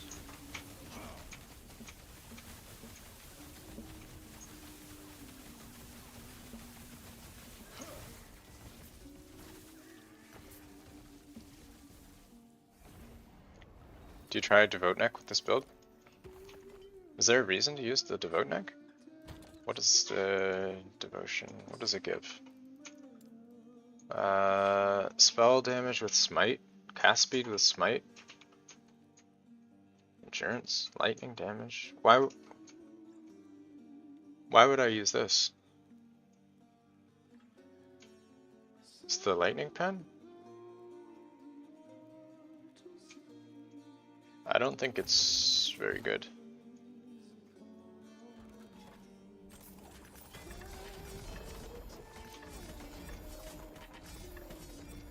One LP Omni with crit multi red ring to also drop. Yeah, I don't know. I don't really like Omni. So with Omni you lose the implicit from this ring. This is extremely important.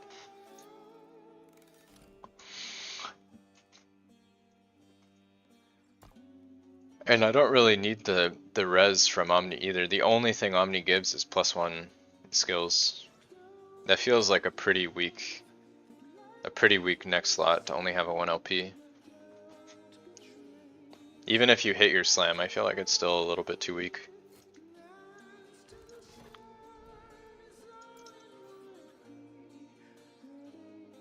Omni, yeah, Omni is not bad. If you're also getting the res out of it, then sure, it's not a bad option. But if you don't need the res, I just feel like you're giving up way too much.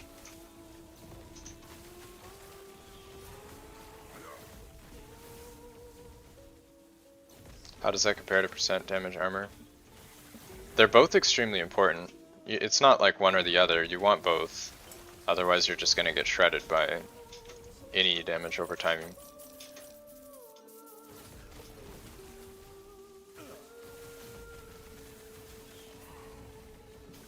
I imagine you can probably ask William, who's at 2000 corruption, how important damage over time mitigation is.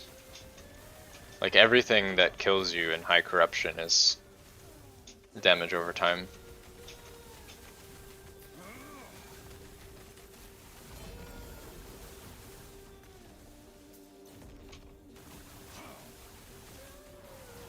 You stack both on gloves and you'll try to work on the, yeah.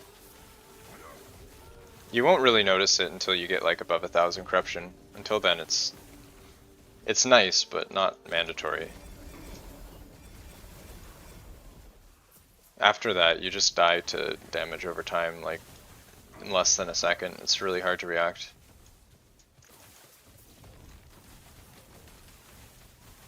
Especially Orbis with the like screen wide things, it just throws them down and you're instantly dead. Why don't you attempt to get... What? What do you mean? Aurora's time... Actually, Aurora's might be really smart. I haven't really thought about that. It also has word retention. Aurora's might be a good idea. Why don't you attempt to get 150 plus? I don't really understand 150 plus. What is the advantage of that?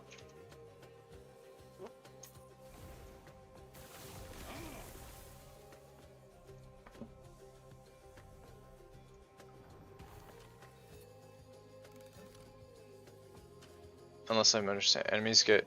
Yeah, enemies get 75 pen, but it's not like going to 150 takes you back to 75. Like you start at 0. The way the game works is like if you have 65 resist, you're -10. So you can't go above 75. I do have a planner actually. Hold on. Let me just import my build real quick.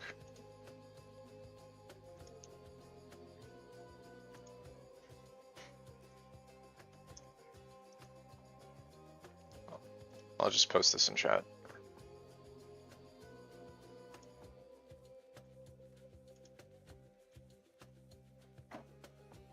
It's useless to get above, yeah, anything above 75 I think is just a waste of effort. Like you can overcap, but there's like higher priority stuff to focus on. I've added my planner to the description of the stream as well.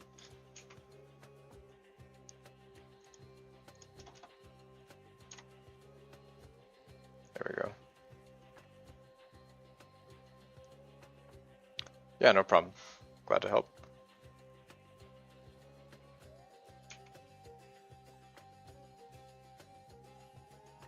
All right.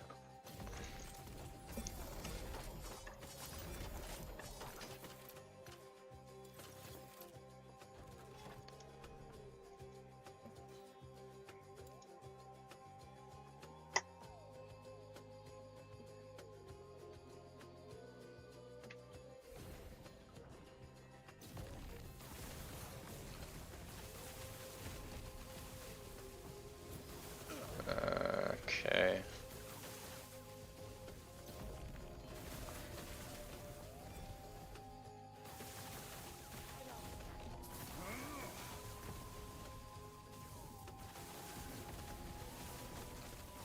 New roles, you mean like your alts?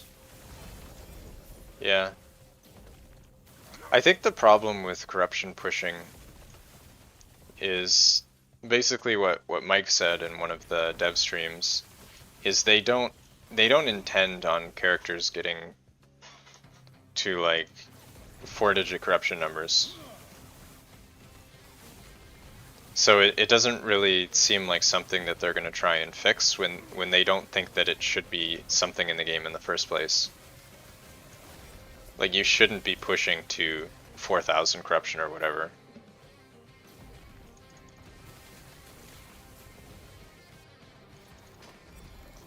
Being overcapped doesn't mitigate. No. No, it doesn't. If something does not like shred or penetrate or whatever above the standard amount, then having like 80 resist instead of 75 does not provide you any benefit at all. The only time it matters is if they like reduce your resist in some way. Yeah, no problem.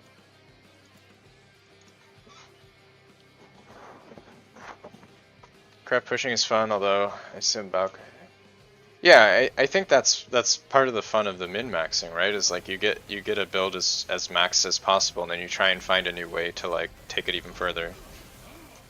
Like it feels like you can't progress, and then you find some new solution, and that's like the most fun part of this genre for me. Like I probably could have been a lot further if I just like made a character in Merchant Guild, but like the challenge of the self-found is a lot more fun for me. I mean, now that Merchant Guild is broken, I don't know, but at least up until now, to some degree.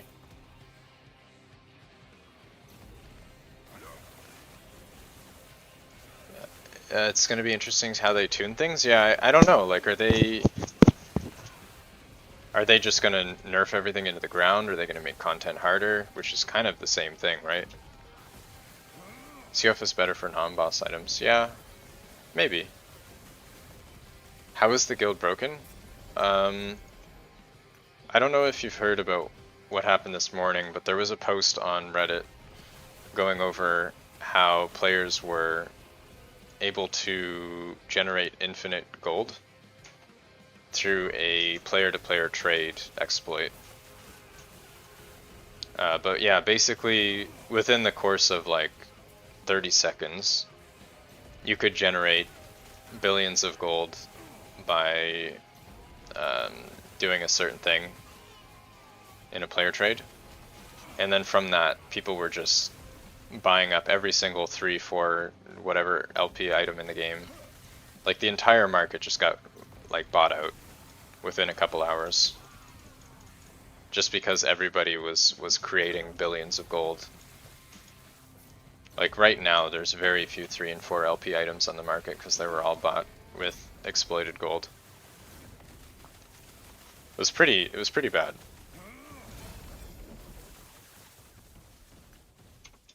Yeah, it is not good.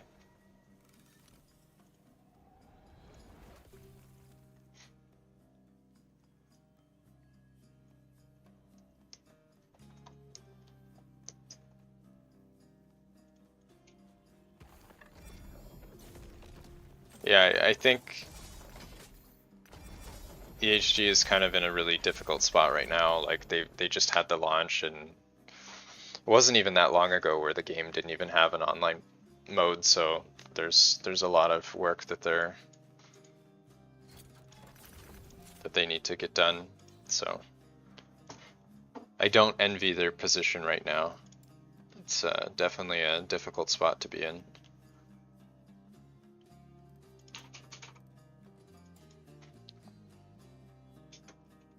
Yeah, exactly. All the... Yep, I mean, yeah, it's true. Gold instead of favor.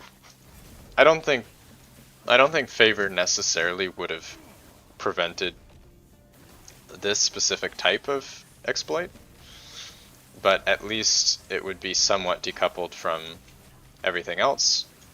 Like, just as an example, getting 200 stash tabs right now as Merchant Guild is completely trivial.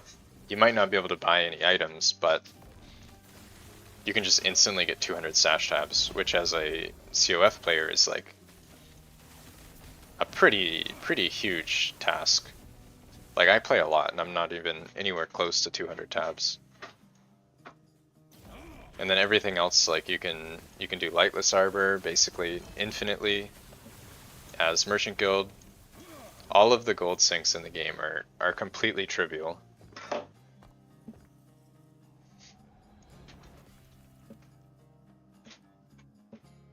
So there's a lot of like cascading issues.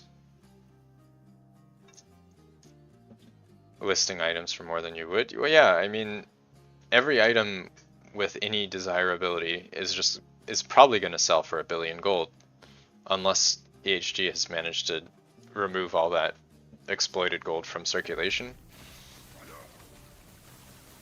I mean, it's the same with like a real market, right? Like if you add an unlimited amount of money, then you go to the store and you want to buy a banana.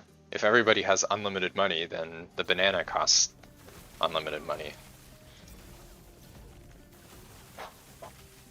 Like you have a finite number of items being chased by an infinite amount of gold. It's just like a really hard problem to deal with.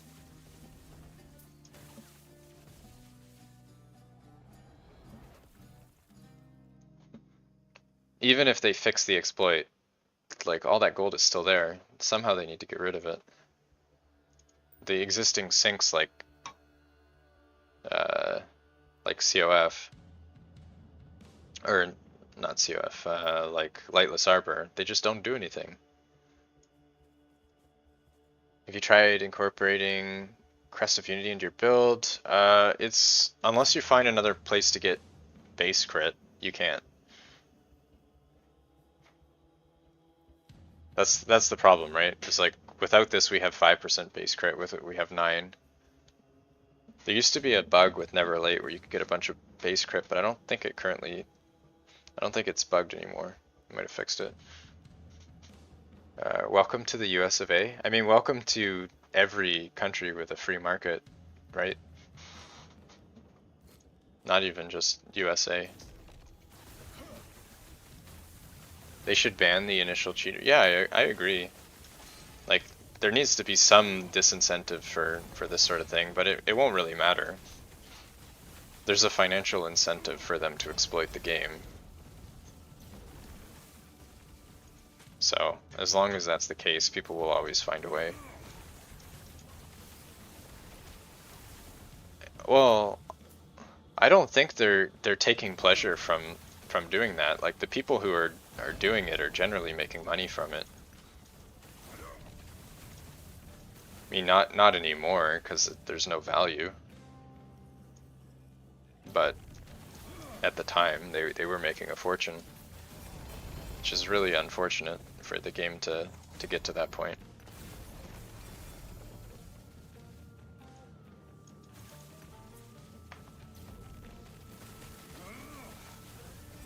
Taking gold from players who did nothing wrong. Yeah, I don't actually know how they're handling the market. I haven't really been following. I don't know if they've made any statements or anything. I don't actually even know what the correct course of action would be. Like you can't really do a rollback. I don't even know how they would manage that.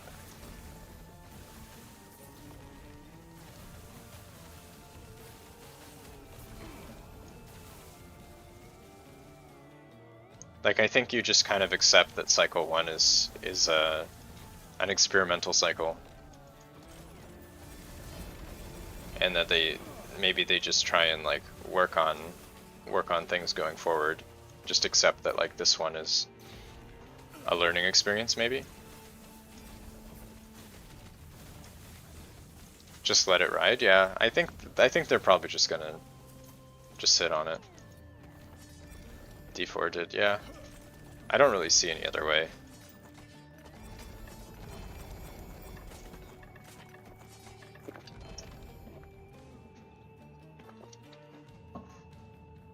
It wasn't worth. Yeah. I mean, to EHG's credit, I think that they have made an effort to be pretty transparent. Like they put the post out on how their launch went. Like all the problems that they had, they went into a lot of detail on that. So I do think that like we can give them some credit for their transparency. The issue that happened this morning, they did do their best to I mean, damage control, right? Like all this information is out. They don't want it to be publicized until the issue is fixed. Otherwise, it just spreads and gets worse. But even now, I don't think that they've made any news posts. Let me check real quick. Check if they've made any news, maybe? News. I don't think so. No. There's only one piece of news here that just says changes fix an exploit rate related to gold generation. That's it. There's no other update or anything. So I think they probably could have. But it's also the weekend too. I don't know if they're like prepping news releases on the weekend. I don't know what their schedules look like. You didn't know about it until I said something? Yeah, and I only knew about it because I just happened to scroll Reddit when there was a post. It got immediately taken down.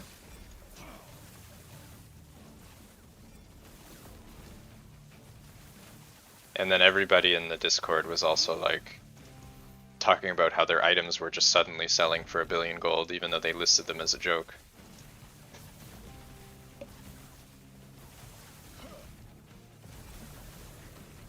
But also, like, if you played CoF, you wouldn't know, right? Because we kind of live in a bubble. We're somewhat isolated from whatever the market's doing.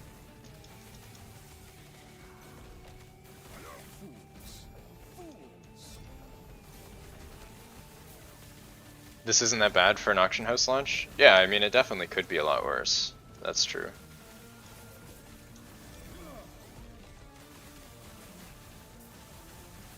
I think it's, like I said, it's a learning experience for them.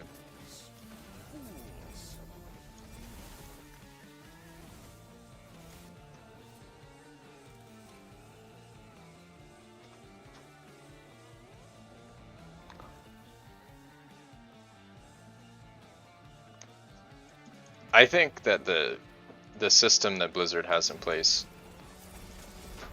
is a lot less robust than EHG's, which is kind of says more about Blizzard and their lack of quality control.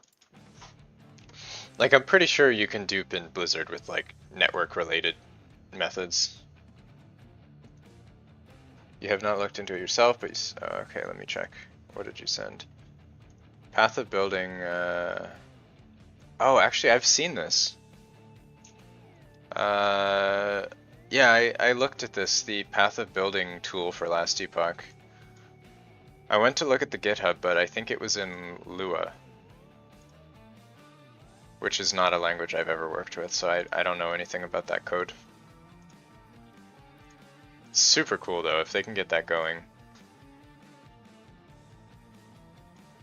I don't know how they're gonna...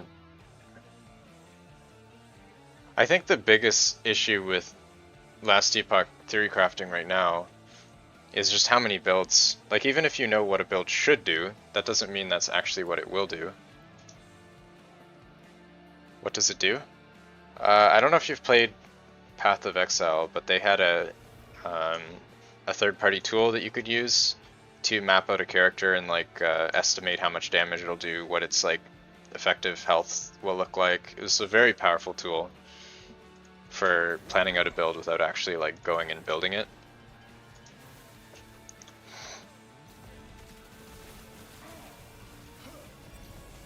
So if Last Epoch gets something like that, that would be great. It's a kind of a limited value until they start fixing some of the bugs that are kind of in pretty much like every skill in passive tree.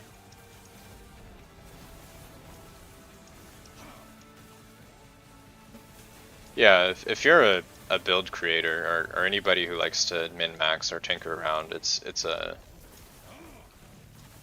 really great tool.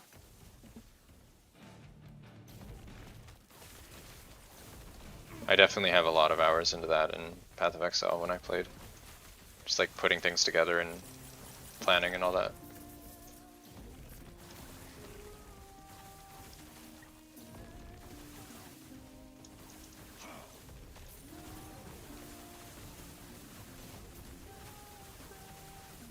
You don't even have to play the game.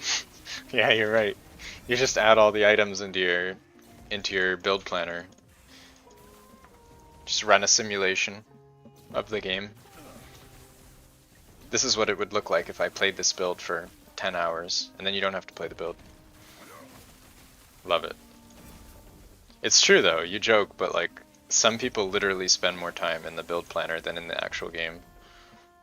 It's kind of a meme, but also not really.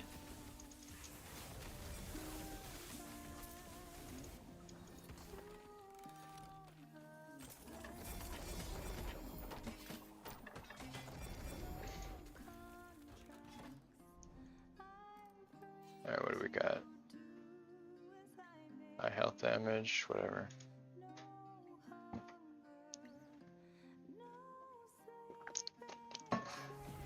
It's the main thing stopping me from trying to go really deep into build creating right now is just that like it just feels there's too many bugs.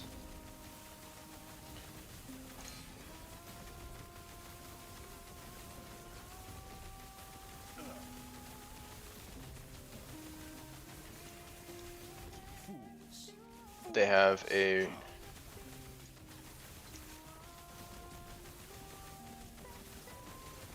I could probably take a look and maybe try and figure it out.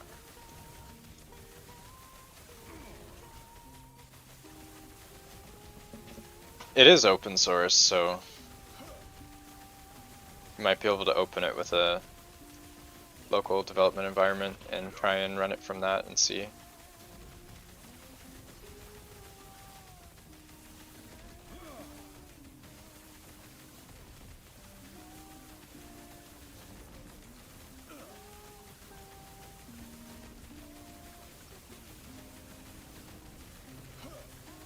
Would be worth checking out, yeah.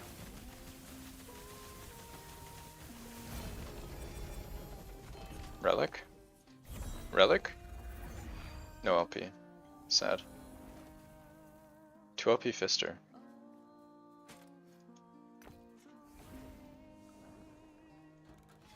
I forgot to put the portal down. Feels bad.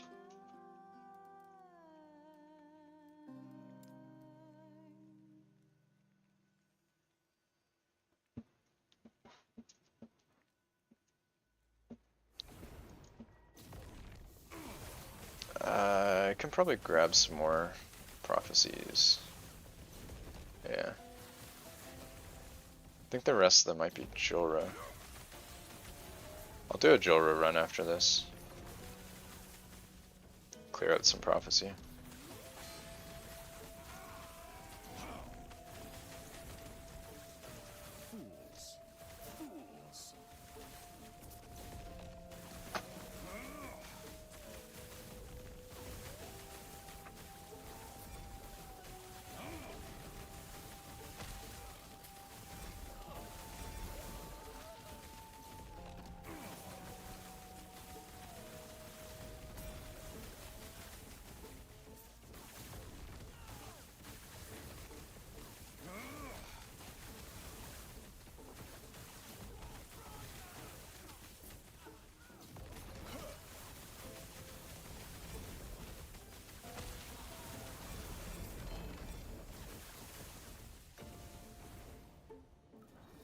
Do I have int relics on my loot filter? I feel like I don't. I never see them.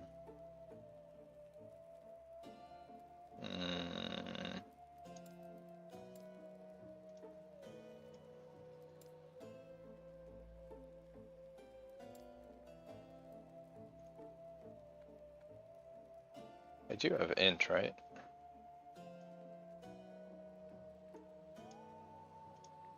Yeah, I do.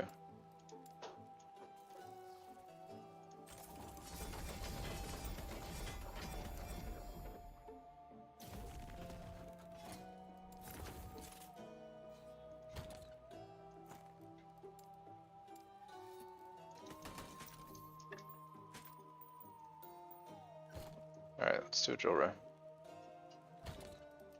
Clear out some of the prophecy.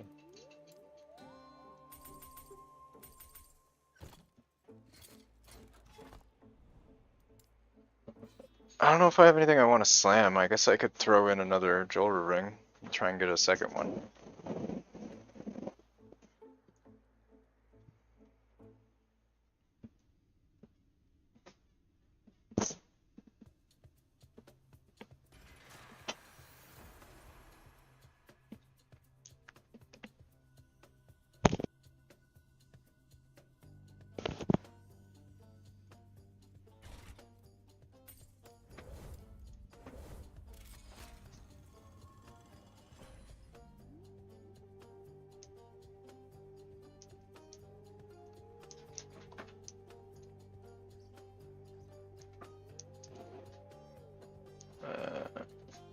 Oh, what is this? Did you get it working?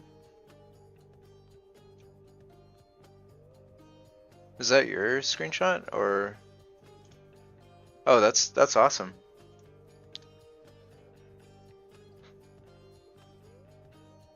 Yeah, that's really cool. I'm gonna have to give that a try after stream and see if I can get it going too. Super cool. More rats don't gnaw at the edges of my sanctum.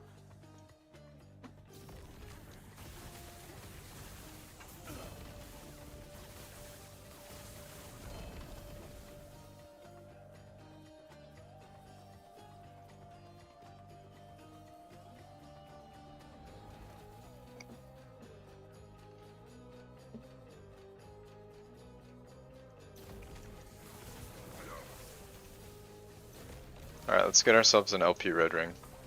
I'm feeling it. It's gonna happen. Here it comes. The dream.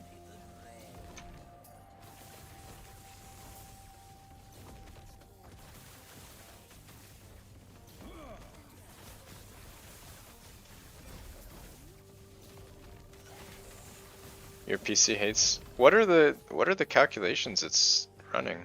You'd think it would just be while you're changing things, right? Not just like constant calculations all the time. Like it shouldn't be like needing to do updates. That loot pop, yeah. Yeah, this has been going on all night, basically. Just trying to go through all my favor, and it's a bit of a struggle.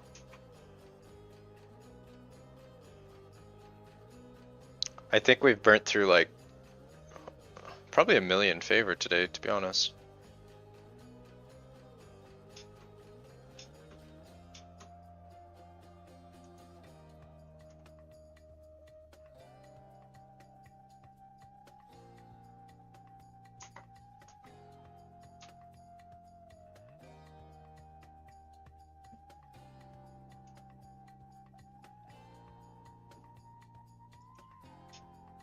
None of this is worth, yeah.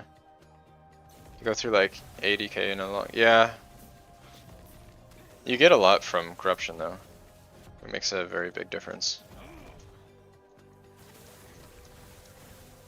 It's just hard to get through it all sometimes. Game. There we go. You top out at like 400. Yeah. Yeah, it scales up with the monster experience, so you get like 4 times that amount at 1600. It gets pretty ridiculous though. You do like one echo, and sometimes you'll get like 10,000 plus favor. You're at 13, nice. I thought you were higher corruption than I was. You can get 100k, 80k in an hour. Yeah. Yeah, that sounds about right. I don't think I'm quite there yet, but probably not too far off.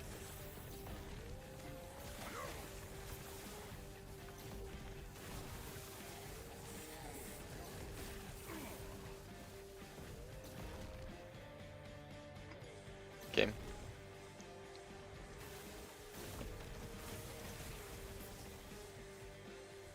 Yeah, my issue with the pushing is that I'm not tanky enough to reliably push right now.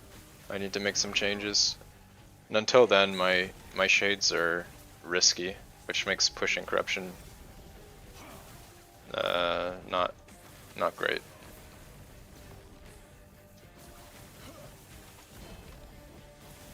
Oh, there's another one. Your plan is to group play? Yeah, I think that would make sense.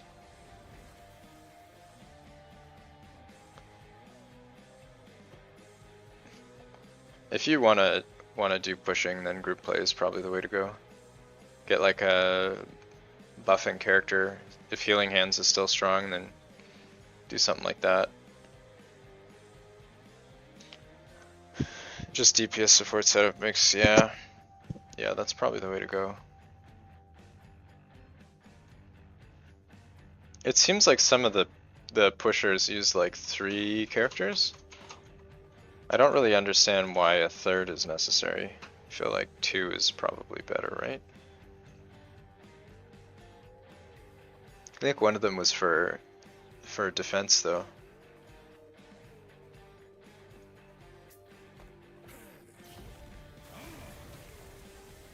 How is so much loot dropping? From the prophecies. Finally, I will have its power. Yeah, I'm COF. It's not double HP, it's 70%. Oh, okay. That's not too bad actually. That's manageable. All the loot is coming from these prophecies. How do you make the ring labels more compact? I don't think that they're more compact. Is there like some graphic setting that you can make the labels smaller? Is that a thing?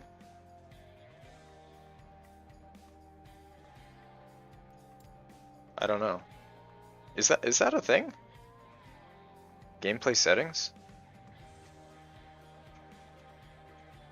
Short item names.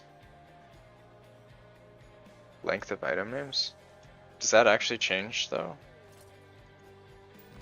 I don't think it.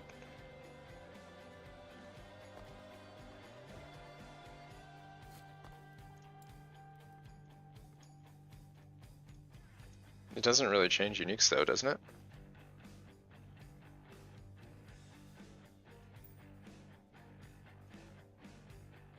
Oh, yeah, if you get the huge pile, I just tap my loot filter and it resorts them. Yeah.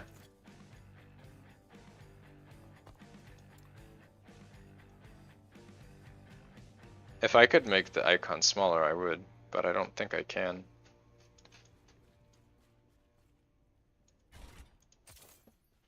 The epoch, I will have it.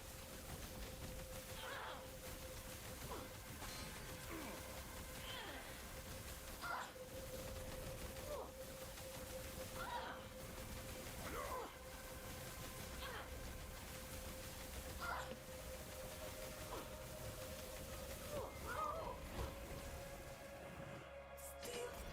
so much to learn. Yeah, see this pile here? If I just open my loot filter and close it, I think you can just tap X, but I usually just do the open close.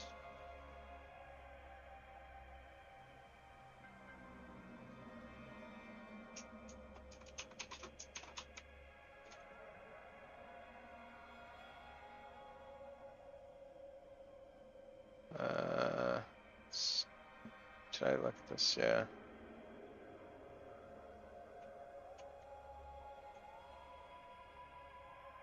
Alright, let's try slamming a jewelry ring. There are no 1 LP red rings? Oh man, that's a rip. Okay, let's see what we got here.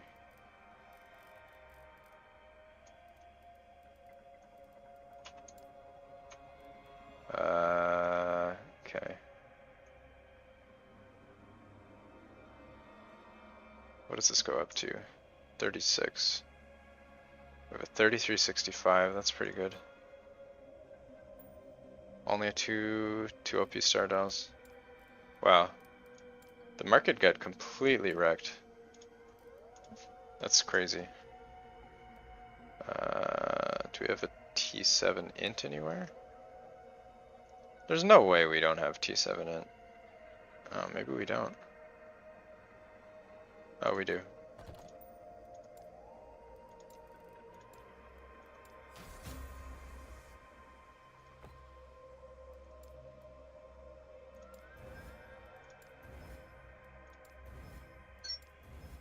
Game, please. Hello. Bless. I'm gonna use a Rune of Creation. This is a very cost-effective use of a Rune of Creation, by the way. It's super cost-effective. Look at that. Amazing. We just mirrored this. Incredible.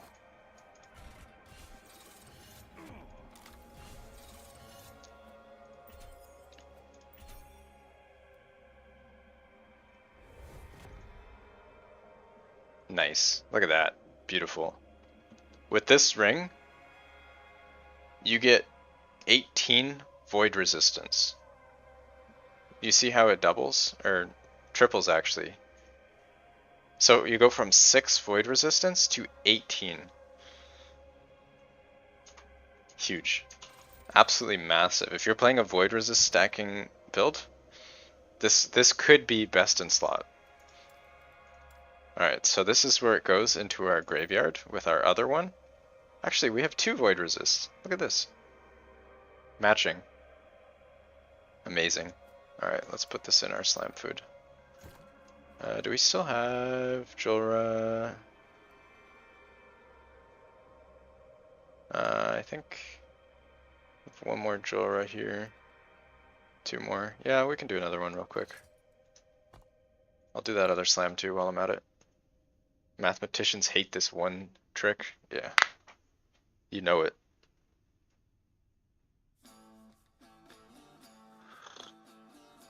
The market is beyond borked? Yeah, it's pretty bad. You had one with a +4 Ellie res? Well, +4 Ellie res is actually 12 total res, so it gets tripled to 36 resistance. That's quite a lot.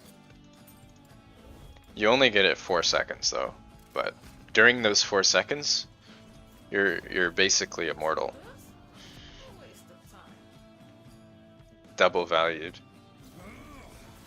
It's 200% effective 30% of the time, or whatever. 100% of the time, 50% of the time.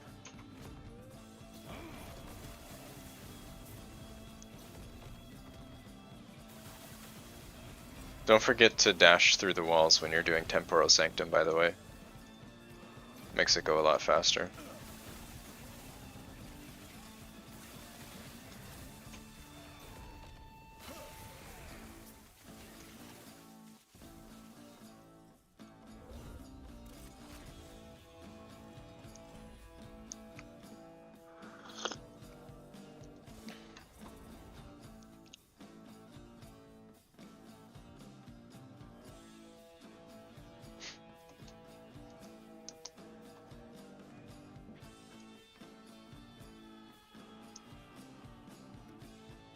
It's not an exploit, it's a feature. How is this possible? Only I should be able to command time here.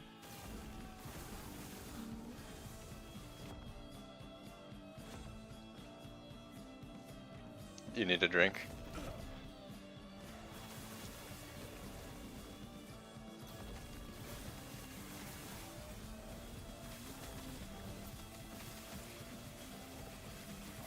It's just tea, it's not an alcoholic beverage. I already had my beer before tea.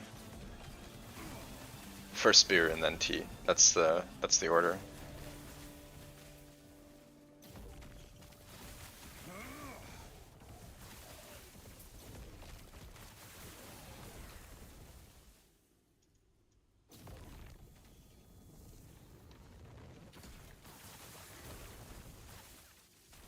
What kind of tea?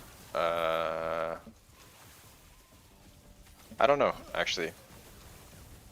We have a bunch of different kinds in our cupboard that we either pick up on our travels or just at the grocery store.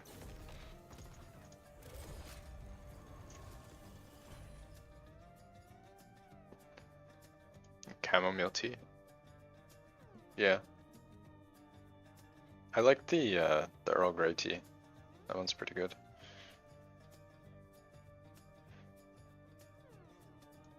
There's also an Earl Grey ice cream that we have here that's like super good.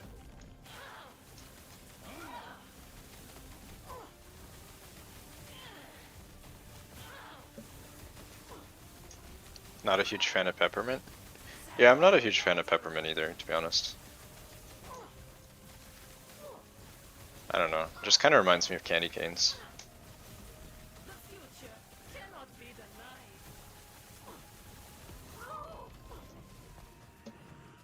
Still so much to learn.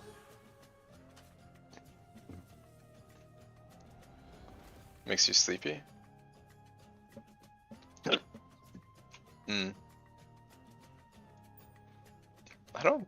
I don't think it makes me sleepy.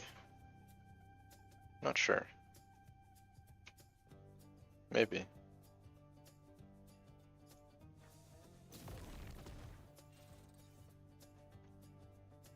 Just some T7 best slot items for 1 billion each.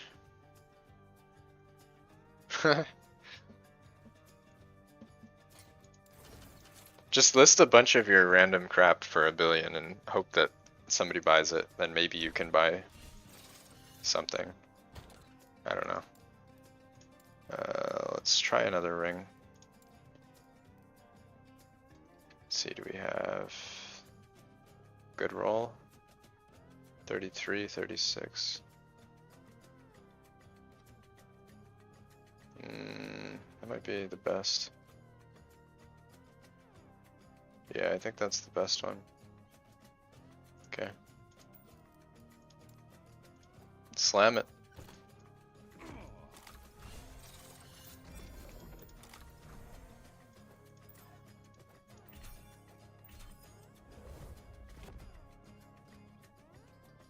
Minion health, ooh, not bad.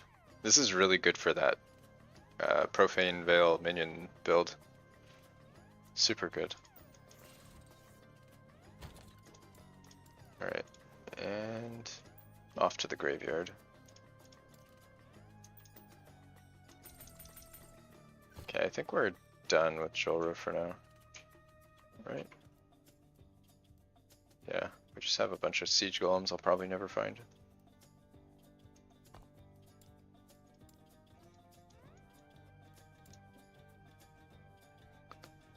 You buy 20 prismatic gazes, yeah.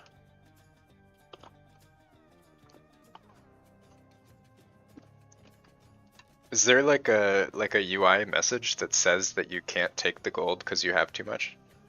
Is that a thing in the game? You don't understand why the siege golems hide? It's all the rare monsters in monoliths are a complete pain.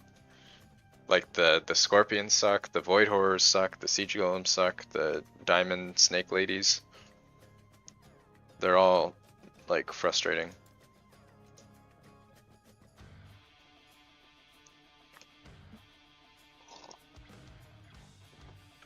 Yeah, he sent me a screenshot. Let me see. Too much gold owned to redeem this list. It's funny that they even put that in the game.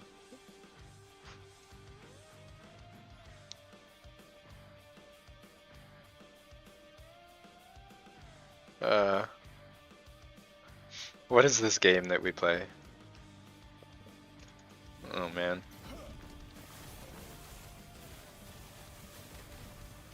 This stuff just makes no sense.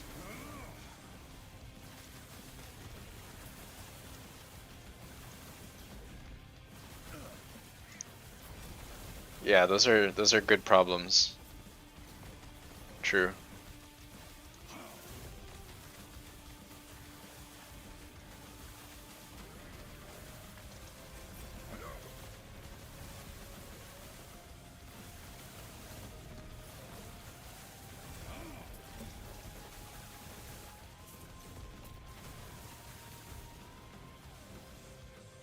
White tigers? I don't know, are white tigers a prophecy?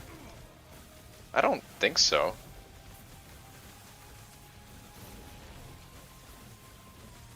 It makes your stash laggy? Yeah, my stash can be pretty, what the hell? Whoa, what was that? Like lagged out there for a second. What is the max? The max is 200.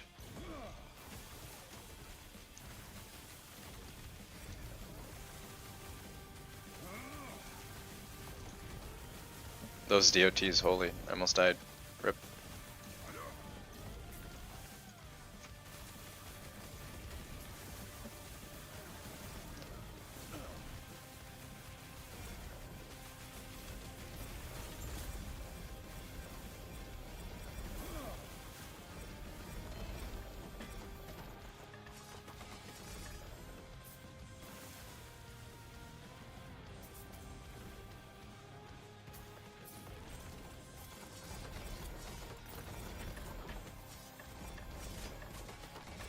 I still have a long way to go to 200 stash tabs.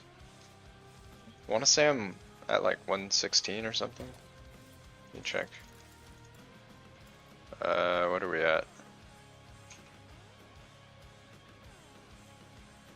You see how long it took to buy that tab? 116. It's really hard to get to cap though with the COF. Just not enough gold. It's extremely laggy though. What is this? Sure, we'll do that.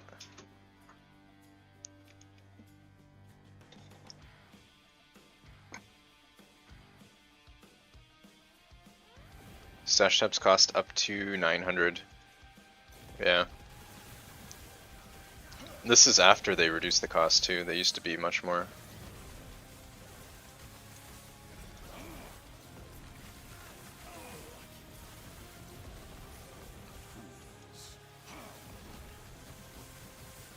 Broke, yeah. I was broke until I started pushing corruption. Now it's been a little bit easier to manage, but still a challenge.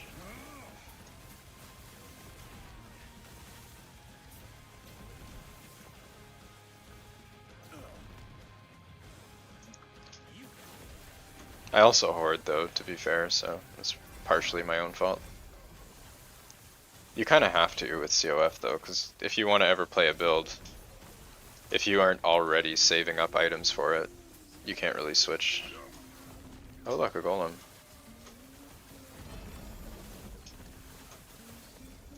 Amazing.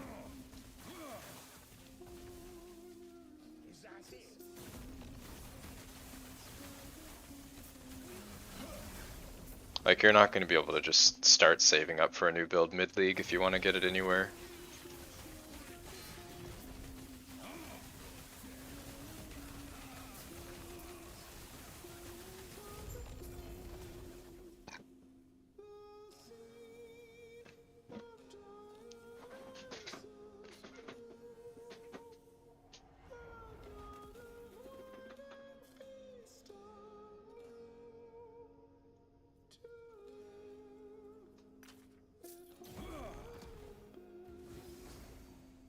Actually, I think I'm going to keep going in this map because I have Siege Golem Prophecy.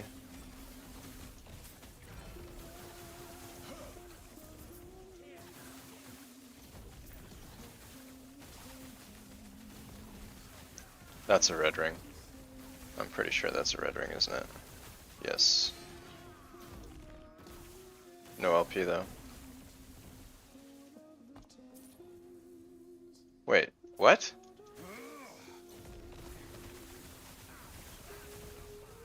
I don't understand. Was that only one? Did I grab two? I didn't realize I grabbed two. What about the roll?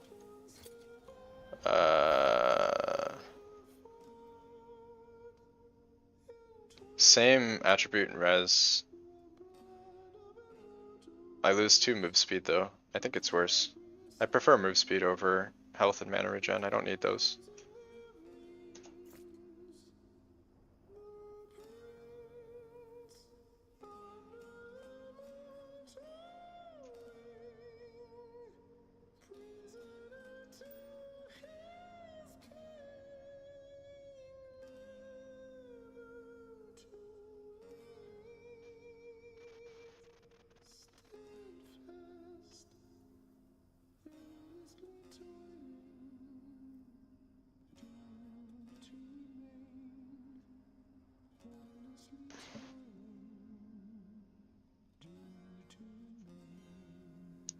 Please give me LP filter game. Hello.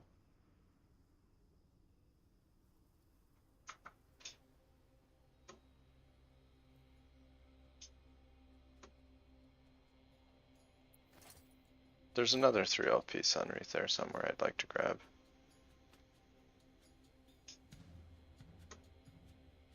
I think it's over here somewhere. Maybe I don't care.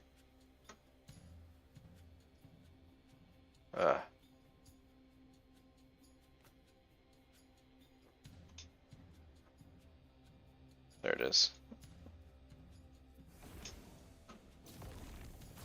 Have you considered unique?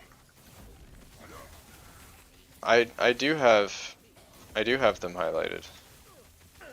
You can't highlight all of them though, because there's a bunch of unique silver rings. So I highlight by level. Like, you can see if I drop the red ring specifically, they show in red. So I don't need to worry about that. Do I still have Siege Golem? Yeah, I do. Let's see if we can find more Siege Golems in this map. Yeah, there's a filter posted in the video description if you want this filter. I don't know if Ice is still in chat, but that's who helped me with the filter setting up for the specific uniques. It's not perfect because you still just have to use the base type and then the level requirement. So you can't always filter exactly for what you want. But it's still better than nothing.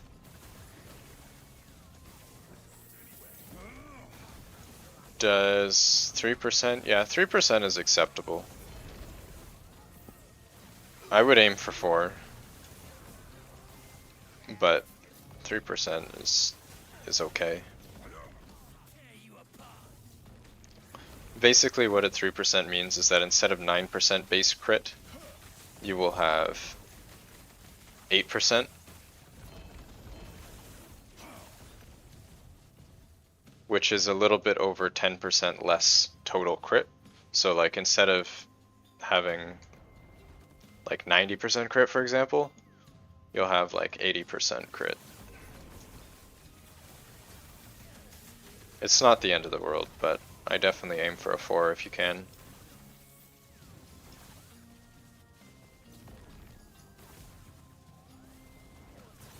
My game's starting to get laggy. I probably need to restart.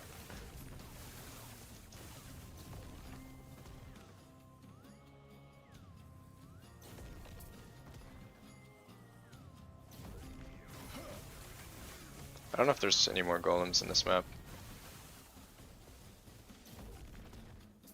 Whatever.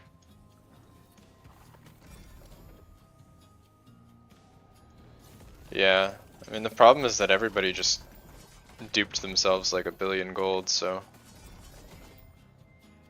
it's very, very hard for you to play the market.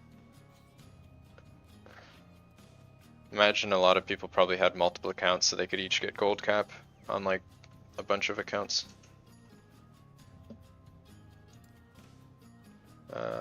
This is what, 9, 7. We have shred and heal. I can live with that. Yeah, that's fine. Alright. I'm probably gonna rip on this shade now. I said that before though, so I guess we'll see.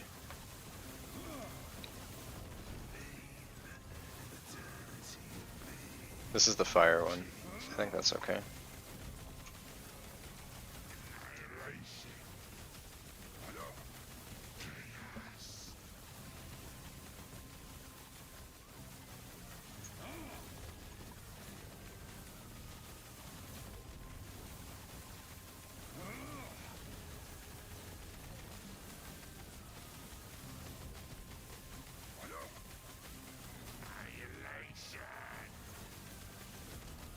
Oh, rip.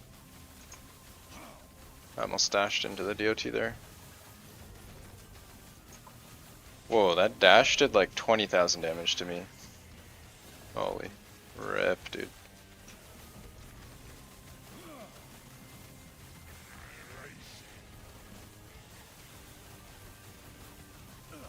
Oh, what? Oh, I didn't even see the purple on the ground. I was just standing in the DOT because of my Novas. Ah, man, this build though.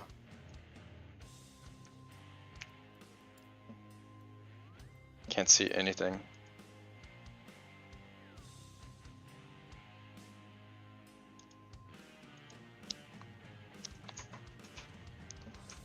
That was a beatable shade too. I just couldn't see the hit a wall. I mean, not really. I stood in the DOT because I couldn't see the ground effect. That's definitely my fault.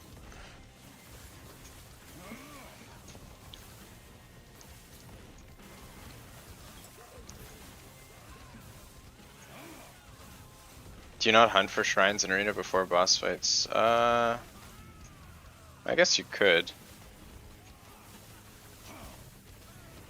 I guess you could. That seems like a lot of effort though. What shrine would I want? I guess haste would probably be pretty good. Maybe stun chance.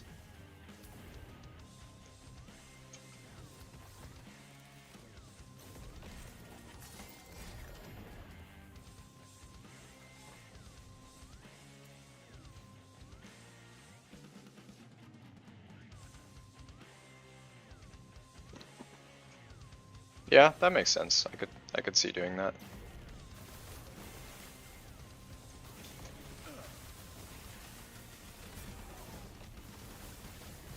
You're about to be level 101 again? Yeah.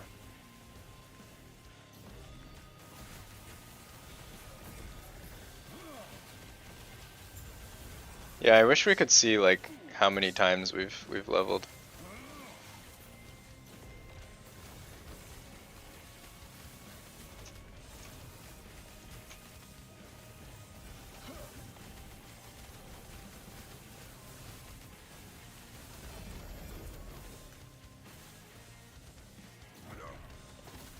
I feel like at this point with this character I probably would have leveled to 100 like 10 times with the amount of experience I've gotten.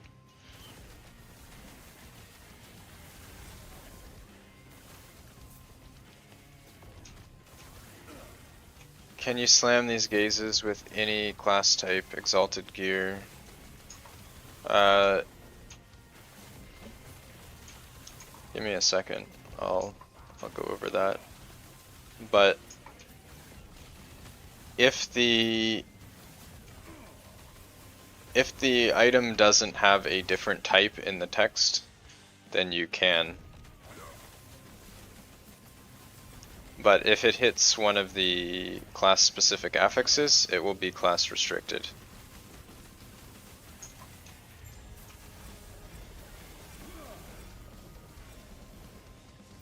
I have some examples. Just give me a second.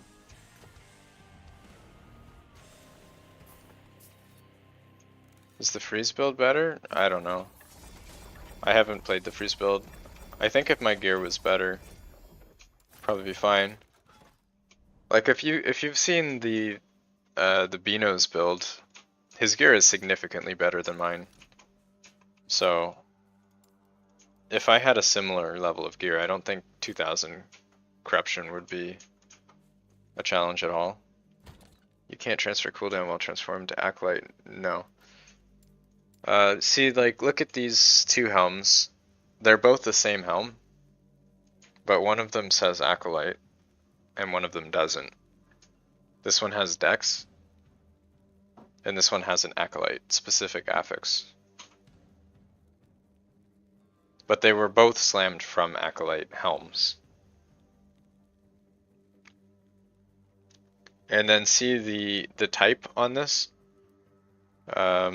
This one just says body armor. Like look under the label of the item. This says body armor, and this says mage body armor. They're actually different types. And you can't slam items of different types. But you can slam any type into like a generic item. So like you can slam any class into Exsanguinous, and if it doesn't hit the class affix, it won't be class restricted.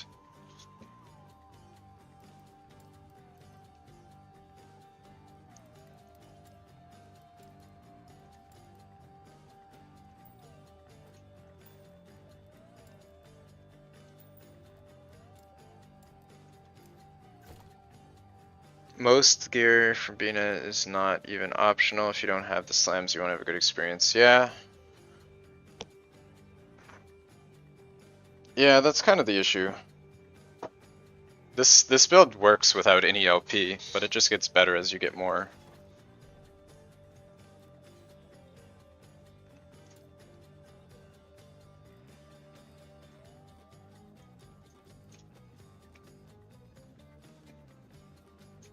Does your freeze thing work on the shade though? Like, can I just spec into snap freeze and perma freeze shade? Is that a viable option?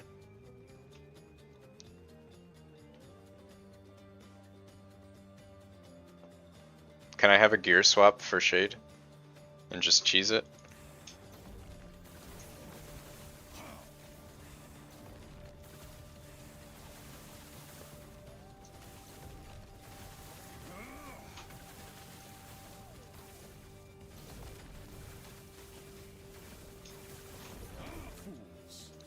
I mean, I could throw some gear on. If it would let me just cheese the shade, then I don't think that's a bad option. It's kind of lame. You prefer my build version? Hmm. How does it play differently in like regular monoliths? I'm just wondering for like the DOT, like how does bossing and mapping compare?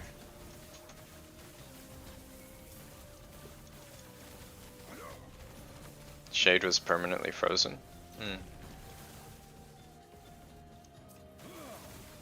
Yeah, I had a guy saying that you could just throw in the freeze amulet and then perma-freeze Shade. Which sounds pretty good if that does actually work.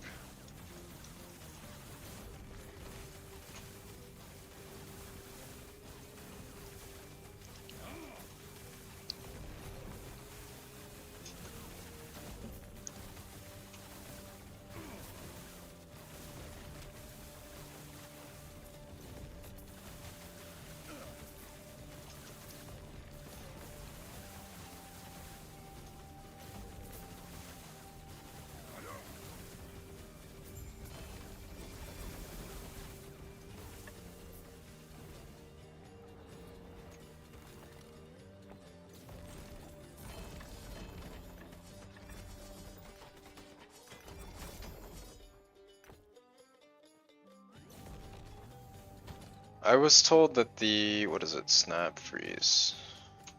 I think this thing? This thing was enough to cap your freeze for Shade. You can freeze Jura to skip the teleport. I can just face tank the teleport though. I don't need to freeze Jura.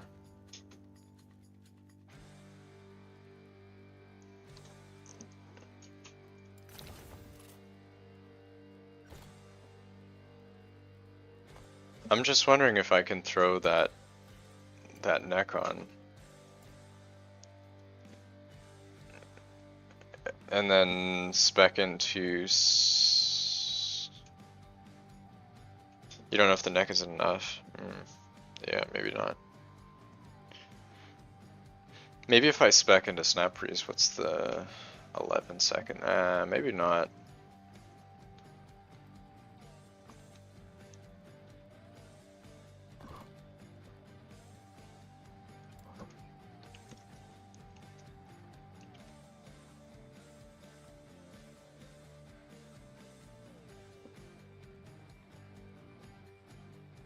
Freeze duration. Yeah, I don't know.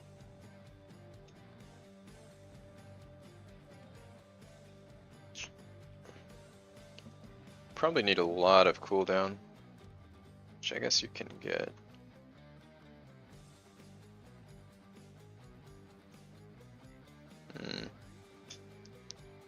Yeah, I don't know. Maybe. I don't really understand exactly how the freeze works, but I think with the default spec, mine doesn't freeze the Shade at all.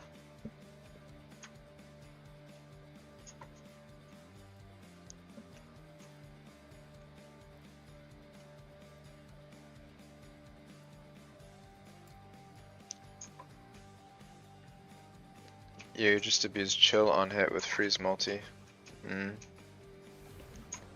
Yeah, maybe that is the way to go.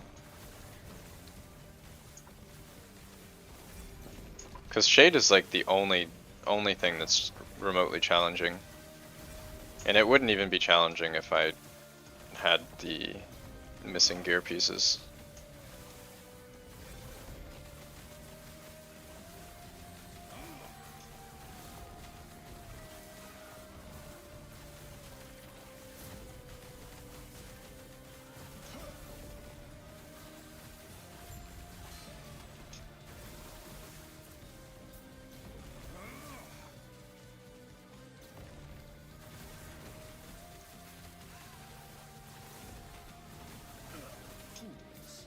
Shade is only, yeah, I mean I could dodge most of the stuff if I could see.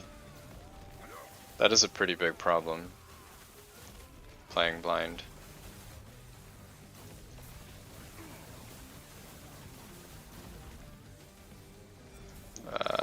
Whoa, what is going on? It's weird like lag.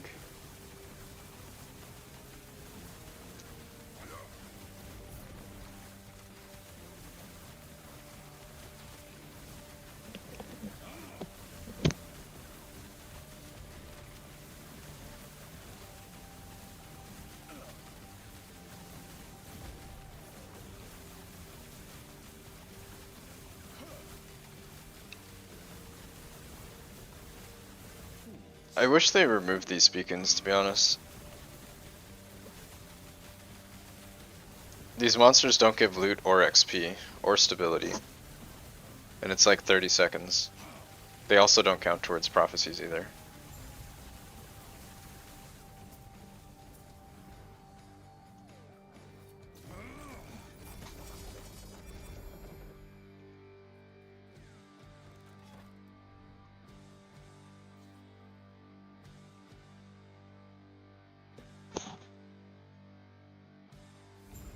They give favor?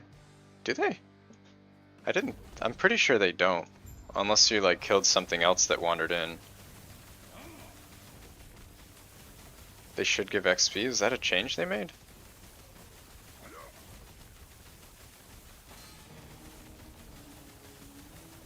You cleared the whole... When did they change that? Because I looked a few days ago and I don't think that was happening.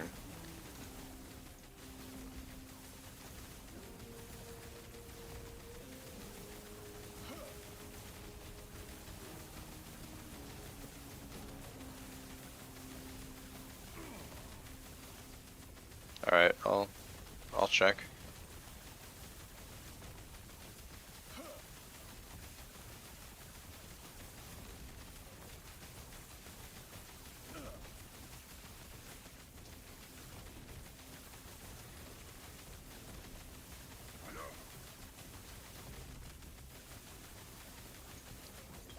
Oh, what the hell? The DOT was hitting me from halfway behind it. Which monolith? This is Reign of Dragons. So it drops Twisted Heart. This thing.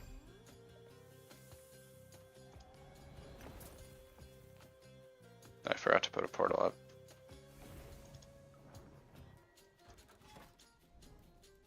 Do I have any beacons? No, I don't. Alright, let's just run this. Hopefully we don't get the screen wide AoE shade thing.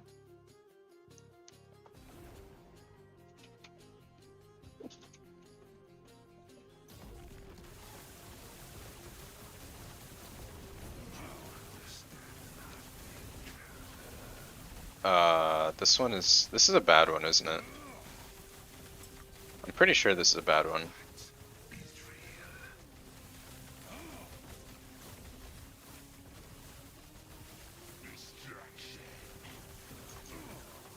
Nope. That one's like crazy. Do you know if rejoining the same area gives you the same shade every time? Or does it re-roll it? Out of all the Frostclaw builds, only followed mine. Definitely better in pushing than Plasma. Yeah, Plasma looks really, really hard. Same shade every time. But yeah, I'm glad to hear you're enjoying it. It's definitely my favorite build too. 4th day in the game, decided to play as Merchant Guild. Today's... oh no. That's really unfortunate. I'm sorry to hear that. That's a really unlucky start for you. It's the same. It's the same one, isn't it?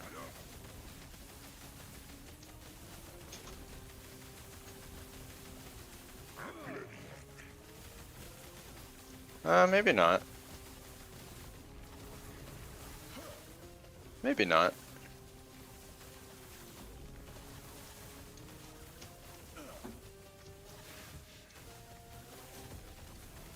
This one's pretty rough too, though. There's a lot of ground effects. Oh. What was that? Physical. Yeah, I just don't have the armor. I need to fix my build, but I don't have the exalts to slam, so can't really do much. Kind of in a pretty bad spot right now. I need static shell, but I can't run it. Actually, maybe I can. Maybe I can. Even if I run Static Shell, it doesn't help me with damage over time because I'm missing the gloves. Unless I can run this. Let's try run that. And then we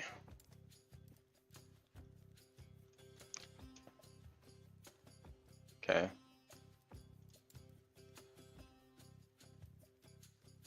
What do we have?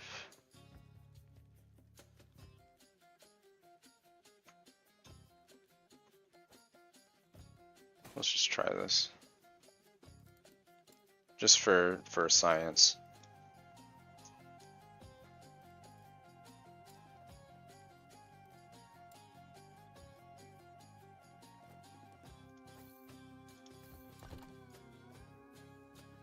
This is really rough though. I don't know.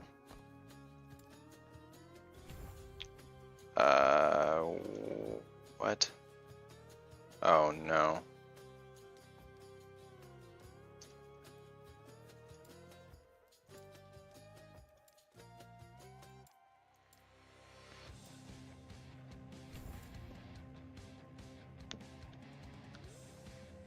More uniques drop than can fit, yeah. That's basically what happens. That's not very good.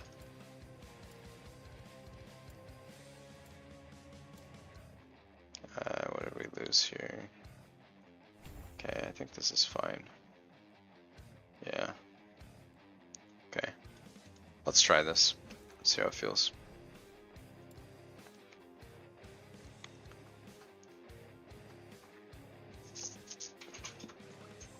Alright, so what we changed, we swapped in Static Shell. I have a slam for this, but I can deal with that later. This completely tanks my damage though, really badly. But I will have a lot of armor. We'll see.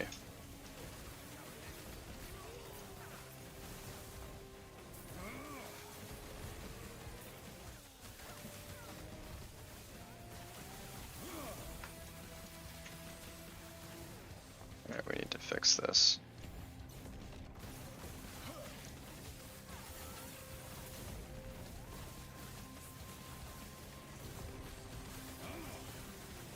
Oh, my mana.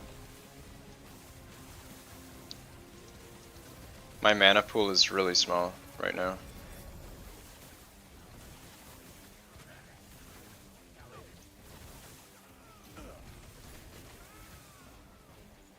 It feels tanky though. This is monster damage too on this.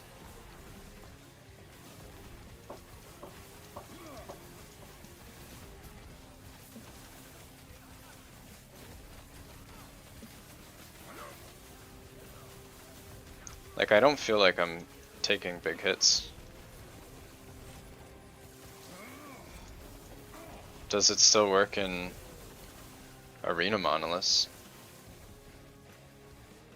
I'm pretty sure it still works, yeah.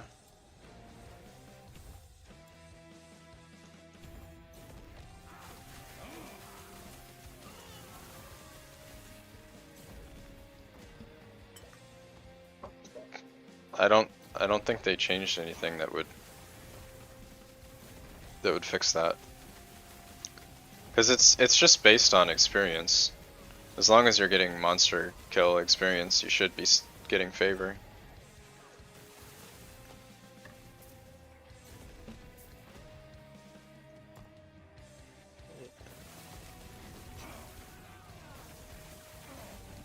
Yeah, this kills my damage like a lot. But I think I'm tankier.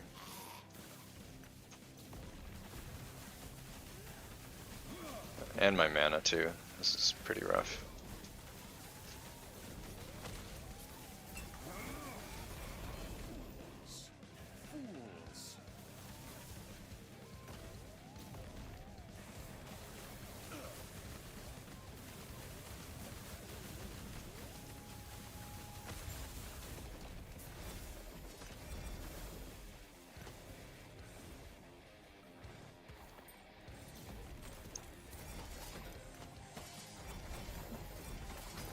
I lose a bunch of cast speed. I mean, these gloves only have 7 int though. It's missing quite a lot. Gain a lot of armor. I could slam int on this chest though, that would make a huge difference. Another 24 int. And I could also slam Omnis. Omnis is not optimal though. Like this is not what you want. Wait, hold on. What? What is going on here? I thought they fixed the UI bug. What was that? Shrine buff? Oh, did I have shrine buff? Oh, maybe you're right. I didn't notice. What corruption do you think will yield the most? The higher you go, the more you'll get.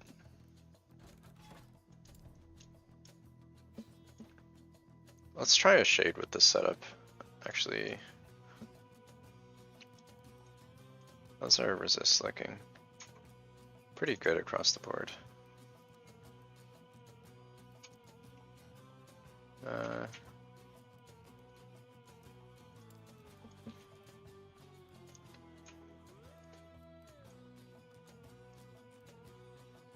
It's 25, I can deal with that.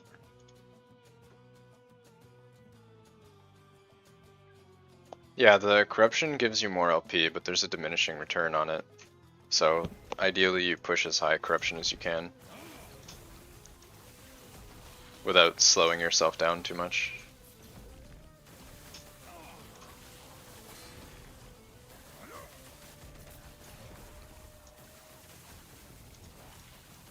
Yeah, if you clear lower corruption faster, it could be better.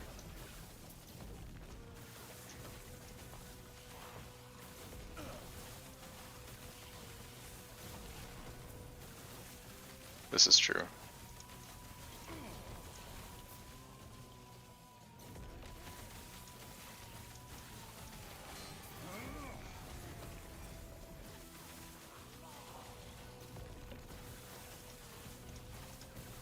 I don't know. I think I need another... I don't think this is a viable setup with the mana. Without Static Shell, I think you really need plus levels of Frostclaw.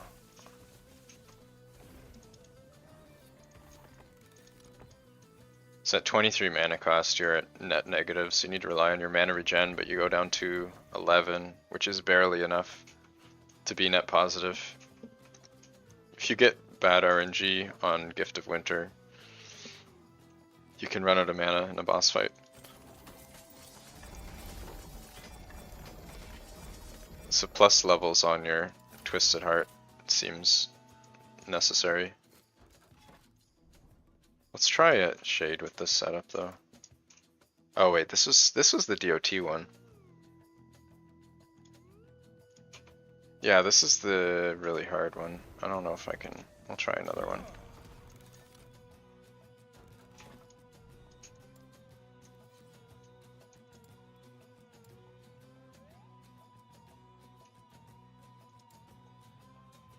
I guess we'll try it. Why not?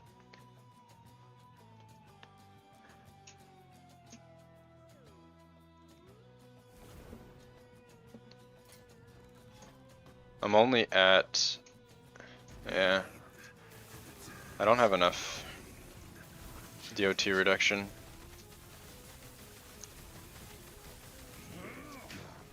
I thought I might be able to tank that. Yeah, that's not even enough.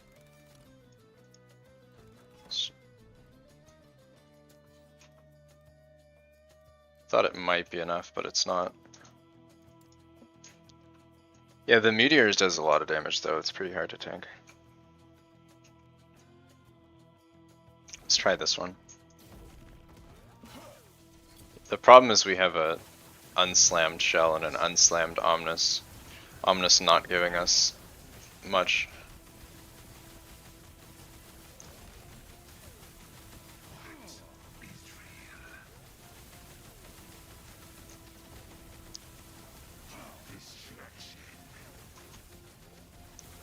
Oh, actually, you can avoid those things. They don't cover the whole screen.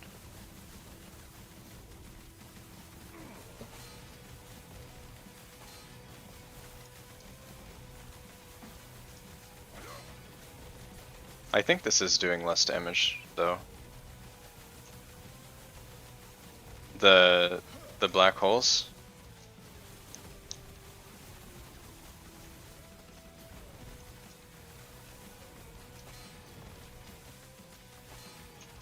Rip my mana.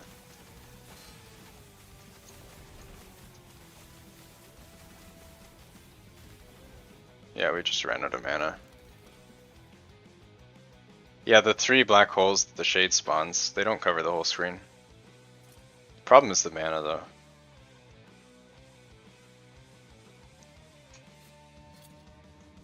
With this setup, I have 23 mana cost, but then I only have 11 mana regen, so it's pretty hard to deal with. I really need levels on my Relic if I want to use Static Shell, because I need more points into celerity. Direct center is safe. Oh, I didn't realize center was safe. I guess I was always off to the side before.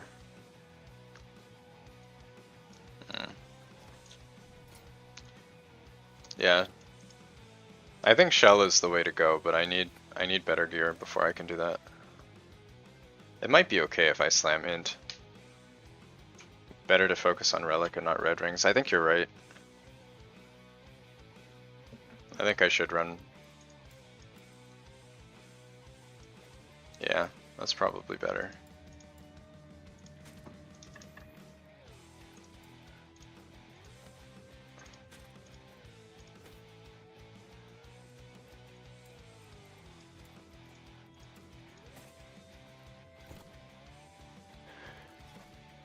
I think I'm gonna go grab some relics, actually. Yeah, that's true. Which one is the best use of the build? You're pretty restricted. You're pretty restricted on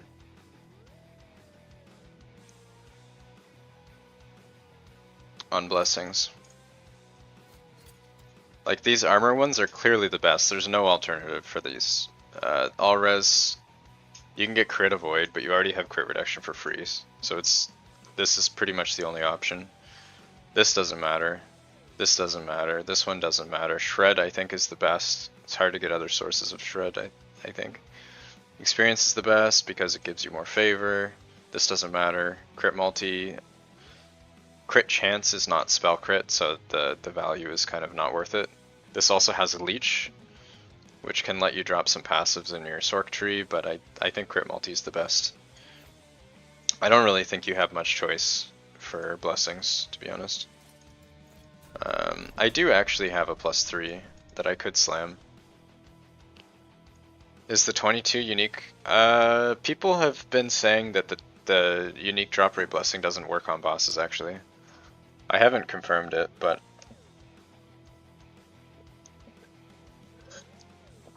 at least that's the consensus. Probably needs testing, though.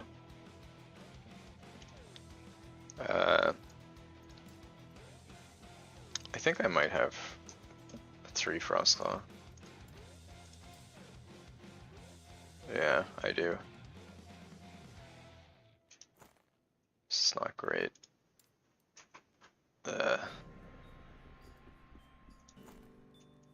I could try and slam these. You've been trolling yourself? Yeah, I think you probably have been.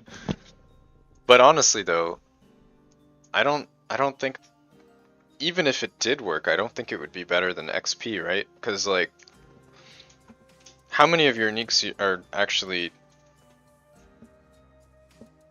from bosses? It feels like it's not super important. Like, look how many LP hearts we have.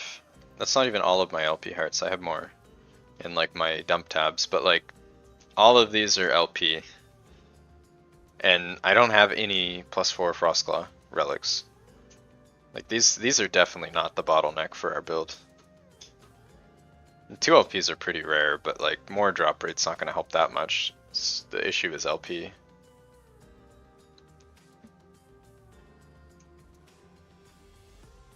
I don't know. Just feel like experience is more important. You get, if you want to use it for exalts, you can do that. If you want to use it for whatever, doesn't really matter. I'm gonna just try and see if we can get this onto one of our relics, at least to move our build forward, so we don't have to use Omnis. So this is terrible. Then I can switch to Shell, I guess, maybe. Losing 16 int is extremely painful though.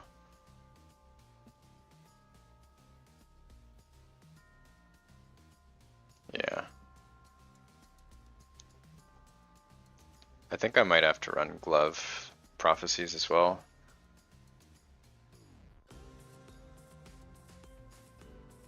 Yeah.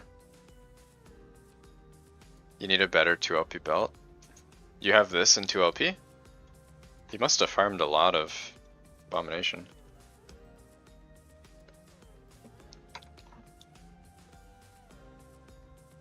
So we have these in 2 as well, but I don't know if I'm gonna bother with that. You bricked it? Oh. That's pretty sad. Let's grab some.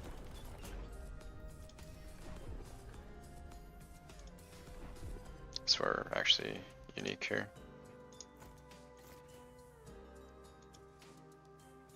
CDR cleanse. That's not great. You get a free cleanse on your Frostclaw. Relics.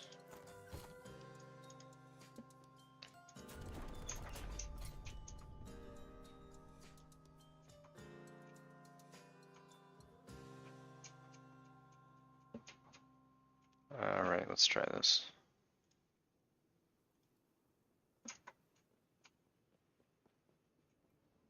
Yeah, that's true. That would have been really good if you got that.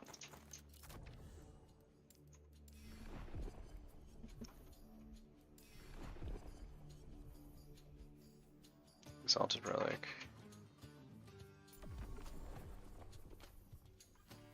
Arena now.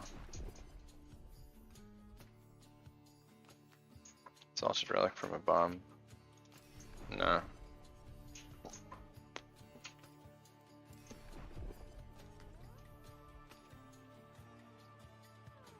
The nuts.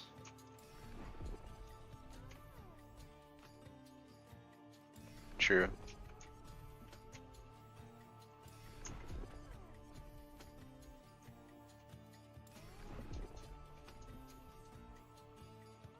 Void Horror, rip.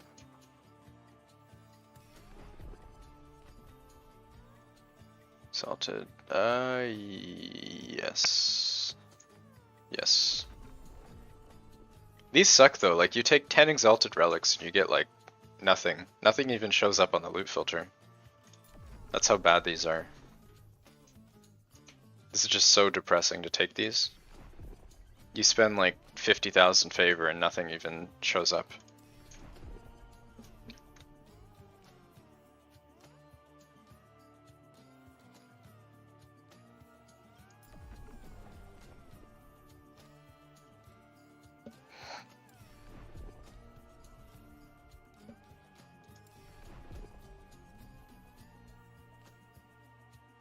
Just feel so bad crapping them. At least they're not too hard to roll. This region is definitely the easiest.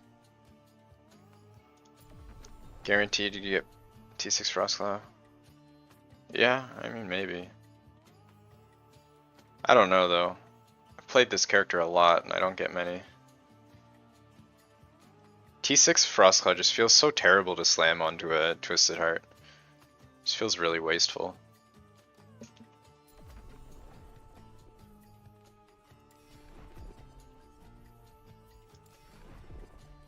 But I also have so many Twisted Hearts at this point that it doesn't really matter. I don't care that much.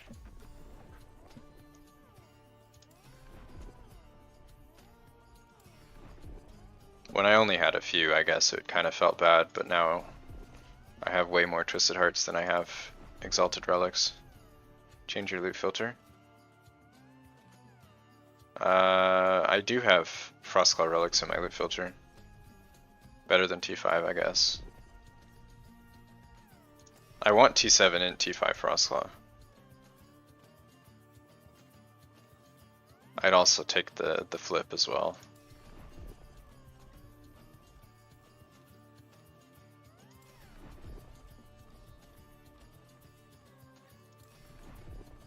You found your first 2LP yesterday? Mine might have been yesterday as well. I don't remember. Yesterday or the day before? Gratzo, that's awesome. Do you already have your slam ready or no? The sound drop like in PoE, yeah. I do prefer the being able to change them.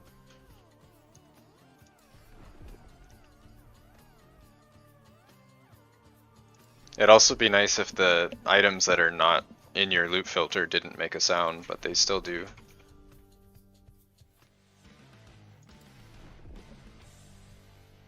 You got T7. Yeah. Yeah, the relics are just so difficult.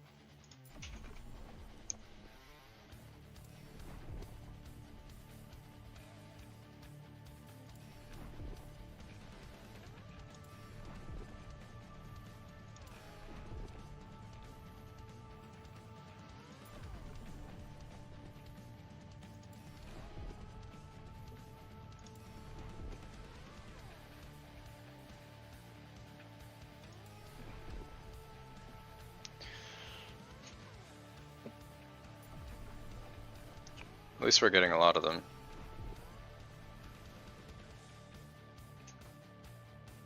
Check the vendor. I'll never remember to do that. Even if I want to, I'll just forget every time.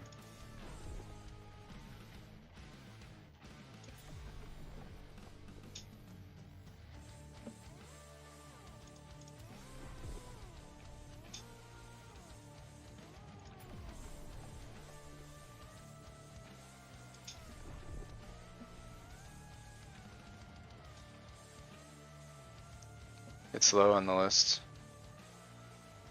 Wait, what was low on the list? Exalteds?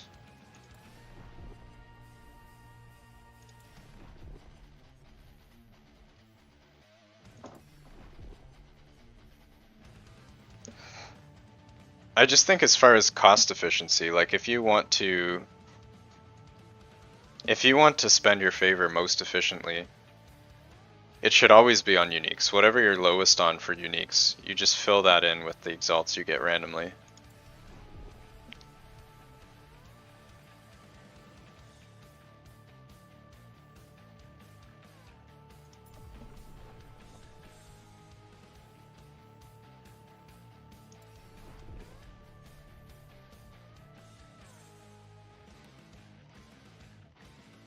You'd have to get Frostclaw or plus cast speed.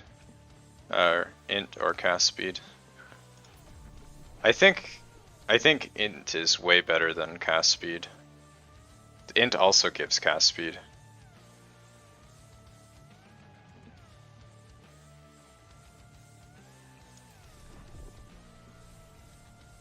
Int is cast speed, crit, ward retention, percent damage, whatever else I forget.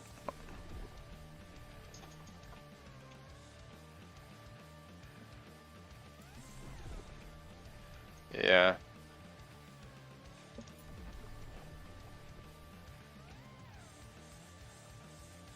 T7, claw, crit, Twisted Heart. It's pretty bis.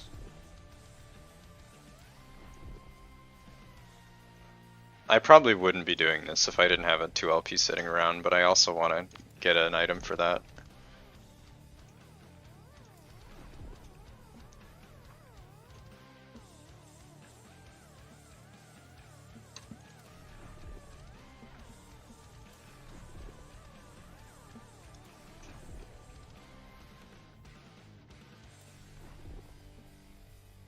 I'm not sure still if I want to slam a T7 Int or T7 Frostclaw. It's kind of a tough choice. I'm kind of leaning towards T7 Int with T5 Frostclaw. Definitely easier to get. But also, I think it might be better. I think the extra 2 levels in Frostclaw might be unnecessary.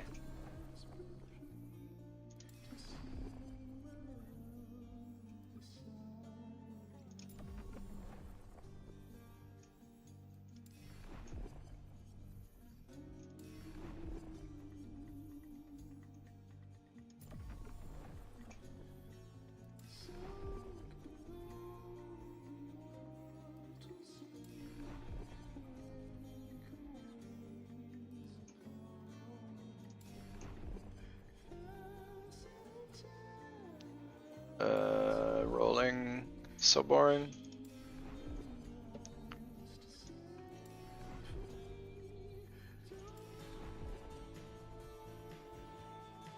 Give us like some sort of targeting. That's what we need. Affix targeting on our prophecies. Game, please.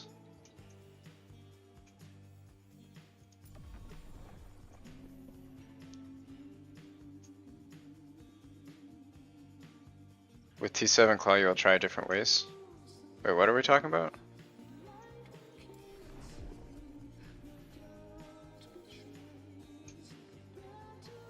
You mean making use of the extra points? Love your spreadsheet work, big thanks. Yeah, no problem. I'm glad to help. Always feel free to leave suggestions of like future ideas and stuff. Frozen Malice is nice. I don't really think so. It's like Frozen Malice is nice for speed clearing. Like if you're running low corruption, it just hits everything for you and you just zoom through the map. But if you're pushing high corruption, it doesn't really help you for the boss, which is the only part that's hard. So I don't really think it's worth it. Like right now, my #1 priority is making boss fights more manageable.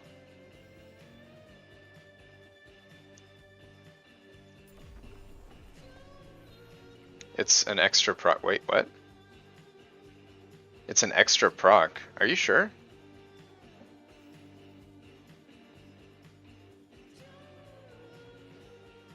Is it? Give us a prophecy for boss lootable? Yeah, I agree. Are you sure it's an extra proc? Can we confirm that? If it is, then I agree with you. But I was almost certain I tested it and it wasn't.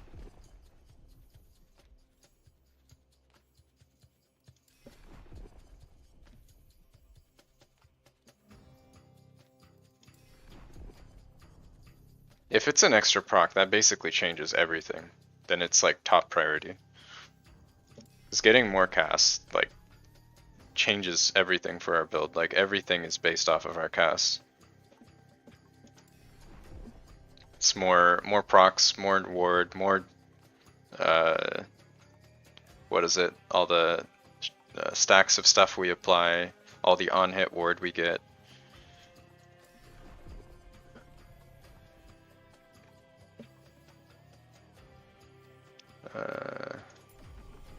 We must be almost full, right? Are we really not? Nope. The amount of favor you get at your corruption level is crazy. Yeah, it is. You do get a lot. That is definitely true. You put it now and it felt that way?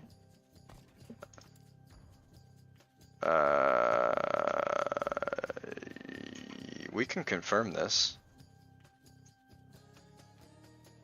I'm pretty sure that is not the case. But we can test it. I'm down to do that. The only problem is I can't deal with the mana right now. Alright, we're out of mana. I mean, favor. Okay. Alright, this is gonna screw up everything, but let's do some testing. So we're at what? 32, okay. 32, 29, 25. Okay, so let's quickly do some math, right? Let's go to our spreadsheet. So, where is our Frostclaw? Frostclaw, great. So, let's say we have 4. I have 4, and we have Frozen Malice, right? So, this is not correct, is it? My math is wrong. I'm confused. Mana spent, it should be 22. What is wrong about my math here? Oh. Oh, that's what's wrong.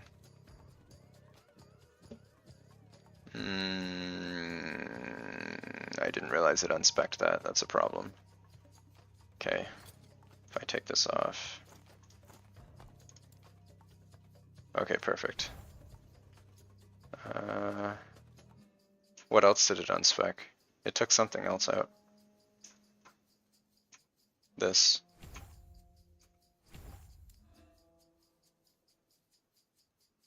Okay, let's not worry about right now. Everything in here is good.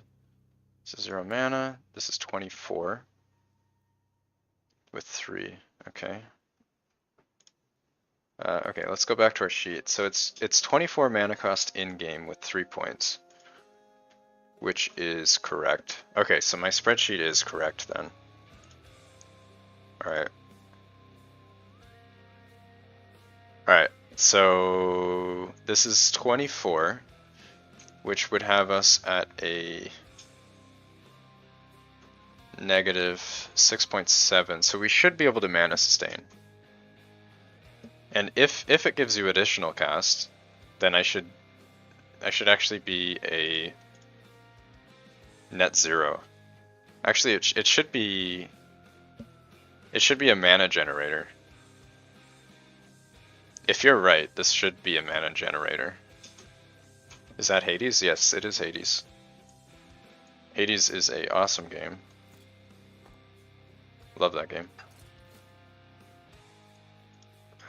Okay, so let's go to the arena real quick and test. I don't actually remember where it is, so I just use a key.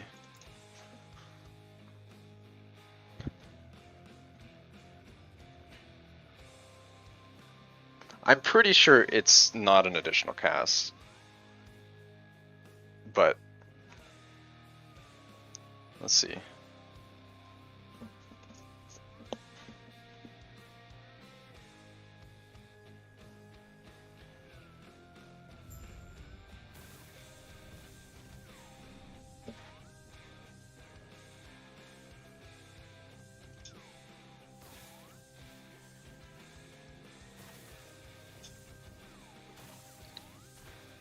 Does it not work on the dummy?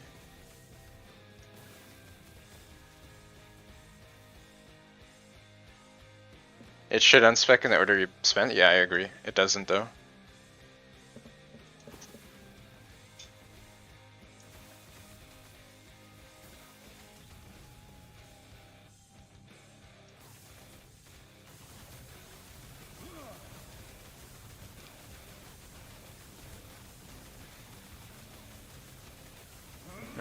I don't know, maybe.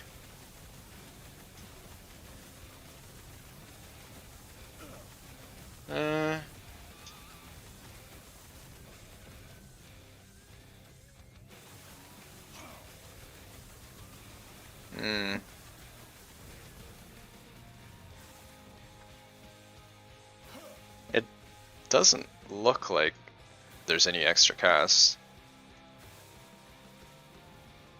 So you get the 1, the 2, the 3.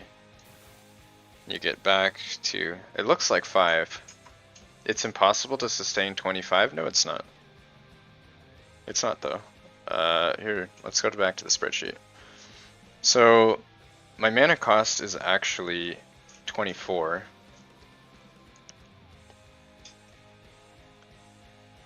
And if we say we're at 5 casts per second, this would only be a net mana loss of 2.2 per cast, so 11 per second. And our mana regen is higher than that. So this is sustainable. 25 might be hard because that's an extra. If we say we have 2, so this is 25.7. This would be 21. Let's see. What if I say 2.5? Yeah, so this is 25. This is 16 mana. This is possible with stacking. Go into a map? I mean, it's hard. It's hard to go into a map because I don't have Twisted Heart on. I can't go into my high corruption.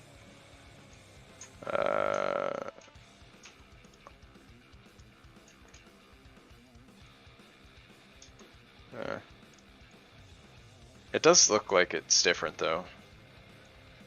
I'll try it. I might have like a mid-level corruption map we can try. Let's go here.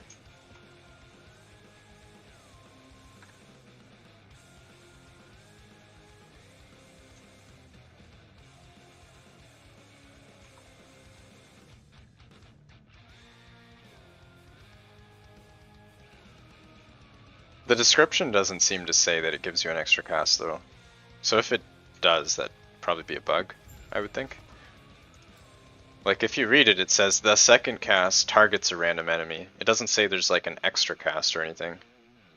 You felt it? I mean, I'll try it. It's only 100 corruption, but whatever. Let's try it. Oh, I'm still on the spreadsheet. Oops. Let's go to the game. Okay.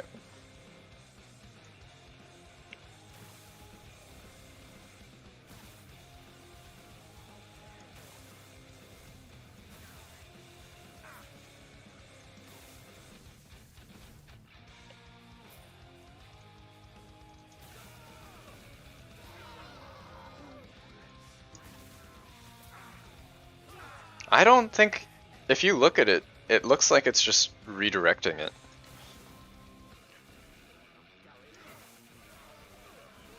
Like you can tell when it bounces back, it looks like it's bouncing back from where it redirected. If it was just an additional cast, it would go back to the exact same spot behind me. But it's not. Yeah, the first cast, maybe. No, you see it bounces back. Yeah, see it bounces back where it came, I think. I don't know. Actually, I'm not sure.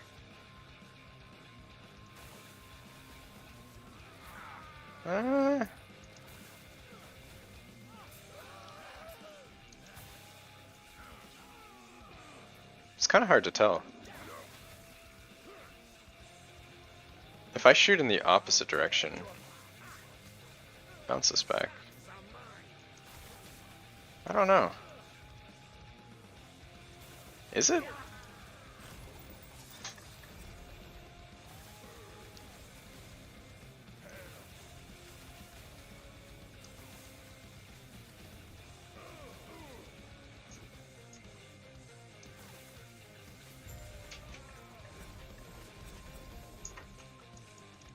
I don't know. I don't think it is. Is there any post on this somewhere? Let me search. Let's see.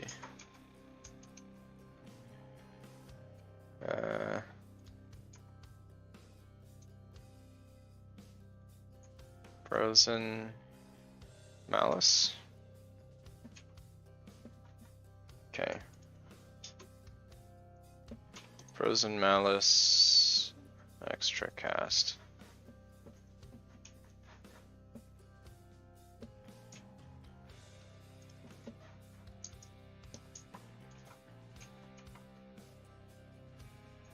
I don't know.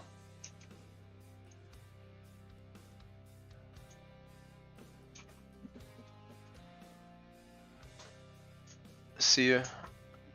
Oh, good night. I assume you're heading off to bed. Thanks for dropping by. Oh, wait, hold up. Unless I misunderstand what you're testing, could you use the ward as a tell? No, I don't. I don't have a leveling guide. I would suggest checking out Boardman's leveling guide for that, and then switching into mine later. It looks like the retarget doesn't work on the target dummies. Like we were in the arena area and it didn't bounce to the target dummies. Uh,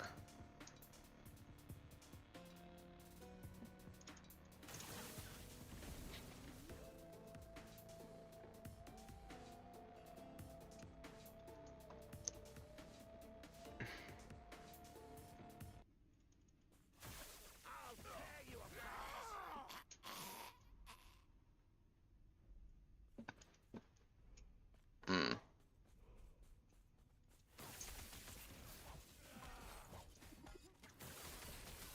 I don't think I'm getting extra cast.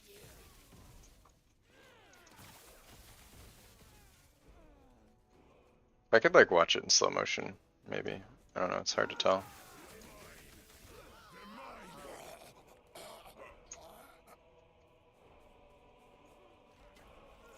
If I cast behind me. Yeah, you can tell it's not giving me extra cast, because if the enemy is behind me, you can see here they're behind me. If I cast forward, they all go back, right? So like the extra cast behind also goes behind, and the first cast also goes behind. If it was just an additional cast, it would also continue going forward. So it's definitely not giving you an extra cast, right?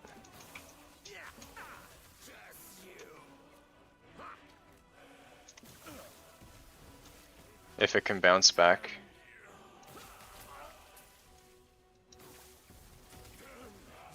All the casts, like if you, these three here, these all give you extra hits on single target. But this one, I don't think it does.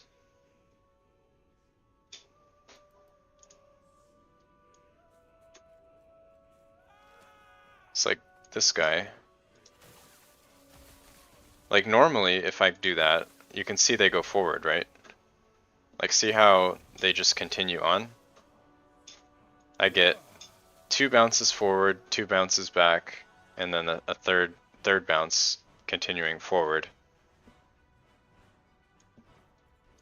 It's like an aim with front. I mean, it doesn't really matter though, because like for clearing maps, if you're running low corruption, I think this is great, because it'll just kill everything for you. But if you're running high corruption, it doesn't really matter, because you have to like actually aim at the stuff. Like you're not just gonna like accidentally kill a bunch of things. So everything's extremely tanky, and then for the boss, it doesn't matter. Yeah, but it's not actually useful though. I don't think this is helpful. You can.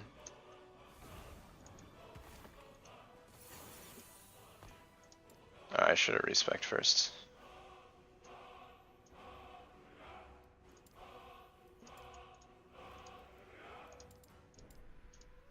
Oops. Rip me. Alright.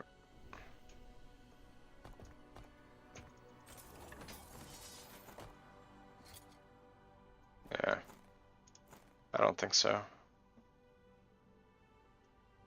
I mean, you can like work around it and make it work, but you could also just not use it. The +3 mana is like really, really rough for your sustain. You have to, it basically forces you to take +4.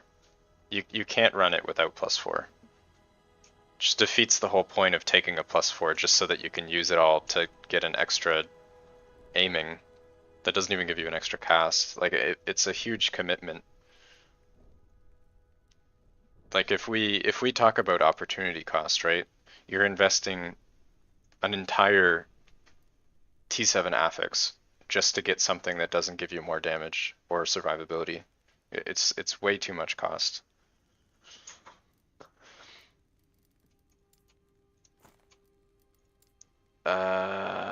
Let's do a Jolra. Try and slam a +3, I guess. Or actually, let's do that. And I might drop a +4 on the way, so we can hope for that, I guess. If we get the +4, we can slam that. If not, we'll just slam 3.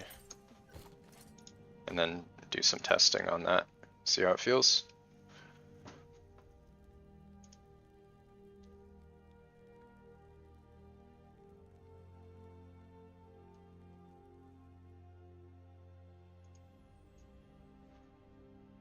We have a bunch of prophecies proccing in Temp Sanctum, so maybe we'll get lucky.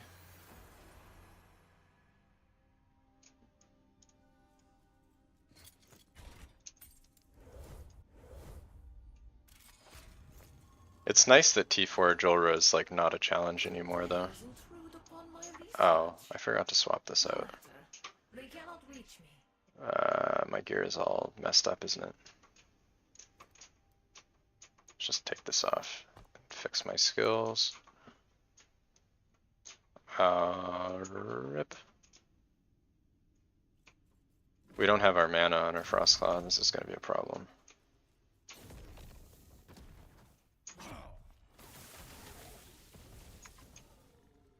Hopefully we get some level ups before the boss. Otherwise we're going to have an issue.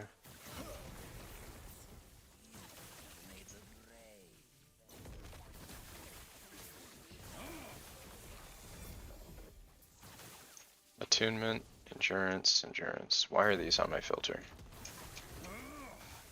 You're still streaming. Yeah, we're still going.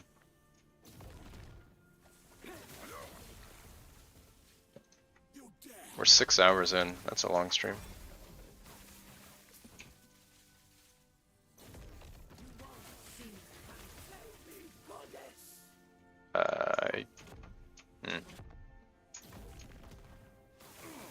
Yeah, you can see how bad it is without Gift of Winter. It's extremely important.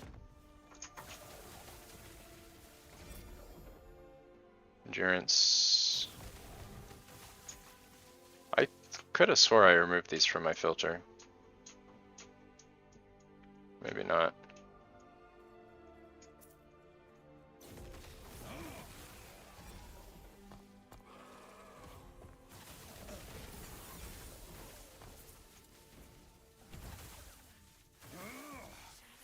Flame Rush. I guess we'll take a Flame Rush.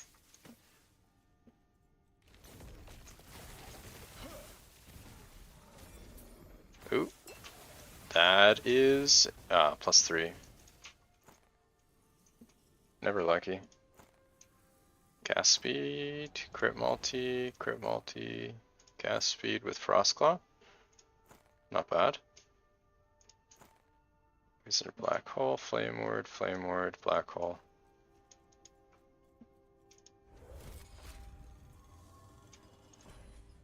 No T7 Frostclaws though.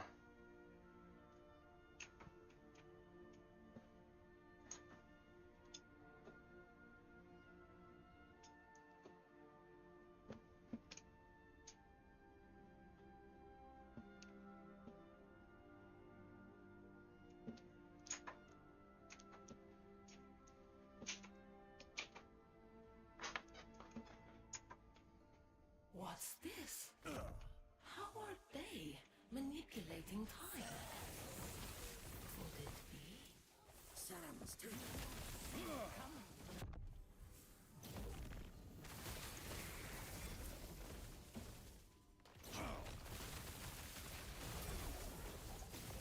Fools. Fools.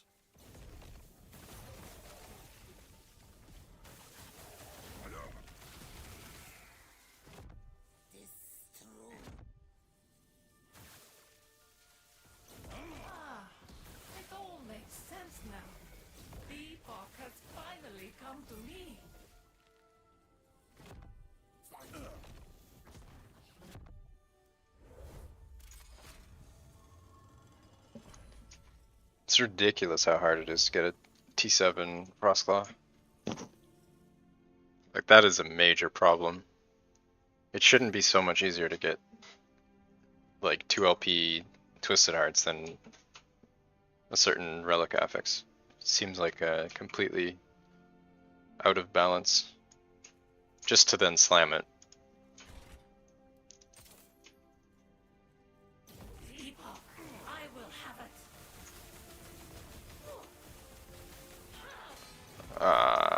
This is annoying. The future cannot be denied. I don't have mana because my build is messed up right now.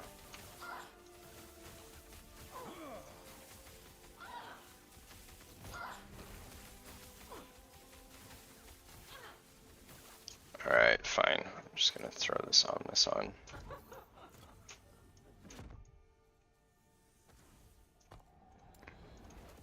There we go. We'll just do that. Escape is impossible.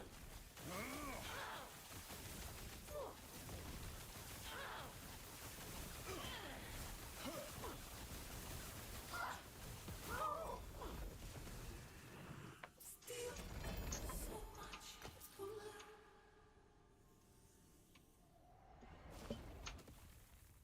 This is a double. No.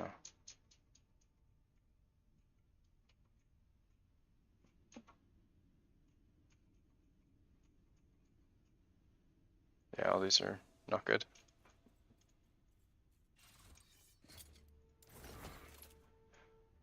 Okay, we got a T3. This goes up to 80.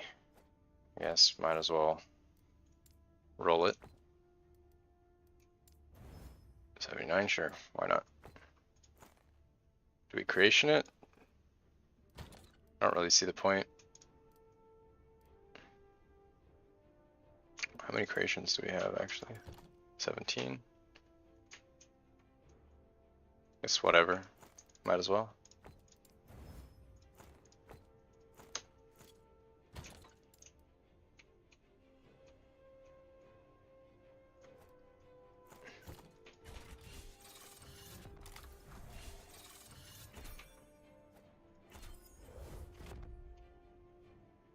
Oh. See, all it took was a 3. Brick all R4s, get your first 3. Easy game. Alright, well. Feels bad.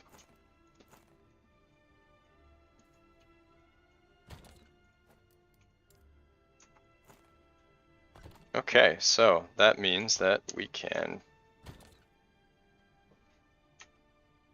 How many attempts it took you to hit the 4?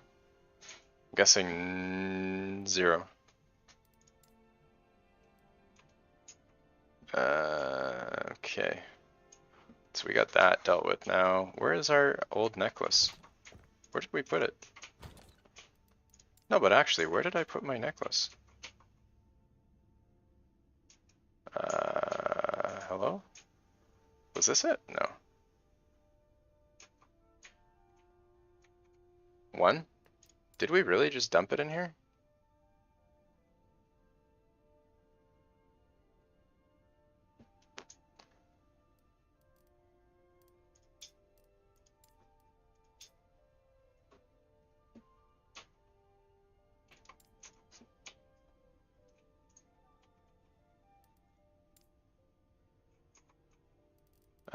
Where is my amulet?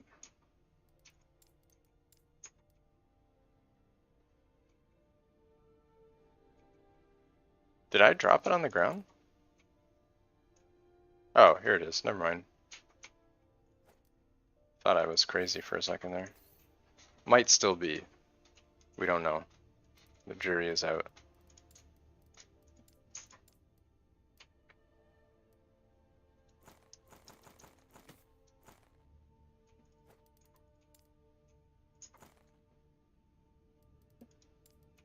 Alright, let's do a bit of work here.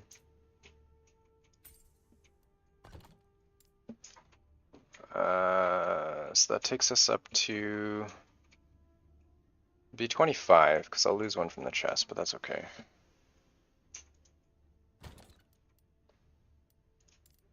So now We need to try and slam chest with int.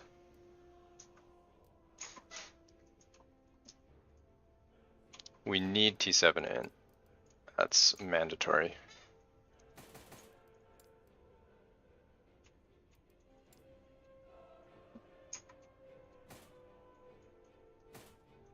Yeah, fair. Fair enough.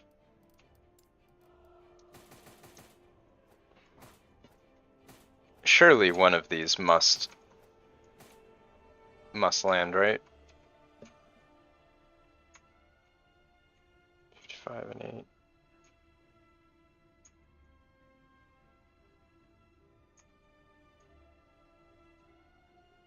This is the best one. The odds is actually 1 in 6 for landing double prefix.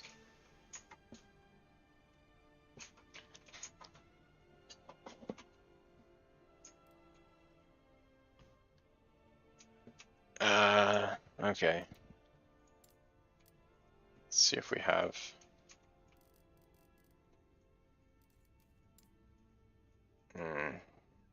This is int with shatter. That's a T5 though. Yeah.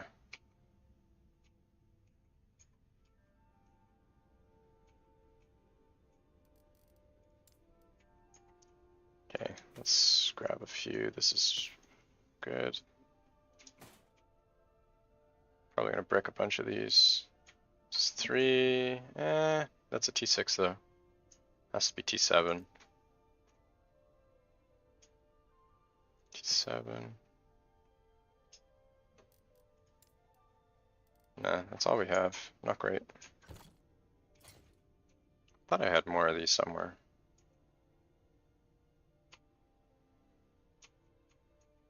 Alright, let's see what we have for affixes. So let's check. Suffixes has some armor and stuff, which is really good. I think this might actually be S tier. Now that I think of it. Int is clearly mandatory, but I think armor could be viable too.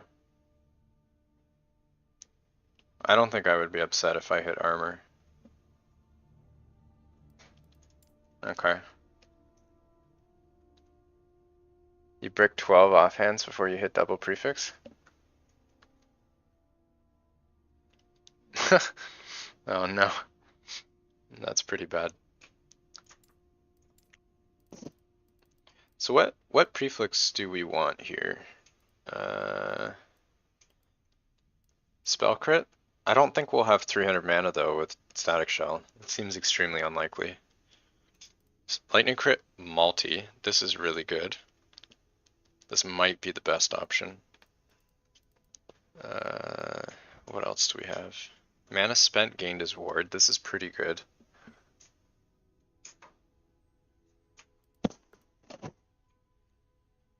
I'm kind of thinking mana spent gained as ward.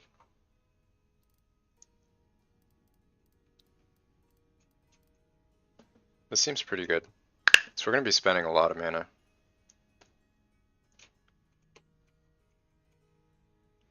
The lightning crit multi is nice. We get more damage, but I don't think damage is our issue. We want to stay alive. So probably mana spent gained as ward. Then I think I might try and seal the lightning res and then craft armor onto it. I need to re-roll this as well. What do you guys think? Mana spent gained as ward or lightning multi?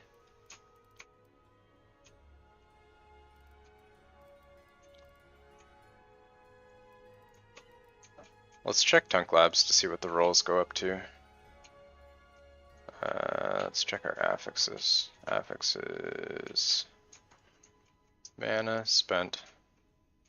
Mana spent gained as ward. T5 on a body armor goes up to 75%. Okay, that's pretty good. And what about lightning? Lightning crit? Lightning crit multi T5 goes up to 43. That's not bad either. That's a lot of crit multi. That's like a 10% more damage for me, basically. They're both pretty good. If you hit int and armor reduced, then have armor reduced on gloves, you could put, yeah, you're right. I could drop the,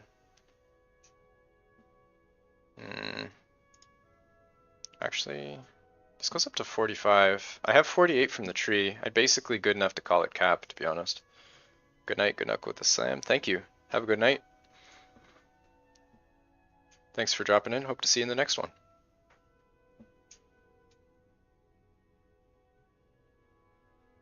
I do hope I have good luck with the slam, though.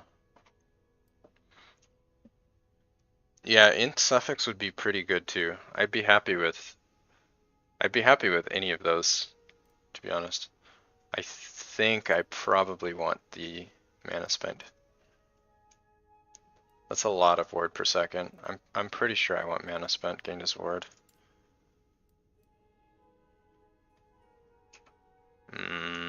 That's a tough one. Whatever, let's try it. Oh no, I don't have. Oh, I don't have the shit. How do I not have this?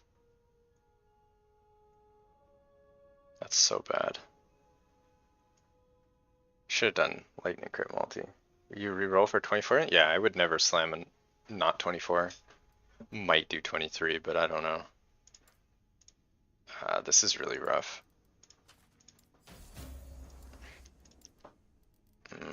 Okay, I think we want flat armor, right?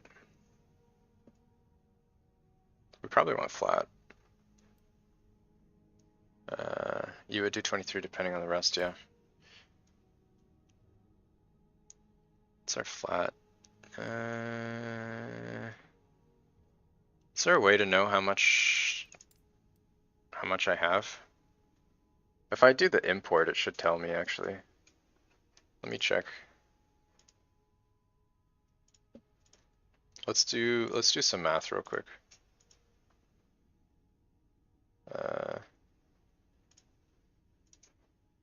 Okay. Is this up to date? Import.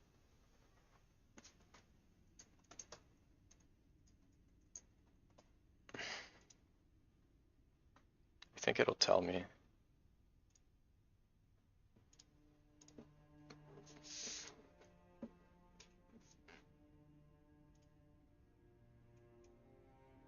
Okay.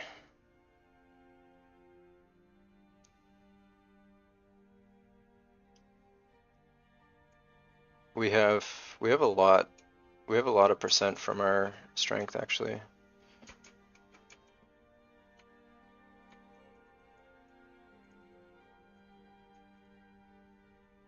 Good night, Cancer. Can't get it back. Yeah, have a good night. Hope to see you in the Discord. Continue theory crafting this build. Make it the best. Take care.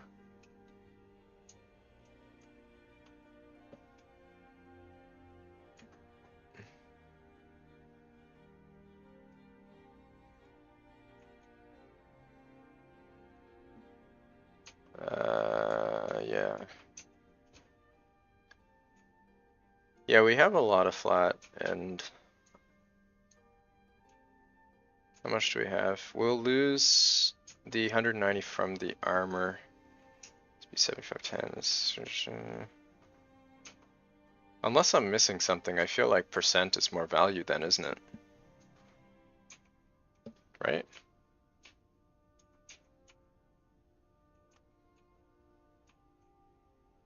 Yeah, because we already have like 500 from the blessing and belt alone. So flat, we get a lot of flat from our idols too. I feel like percent has to be better value. Armor and ward is nice. What am I looking at?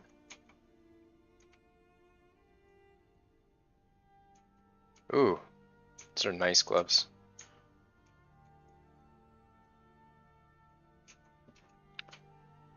I'm pretty sure percent would be better for me at this point. Let's go for that.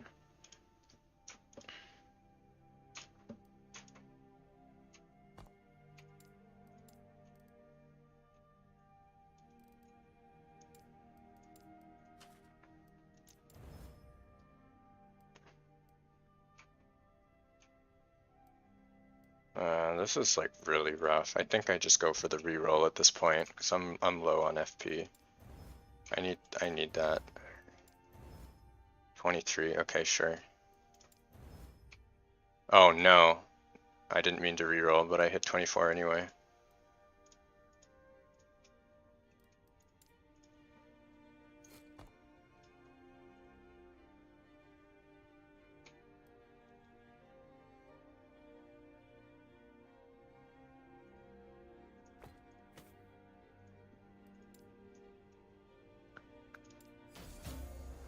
Okay, that's pretty good. Wait, T2 goes up? Hold on a minute.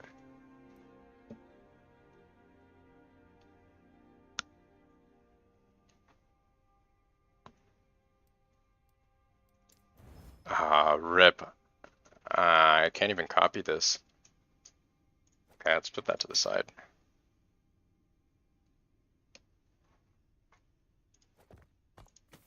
This is actually extremely close to being best in slot already. We have double armor with Int. Just hopefully we don't waste all our FP here. Ah, shit. Okay.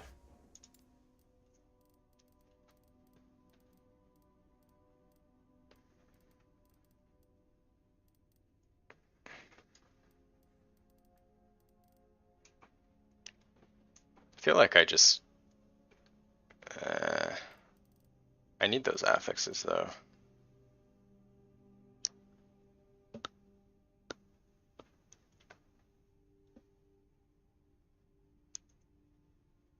Yeah, missing T2 is like really, really rough.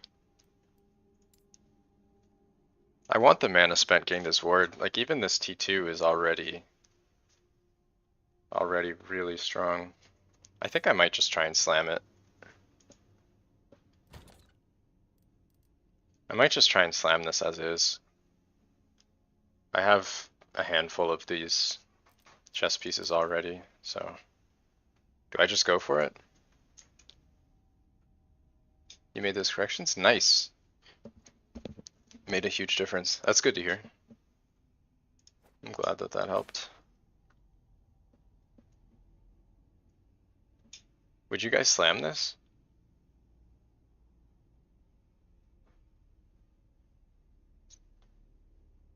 I mean, if I don't hit the int, it's basically dead anyway. And I think I can probably farm more of these static shells. I'm not too worried about that. Feel like we just go for it.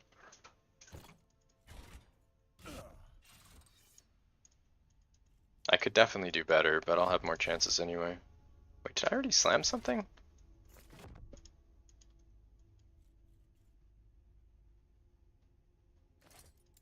What did I slam here? I don't remember slamming something.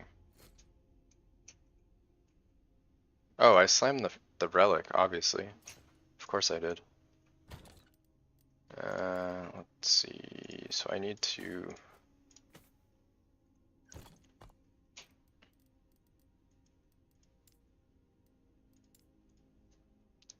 affix.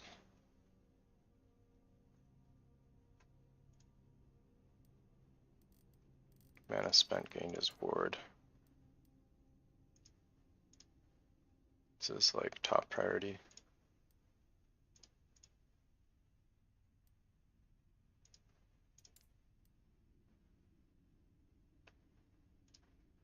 Yeah, I think anything with this is like #1 priority. I might actually already have some, now that I think of it. Mana spent, gained. Oh, right, of course.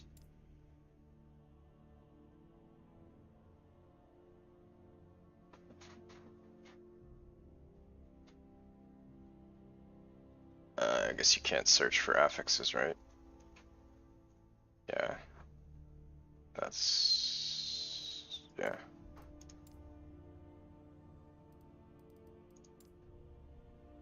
Ooh. Mirror the int chest? Yeah, I might do that.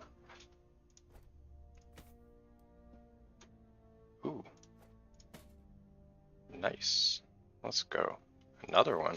It's a good thing I pick up all this crap.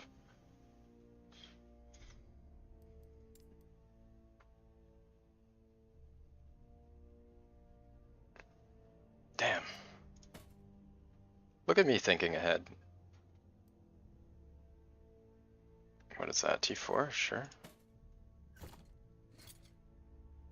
Planning for the future.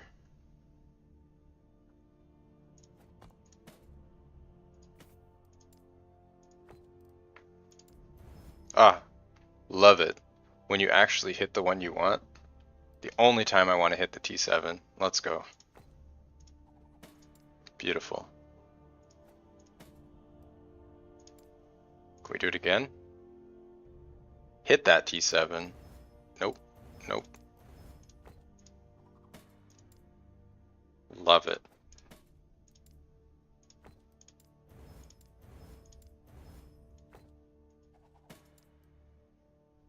This one's actually good. I don't know if I want to waste that. This one is not. We will get rid of this. Easy T7.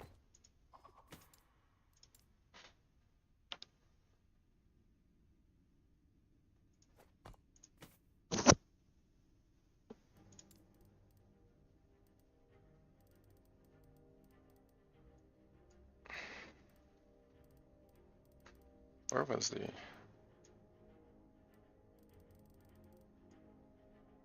I blind?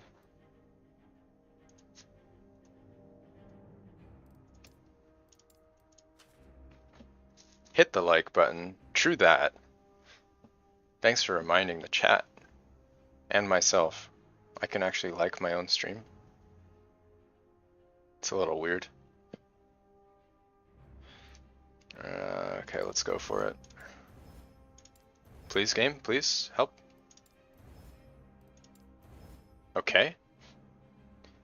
Bottom roll. Oh no, that is unfortunate. That's really awkward. I should have checked if I could use a glyph of order. This is poor crafting by me. Do I try and reroll that? I don't know. Let's see what else we have. What was this? This was not great. These, I could seal one of those, but it still wouldn't be as good as either of my other ones. This one's 24. It's probably pretty good. I kind of want to go for the roll, but I could also make the armor better. Then if I hit the prefix, I'd be pretty sad. If I roll, I could just brick it, and I don't have any extra ones, so I don't know if I'm going to bother trying to roll it. I think we just up the percent. This one to 24. This one to 18. I could lose all my FP either way.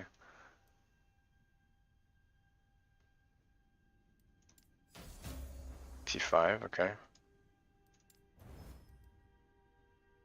Alright. That's not bad. That's a pretty nice chest. Both of these are not bad. This could be a lot better, but we'll take it.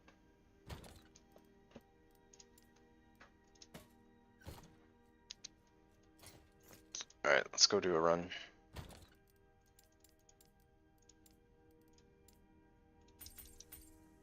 Let's try and hit our 1 and 6.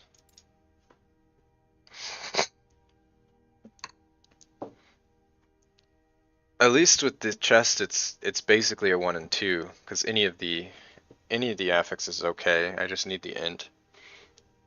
Int plus anything is really good.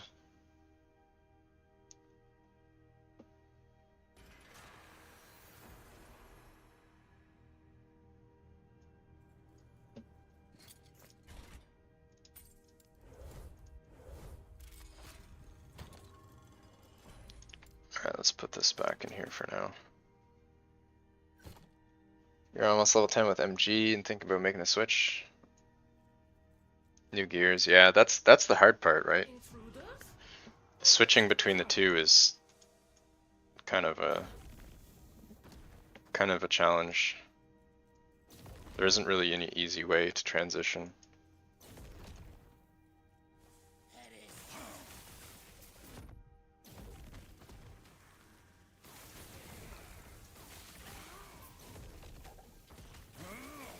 Fools. Fools.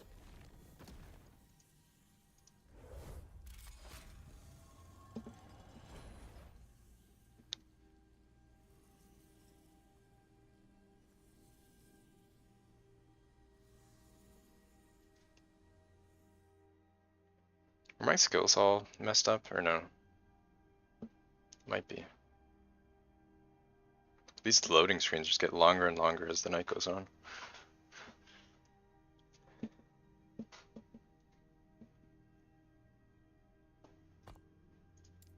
Alright, so we need this. This is all good. This is messed up. I think everything else is acceptable. So yeah, I think we're good. Such power. There is only one explanation.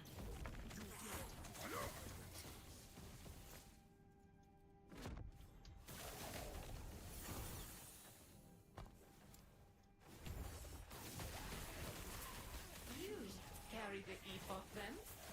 A fool like you has no use for it.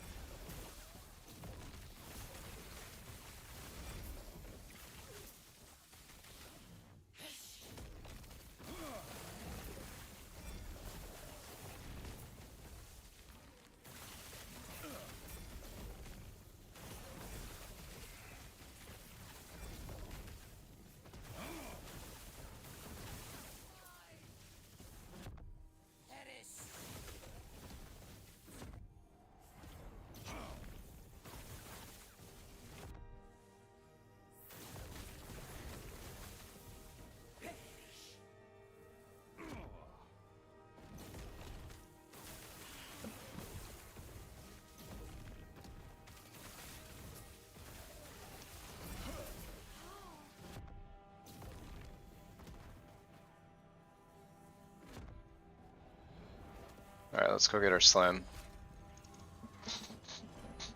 Let's go get welcome to the Space Jam.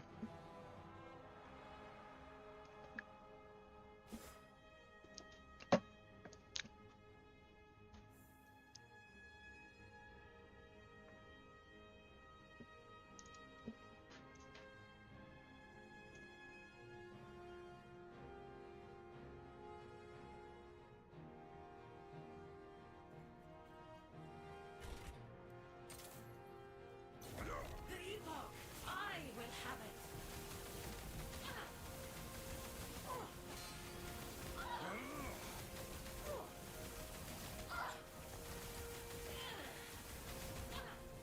Oh, what? What was that? Just threw me off the map for a second. You must construct additional pylons. Yeah, exactly.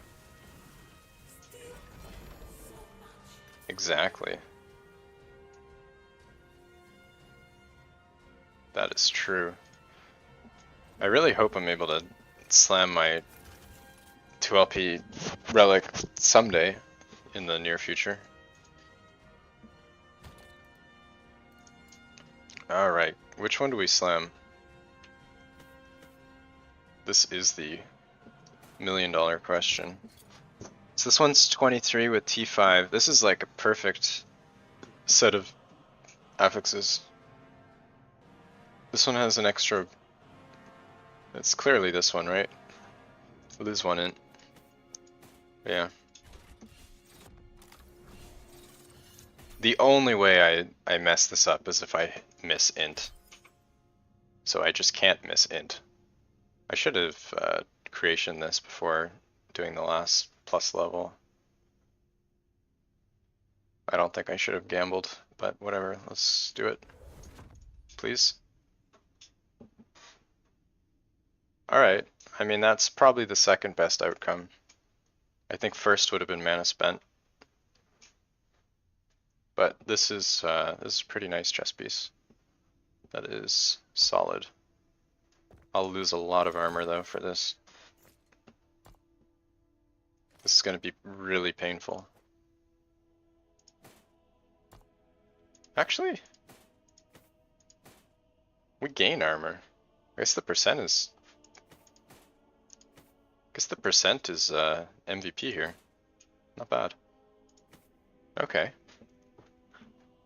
It's a good start.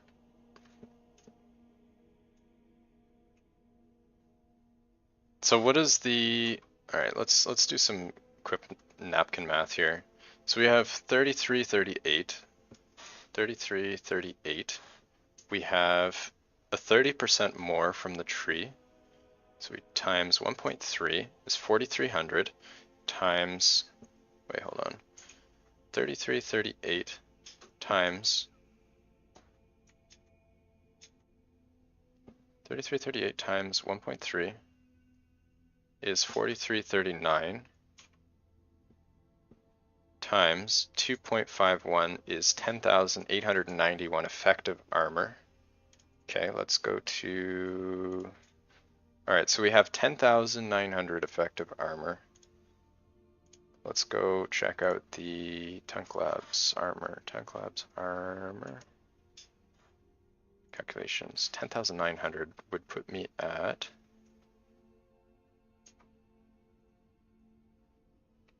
here. So 78. So this takes me to 78 and 55.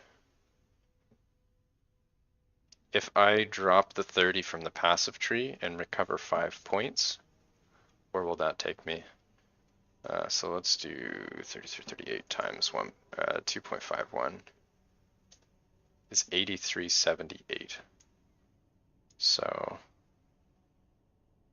8378 would be 74. 74 and 52. 78. 55. Is this worth?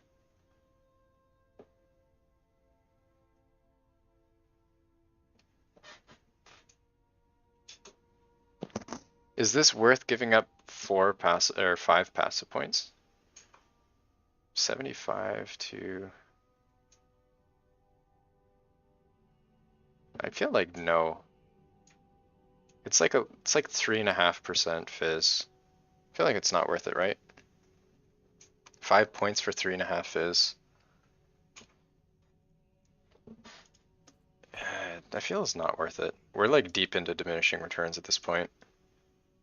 So to get uptime, you'd be trading 1.3 armor for more damage. Yes, more damage, more cast speed, more whatever, right? Like, this is basically 5 points if you want uptime, because their only way to proc it is Flame Rush, which has a 2.5 second cooldown. So I had to take 5 points, otherwise I might not have it up. So if you think about it that way, it's 3.5 points for... it's 3.5 points for 5 passives. You're basically getting like 0.8, not even 0.8. 0.7 DR. 0.7 DR per passive point. And like here you're taking... But also armor is a little bit higher value because it's like one single thing, so I think the multiplier is better. But still, like, this is health and DR. The health gives you more from the conversion on Twisted Heart. Like, this is pretty low value, honestly. I think I can do better than that with putting my points elsewhere. And then in order to take this, I also had to screw up my other abilities and all that other stuff. I can probably take cast speed here, it's 3 per point. Then take, yeah, I think I can switch back. I gave up some leech here, but I don't think I needed this. The beacon thing, you're tracking the whole time you gain 5, but you didn't gain favor.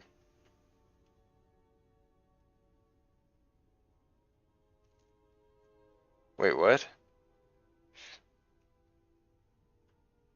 I don't understand. You gained 5k favor, but you didn't gain favor?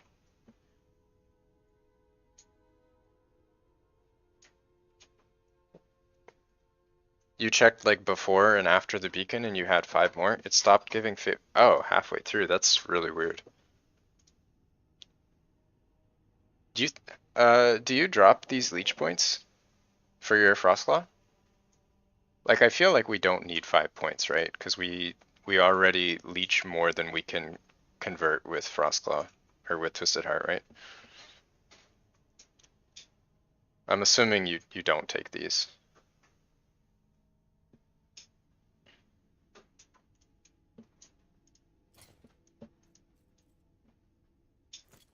All right, let's go do some respecking. Your build is pretty cookie cutter. Oh, yeah, fair enough. I'm trying to cut the cookie a little bit different. I still have the browser open. You guys need to remind me when I forget to switch to the game because I'll never remember myself. This is a collaborative stream. This requires teamwork. Not a professional streamer. Hello, traveler. Alright. So I'm thinking I drop these now. You tried Gambler's Neck? What is Gambler's Neck? I don't remember what you're referring to. Don't be? What am I don't be? Don't be a professional streamer? For 500% crit. What is the name of the neck that you're referring to?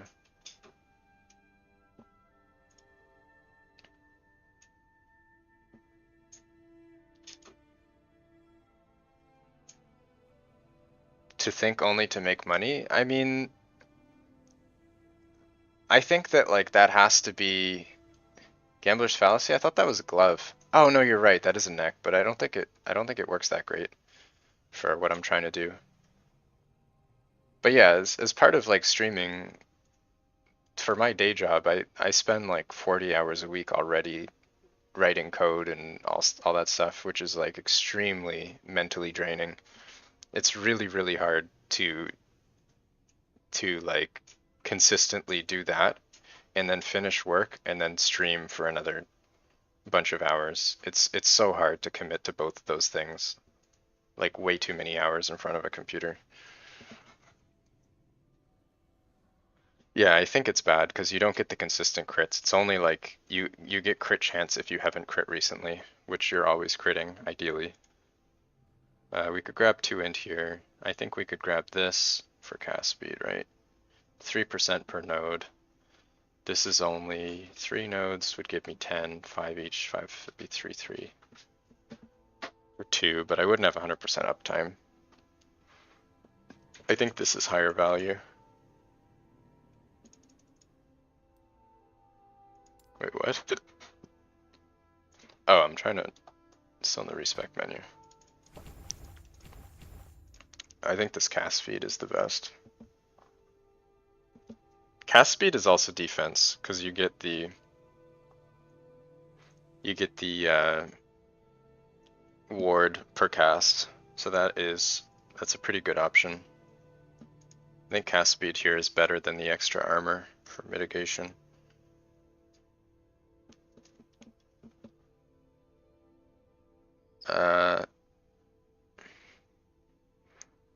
Move speed I don't really prioritize that much. I think what would be huge would be armor percent on these boots. That would actually make a huge difference for our defense, but even just with the static shell, we're already pretty strong here.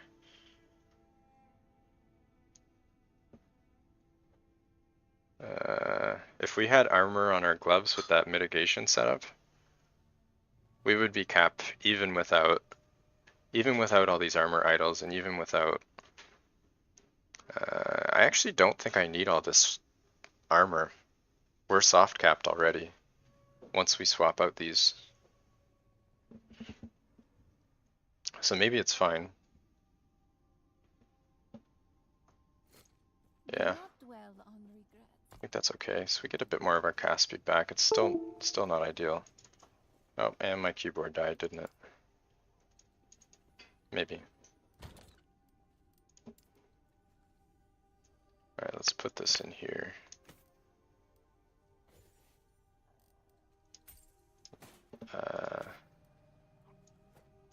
Let's put this away.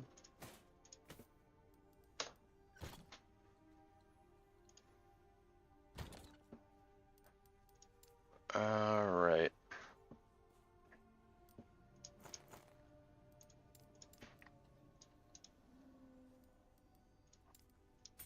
Yeah, so I think the main thing we're missing now is armor mitigation applies to DOT, because we have all the armor stacked up.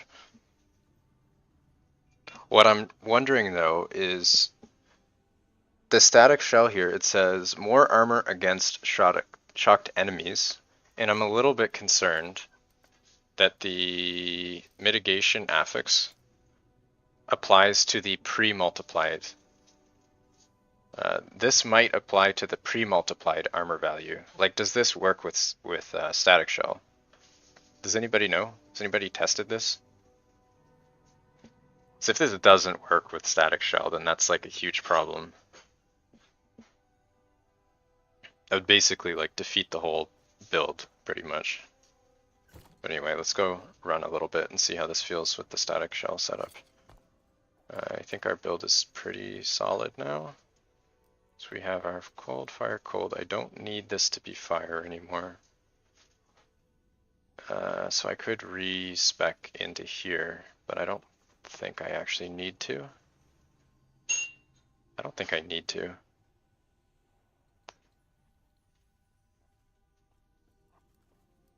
Yeah, it's probably fine. We get armor here, this is okay. Stand in black goo and see if you live. Yeah, I mean, I guess you're right. I could do that. That's probably the best way to actually test this sort of thing. Alright, well anyway, let's go mess around. We should be extremely tanky. That's the entire point of the build, yeah? I mean, you're not wrong.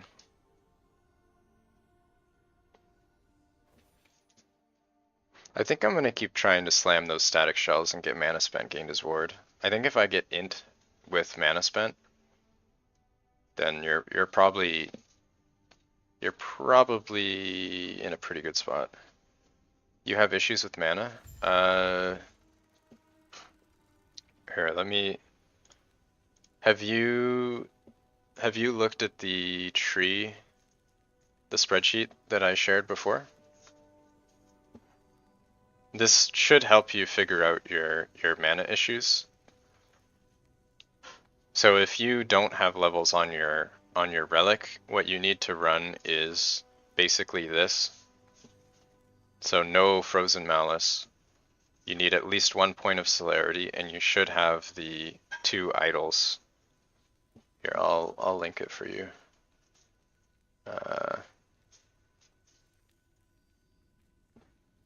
Here's the spreadsheet. Yeah, so just put all your stuff into this sheet and it'll help you with your mana. You can see here the net mana per cast is minus 1.4 on average. And then if you cast 4 times a second, you need 5.6 mana to sustain. And here, if you add points into celerity, you can see the mana here. It becomes a mana generator at this point. So you can also mess around with this and see how it works with the different idle setups. But this is my current setup is this, except I actually have, I think I have an extra point, don't I? Yeah, I have an extra point here that I think I might put here actually. This will give me a lot of defense. But now that our mana pool is lower, I feel like I might want to run with that. See how it feels. It's probably not necessary, but let's try it out.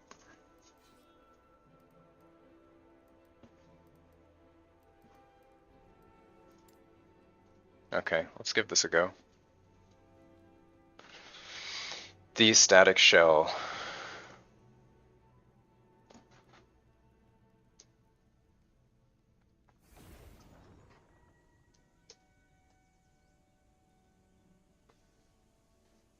Still on spreadsheet. Thank you. Thank you for the reminder. I think I've forgotten to switch like every single time I open the spreadsheet. Thank you for the guides. Help you a lot with your mana. Yeah, no problem. I'm glad you find it helpful.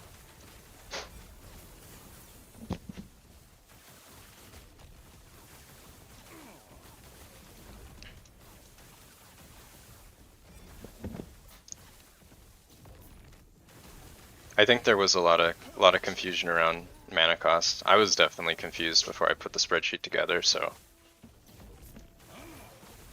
that's why I do it. Information for the people.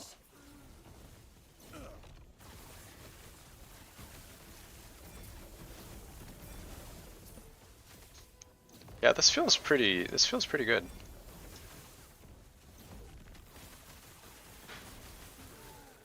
Holy leg, what? Not much is really damaging me.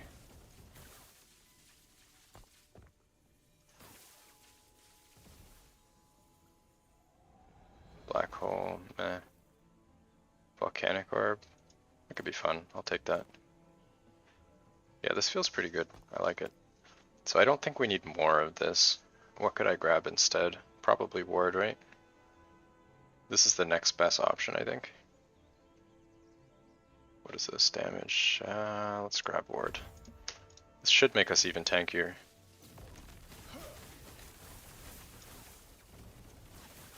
Wait, hold on a minute. Is our ward going up way faster now? Cast speed means more damage in ward. You are correct.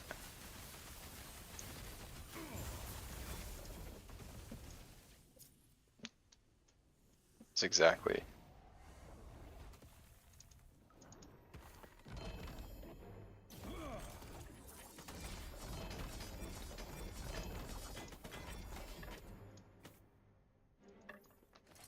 Trying to get more of these affixes. Not sure if it's better to take 4 ward per cast or 4% more cast speed. Definitely ward per cast. So if you look here, it says ward gained on cast by any method, right? It doesn't say direct cast. So this means that every extra cast you get here gives you that 4 ward. So it's actually 20 ward per direct cast. This is actually an insane amount of ward. We direct cast like probably 4 times a second or something. I don't know. Quite a lot. So this is giving us like almost 100 mana or 100 ward per second just per point on its own. It's extremely strong. I think I might even unspec this and grab another one here. I think I'll do that and see how it feels.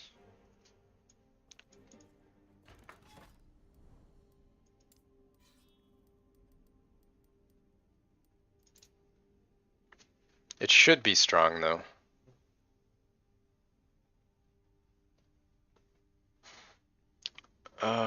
I probably need to go to bed soon. I'm getting pretty tired. I've been streaming for 7 hours now and it's almost midnight.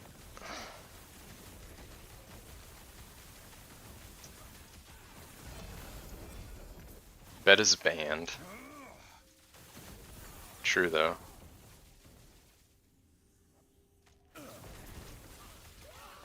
Alright, let's try another point here. Rookie numbers.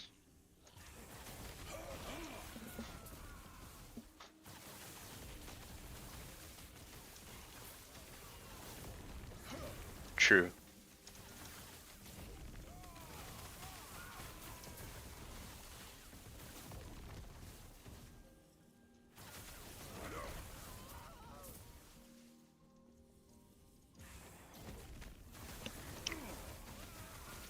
I don't know. I don't know if the word actually makes that much difference. It's hard to tell. Maybe. I don't know, I am getting a lot of ward.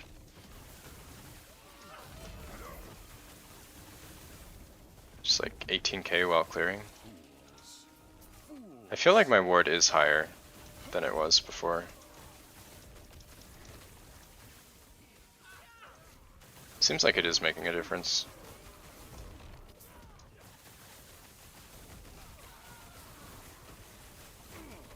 This is also a damage map with tanky mobs, all res, and all that other stuff.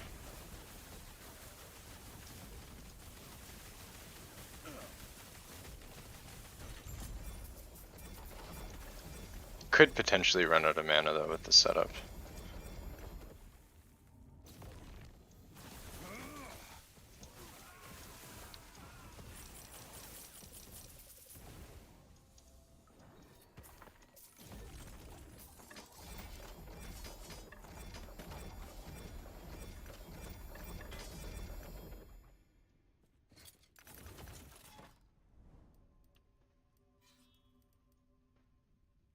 Alright, let's see.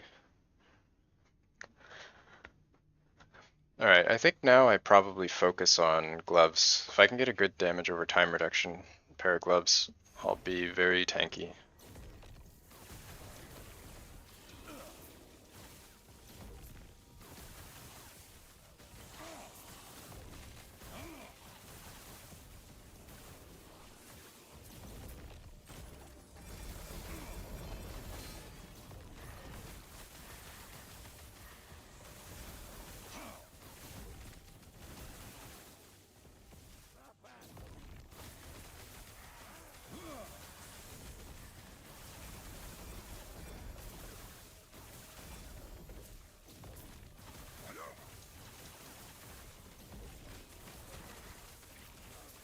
Good morning. Oh, rip.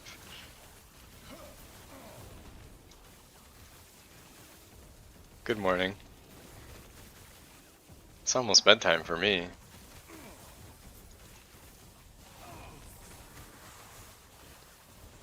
All you folks just waking up. Holy lag. My computer is not happy right this minute. The lag is gonna get me killed.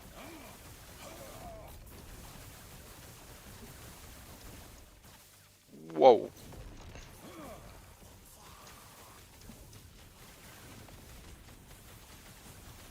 Beacon stop giving favor at 50% again. That is a weird mechanic.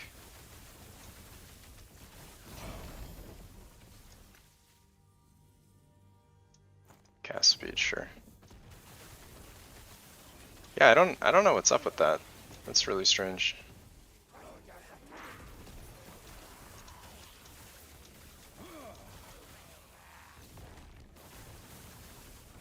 Resetting? Yeah. I don't reset the game as much when I'm streaming.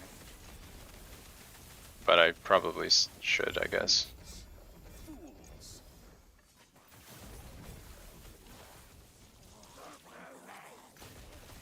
At least reset the game every couple days of constant play.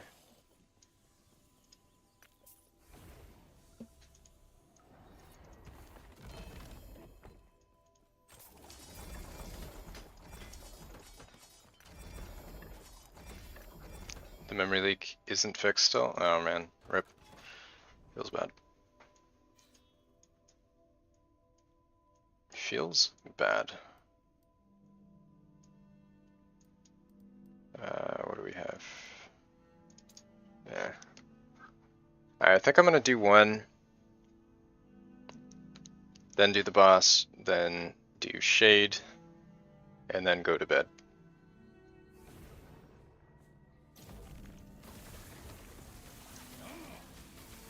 I still don't have my damage over time defense set up, so shade is still probably a rip for me, but we'll try it anyway.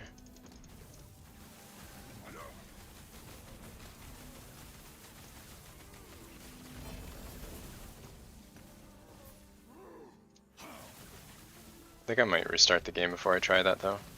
I don't want to have this lag in the boss fight.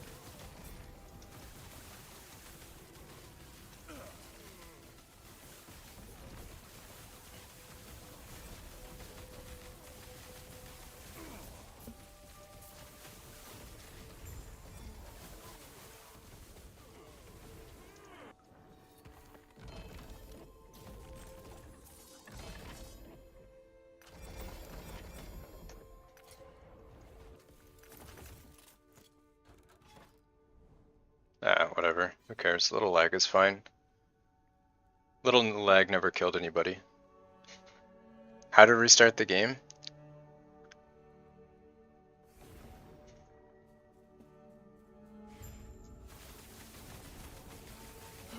Alright, this will be a test of our ward generation.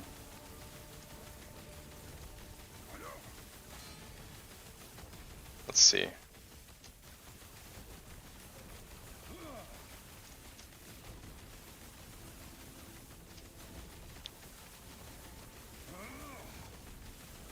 Yeah, I feel like we are getting more ward.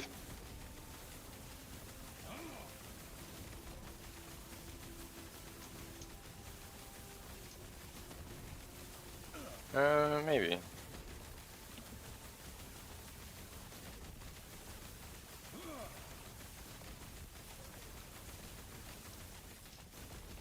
Oh, that hit me. Yeah, mana can still run out. I can't.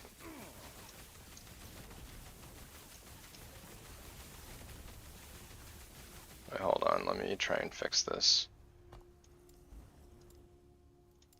Remove. Oh, what? Oh, I didn't see I was taking damage. I thought I had enough time to respect that, but I didn't. That is my fault. It's fine, we still have enough. 8:30 here. Is there going to be an expansion? I wouldn't count on it. Not anytime soon. There's going to be more cycles, like 1.1 and all that, with more content in those. Yeah, my mana's a little bit messed right now. I need to get another skill point.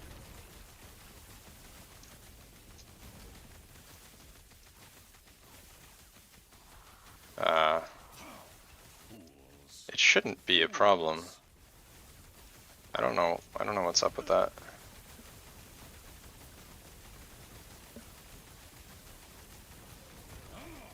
It's just RNG, I guess. You can see it usually goes up.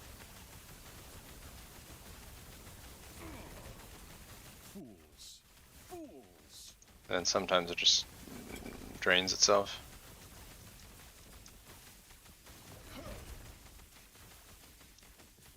That's pretty annoying.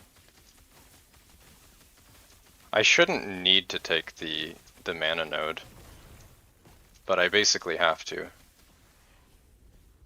I basically have to take the mana node just because of the RNG with Gift of Winter.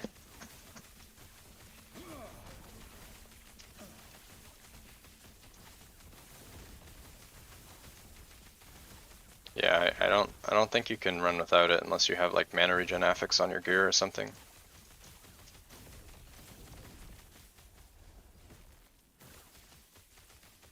That's really annoying.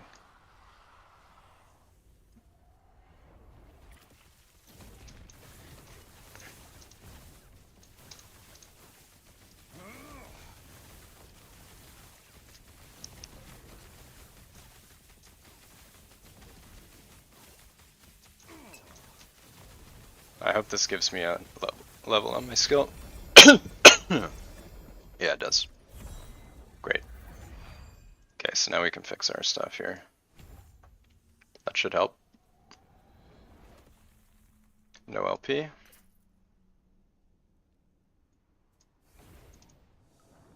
Alright, our mana problem should be hopefully fixed. Let's test this out. This is a very rippy shade. We'll try this.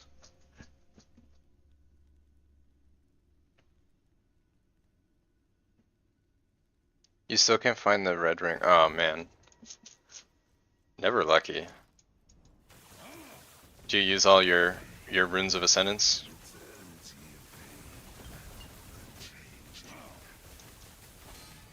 Oh my, that still does so much damage. Everything hit me there. I still can't deal with shade. What? I need more armor. Whatever, let's just try it again.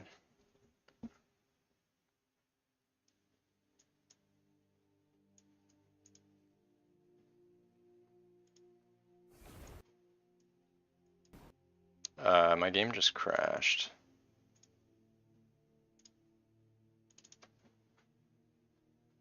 Nice. Alright, let's try that again.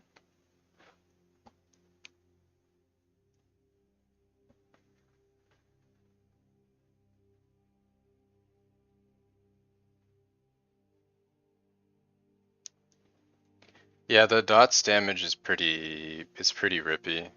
I should have restarted the game before doing the boss. Just immediately crashed right after anyway.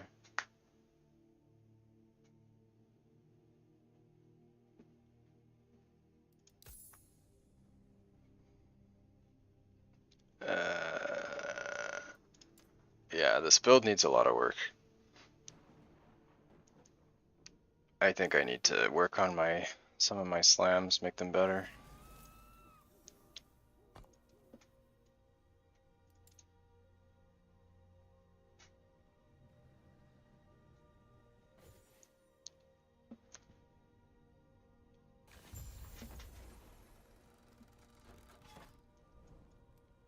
Just with my current gear, it's really hard to do shades.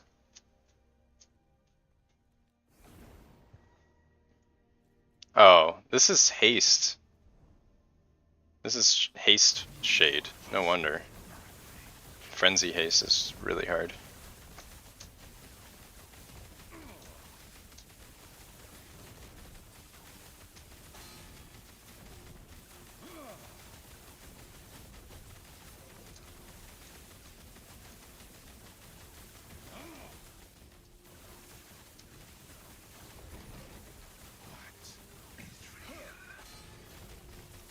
Oh my god. Hitting me so much.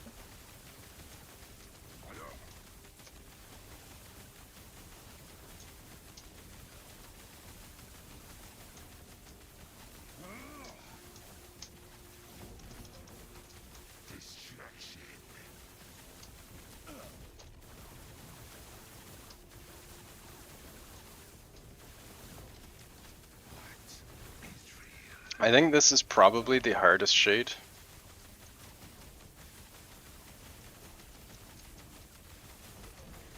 Oh, that hit ripped me.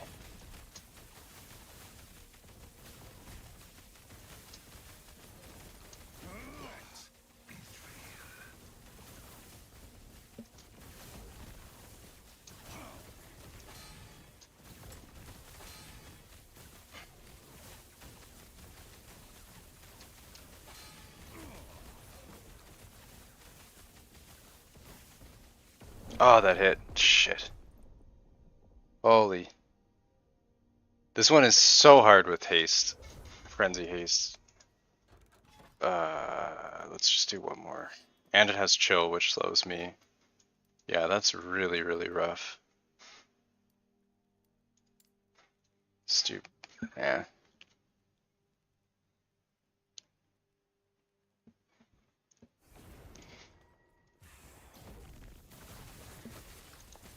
Fools. Fools.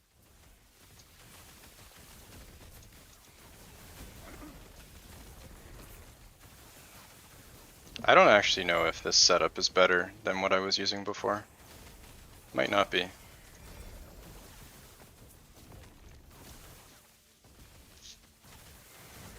Are you activating yourself or is there... I am activating it myself, yeah.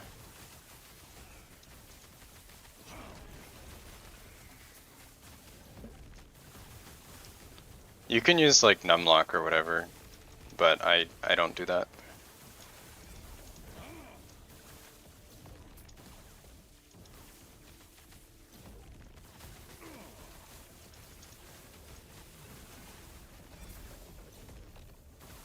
I'm actually not convinced that the static shell is working. Like you would think that my damage should be significantly reduced versus what I was doing before, but it doesn't actually seem like my Doesn't actually seem like I'm taking less damage.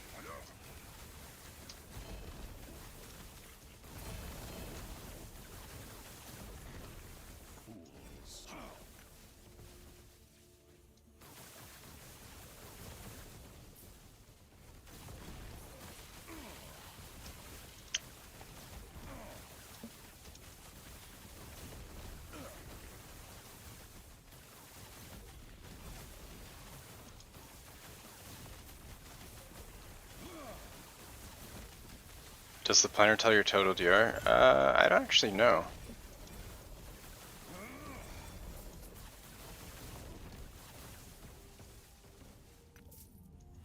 I didn't actually calculate it because I just get as much as I can everywhere.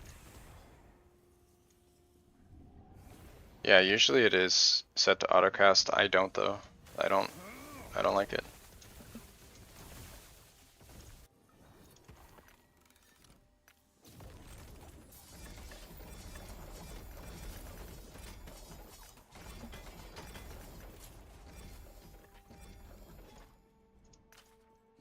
Alright.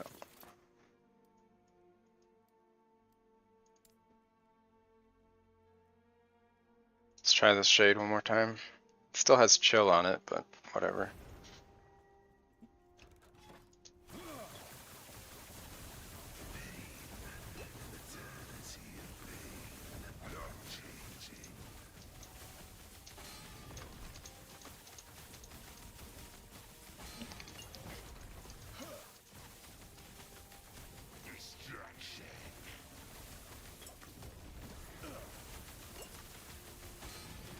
God, that just does so much damage.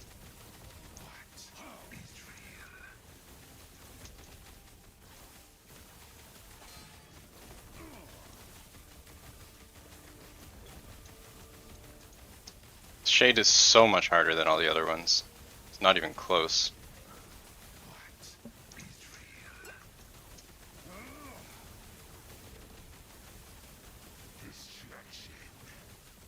Oh. Okay, we dodged that.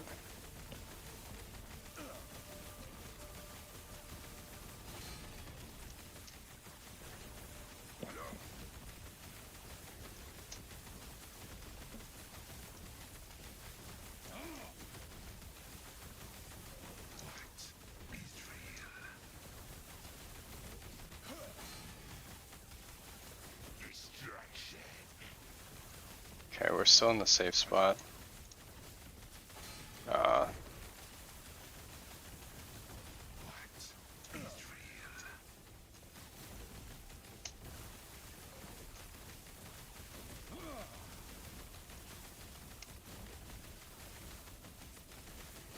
Okay, we dodged that. I'm stuck right now. No, I'm not. I'm getting stuck between the shade and the edge of the map.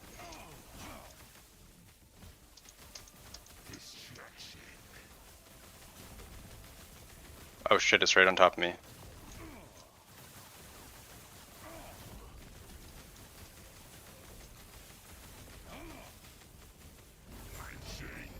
Oh, I forgot all the rings.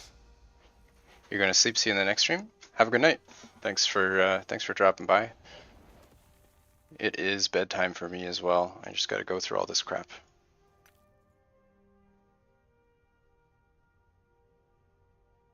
Three LP, sure.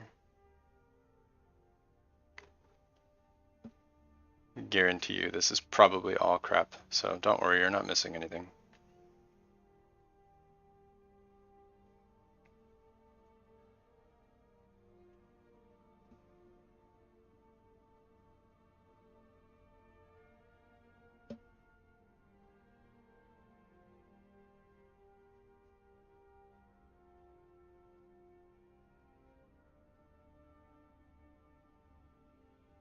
It's funny because one of these could be the Anguish Ring. This is Shade. But I'll probably never know. Oh, it is Anguish Ring. Cool. It looks like you could tank the direct hits. Yeah. Yeah, exactly. I think the problem is the dots. The direct hits weren't too bad. They're about 8k, and by the time it uses another one, I have 8k back for ward. So I think we can just face tank. But the dots, I need the glove for the dots. That's the problem. And I just have this, which doesn't provide defense. Hey Captain, what's up? Welcome to the stream. Your timing is a little bit unfortunate. It is bedtime for me. Just finished streaming for 7 hours, which is quite a lot for me. So, yeah, I think I will call it a night there. Thank you guys so much for dropping by. Appreciate all of you. Yeah, hope to see you in the next one. Yeah, it is currently 1:45 so pretty late for me. Yeah, good night, folks. Have a good one.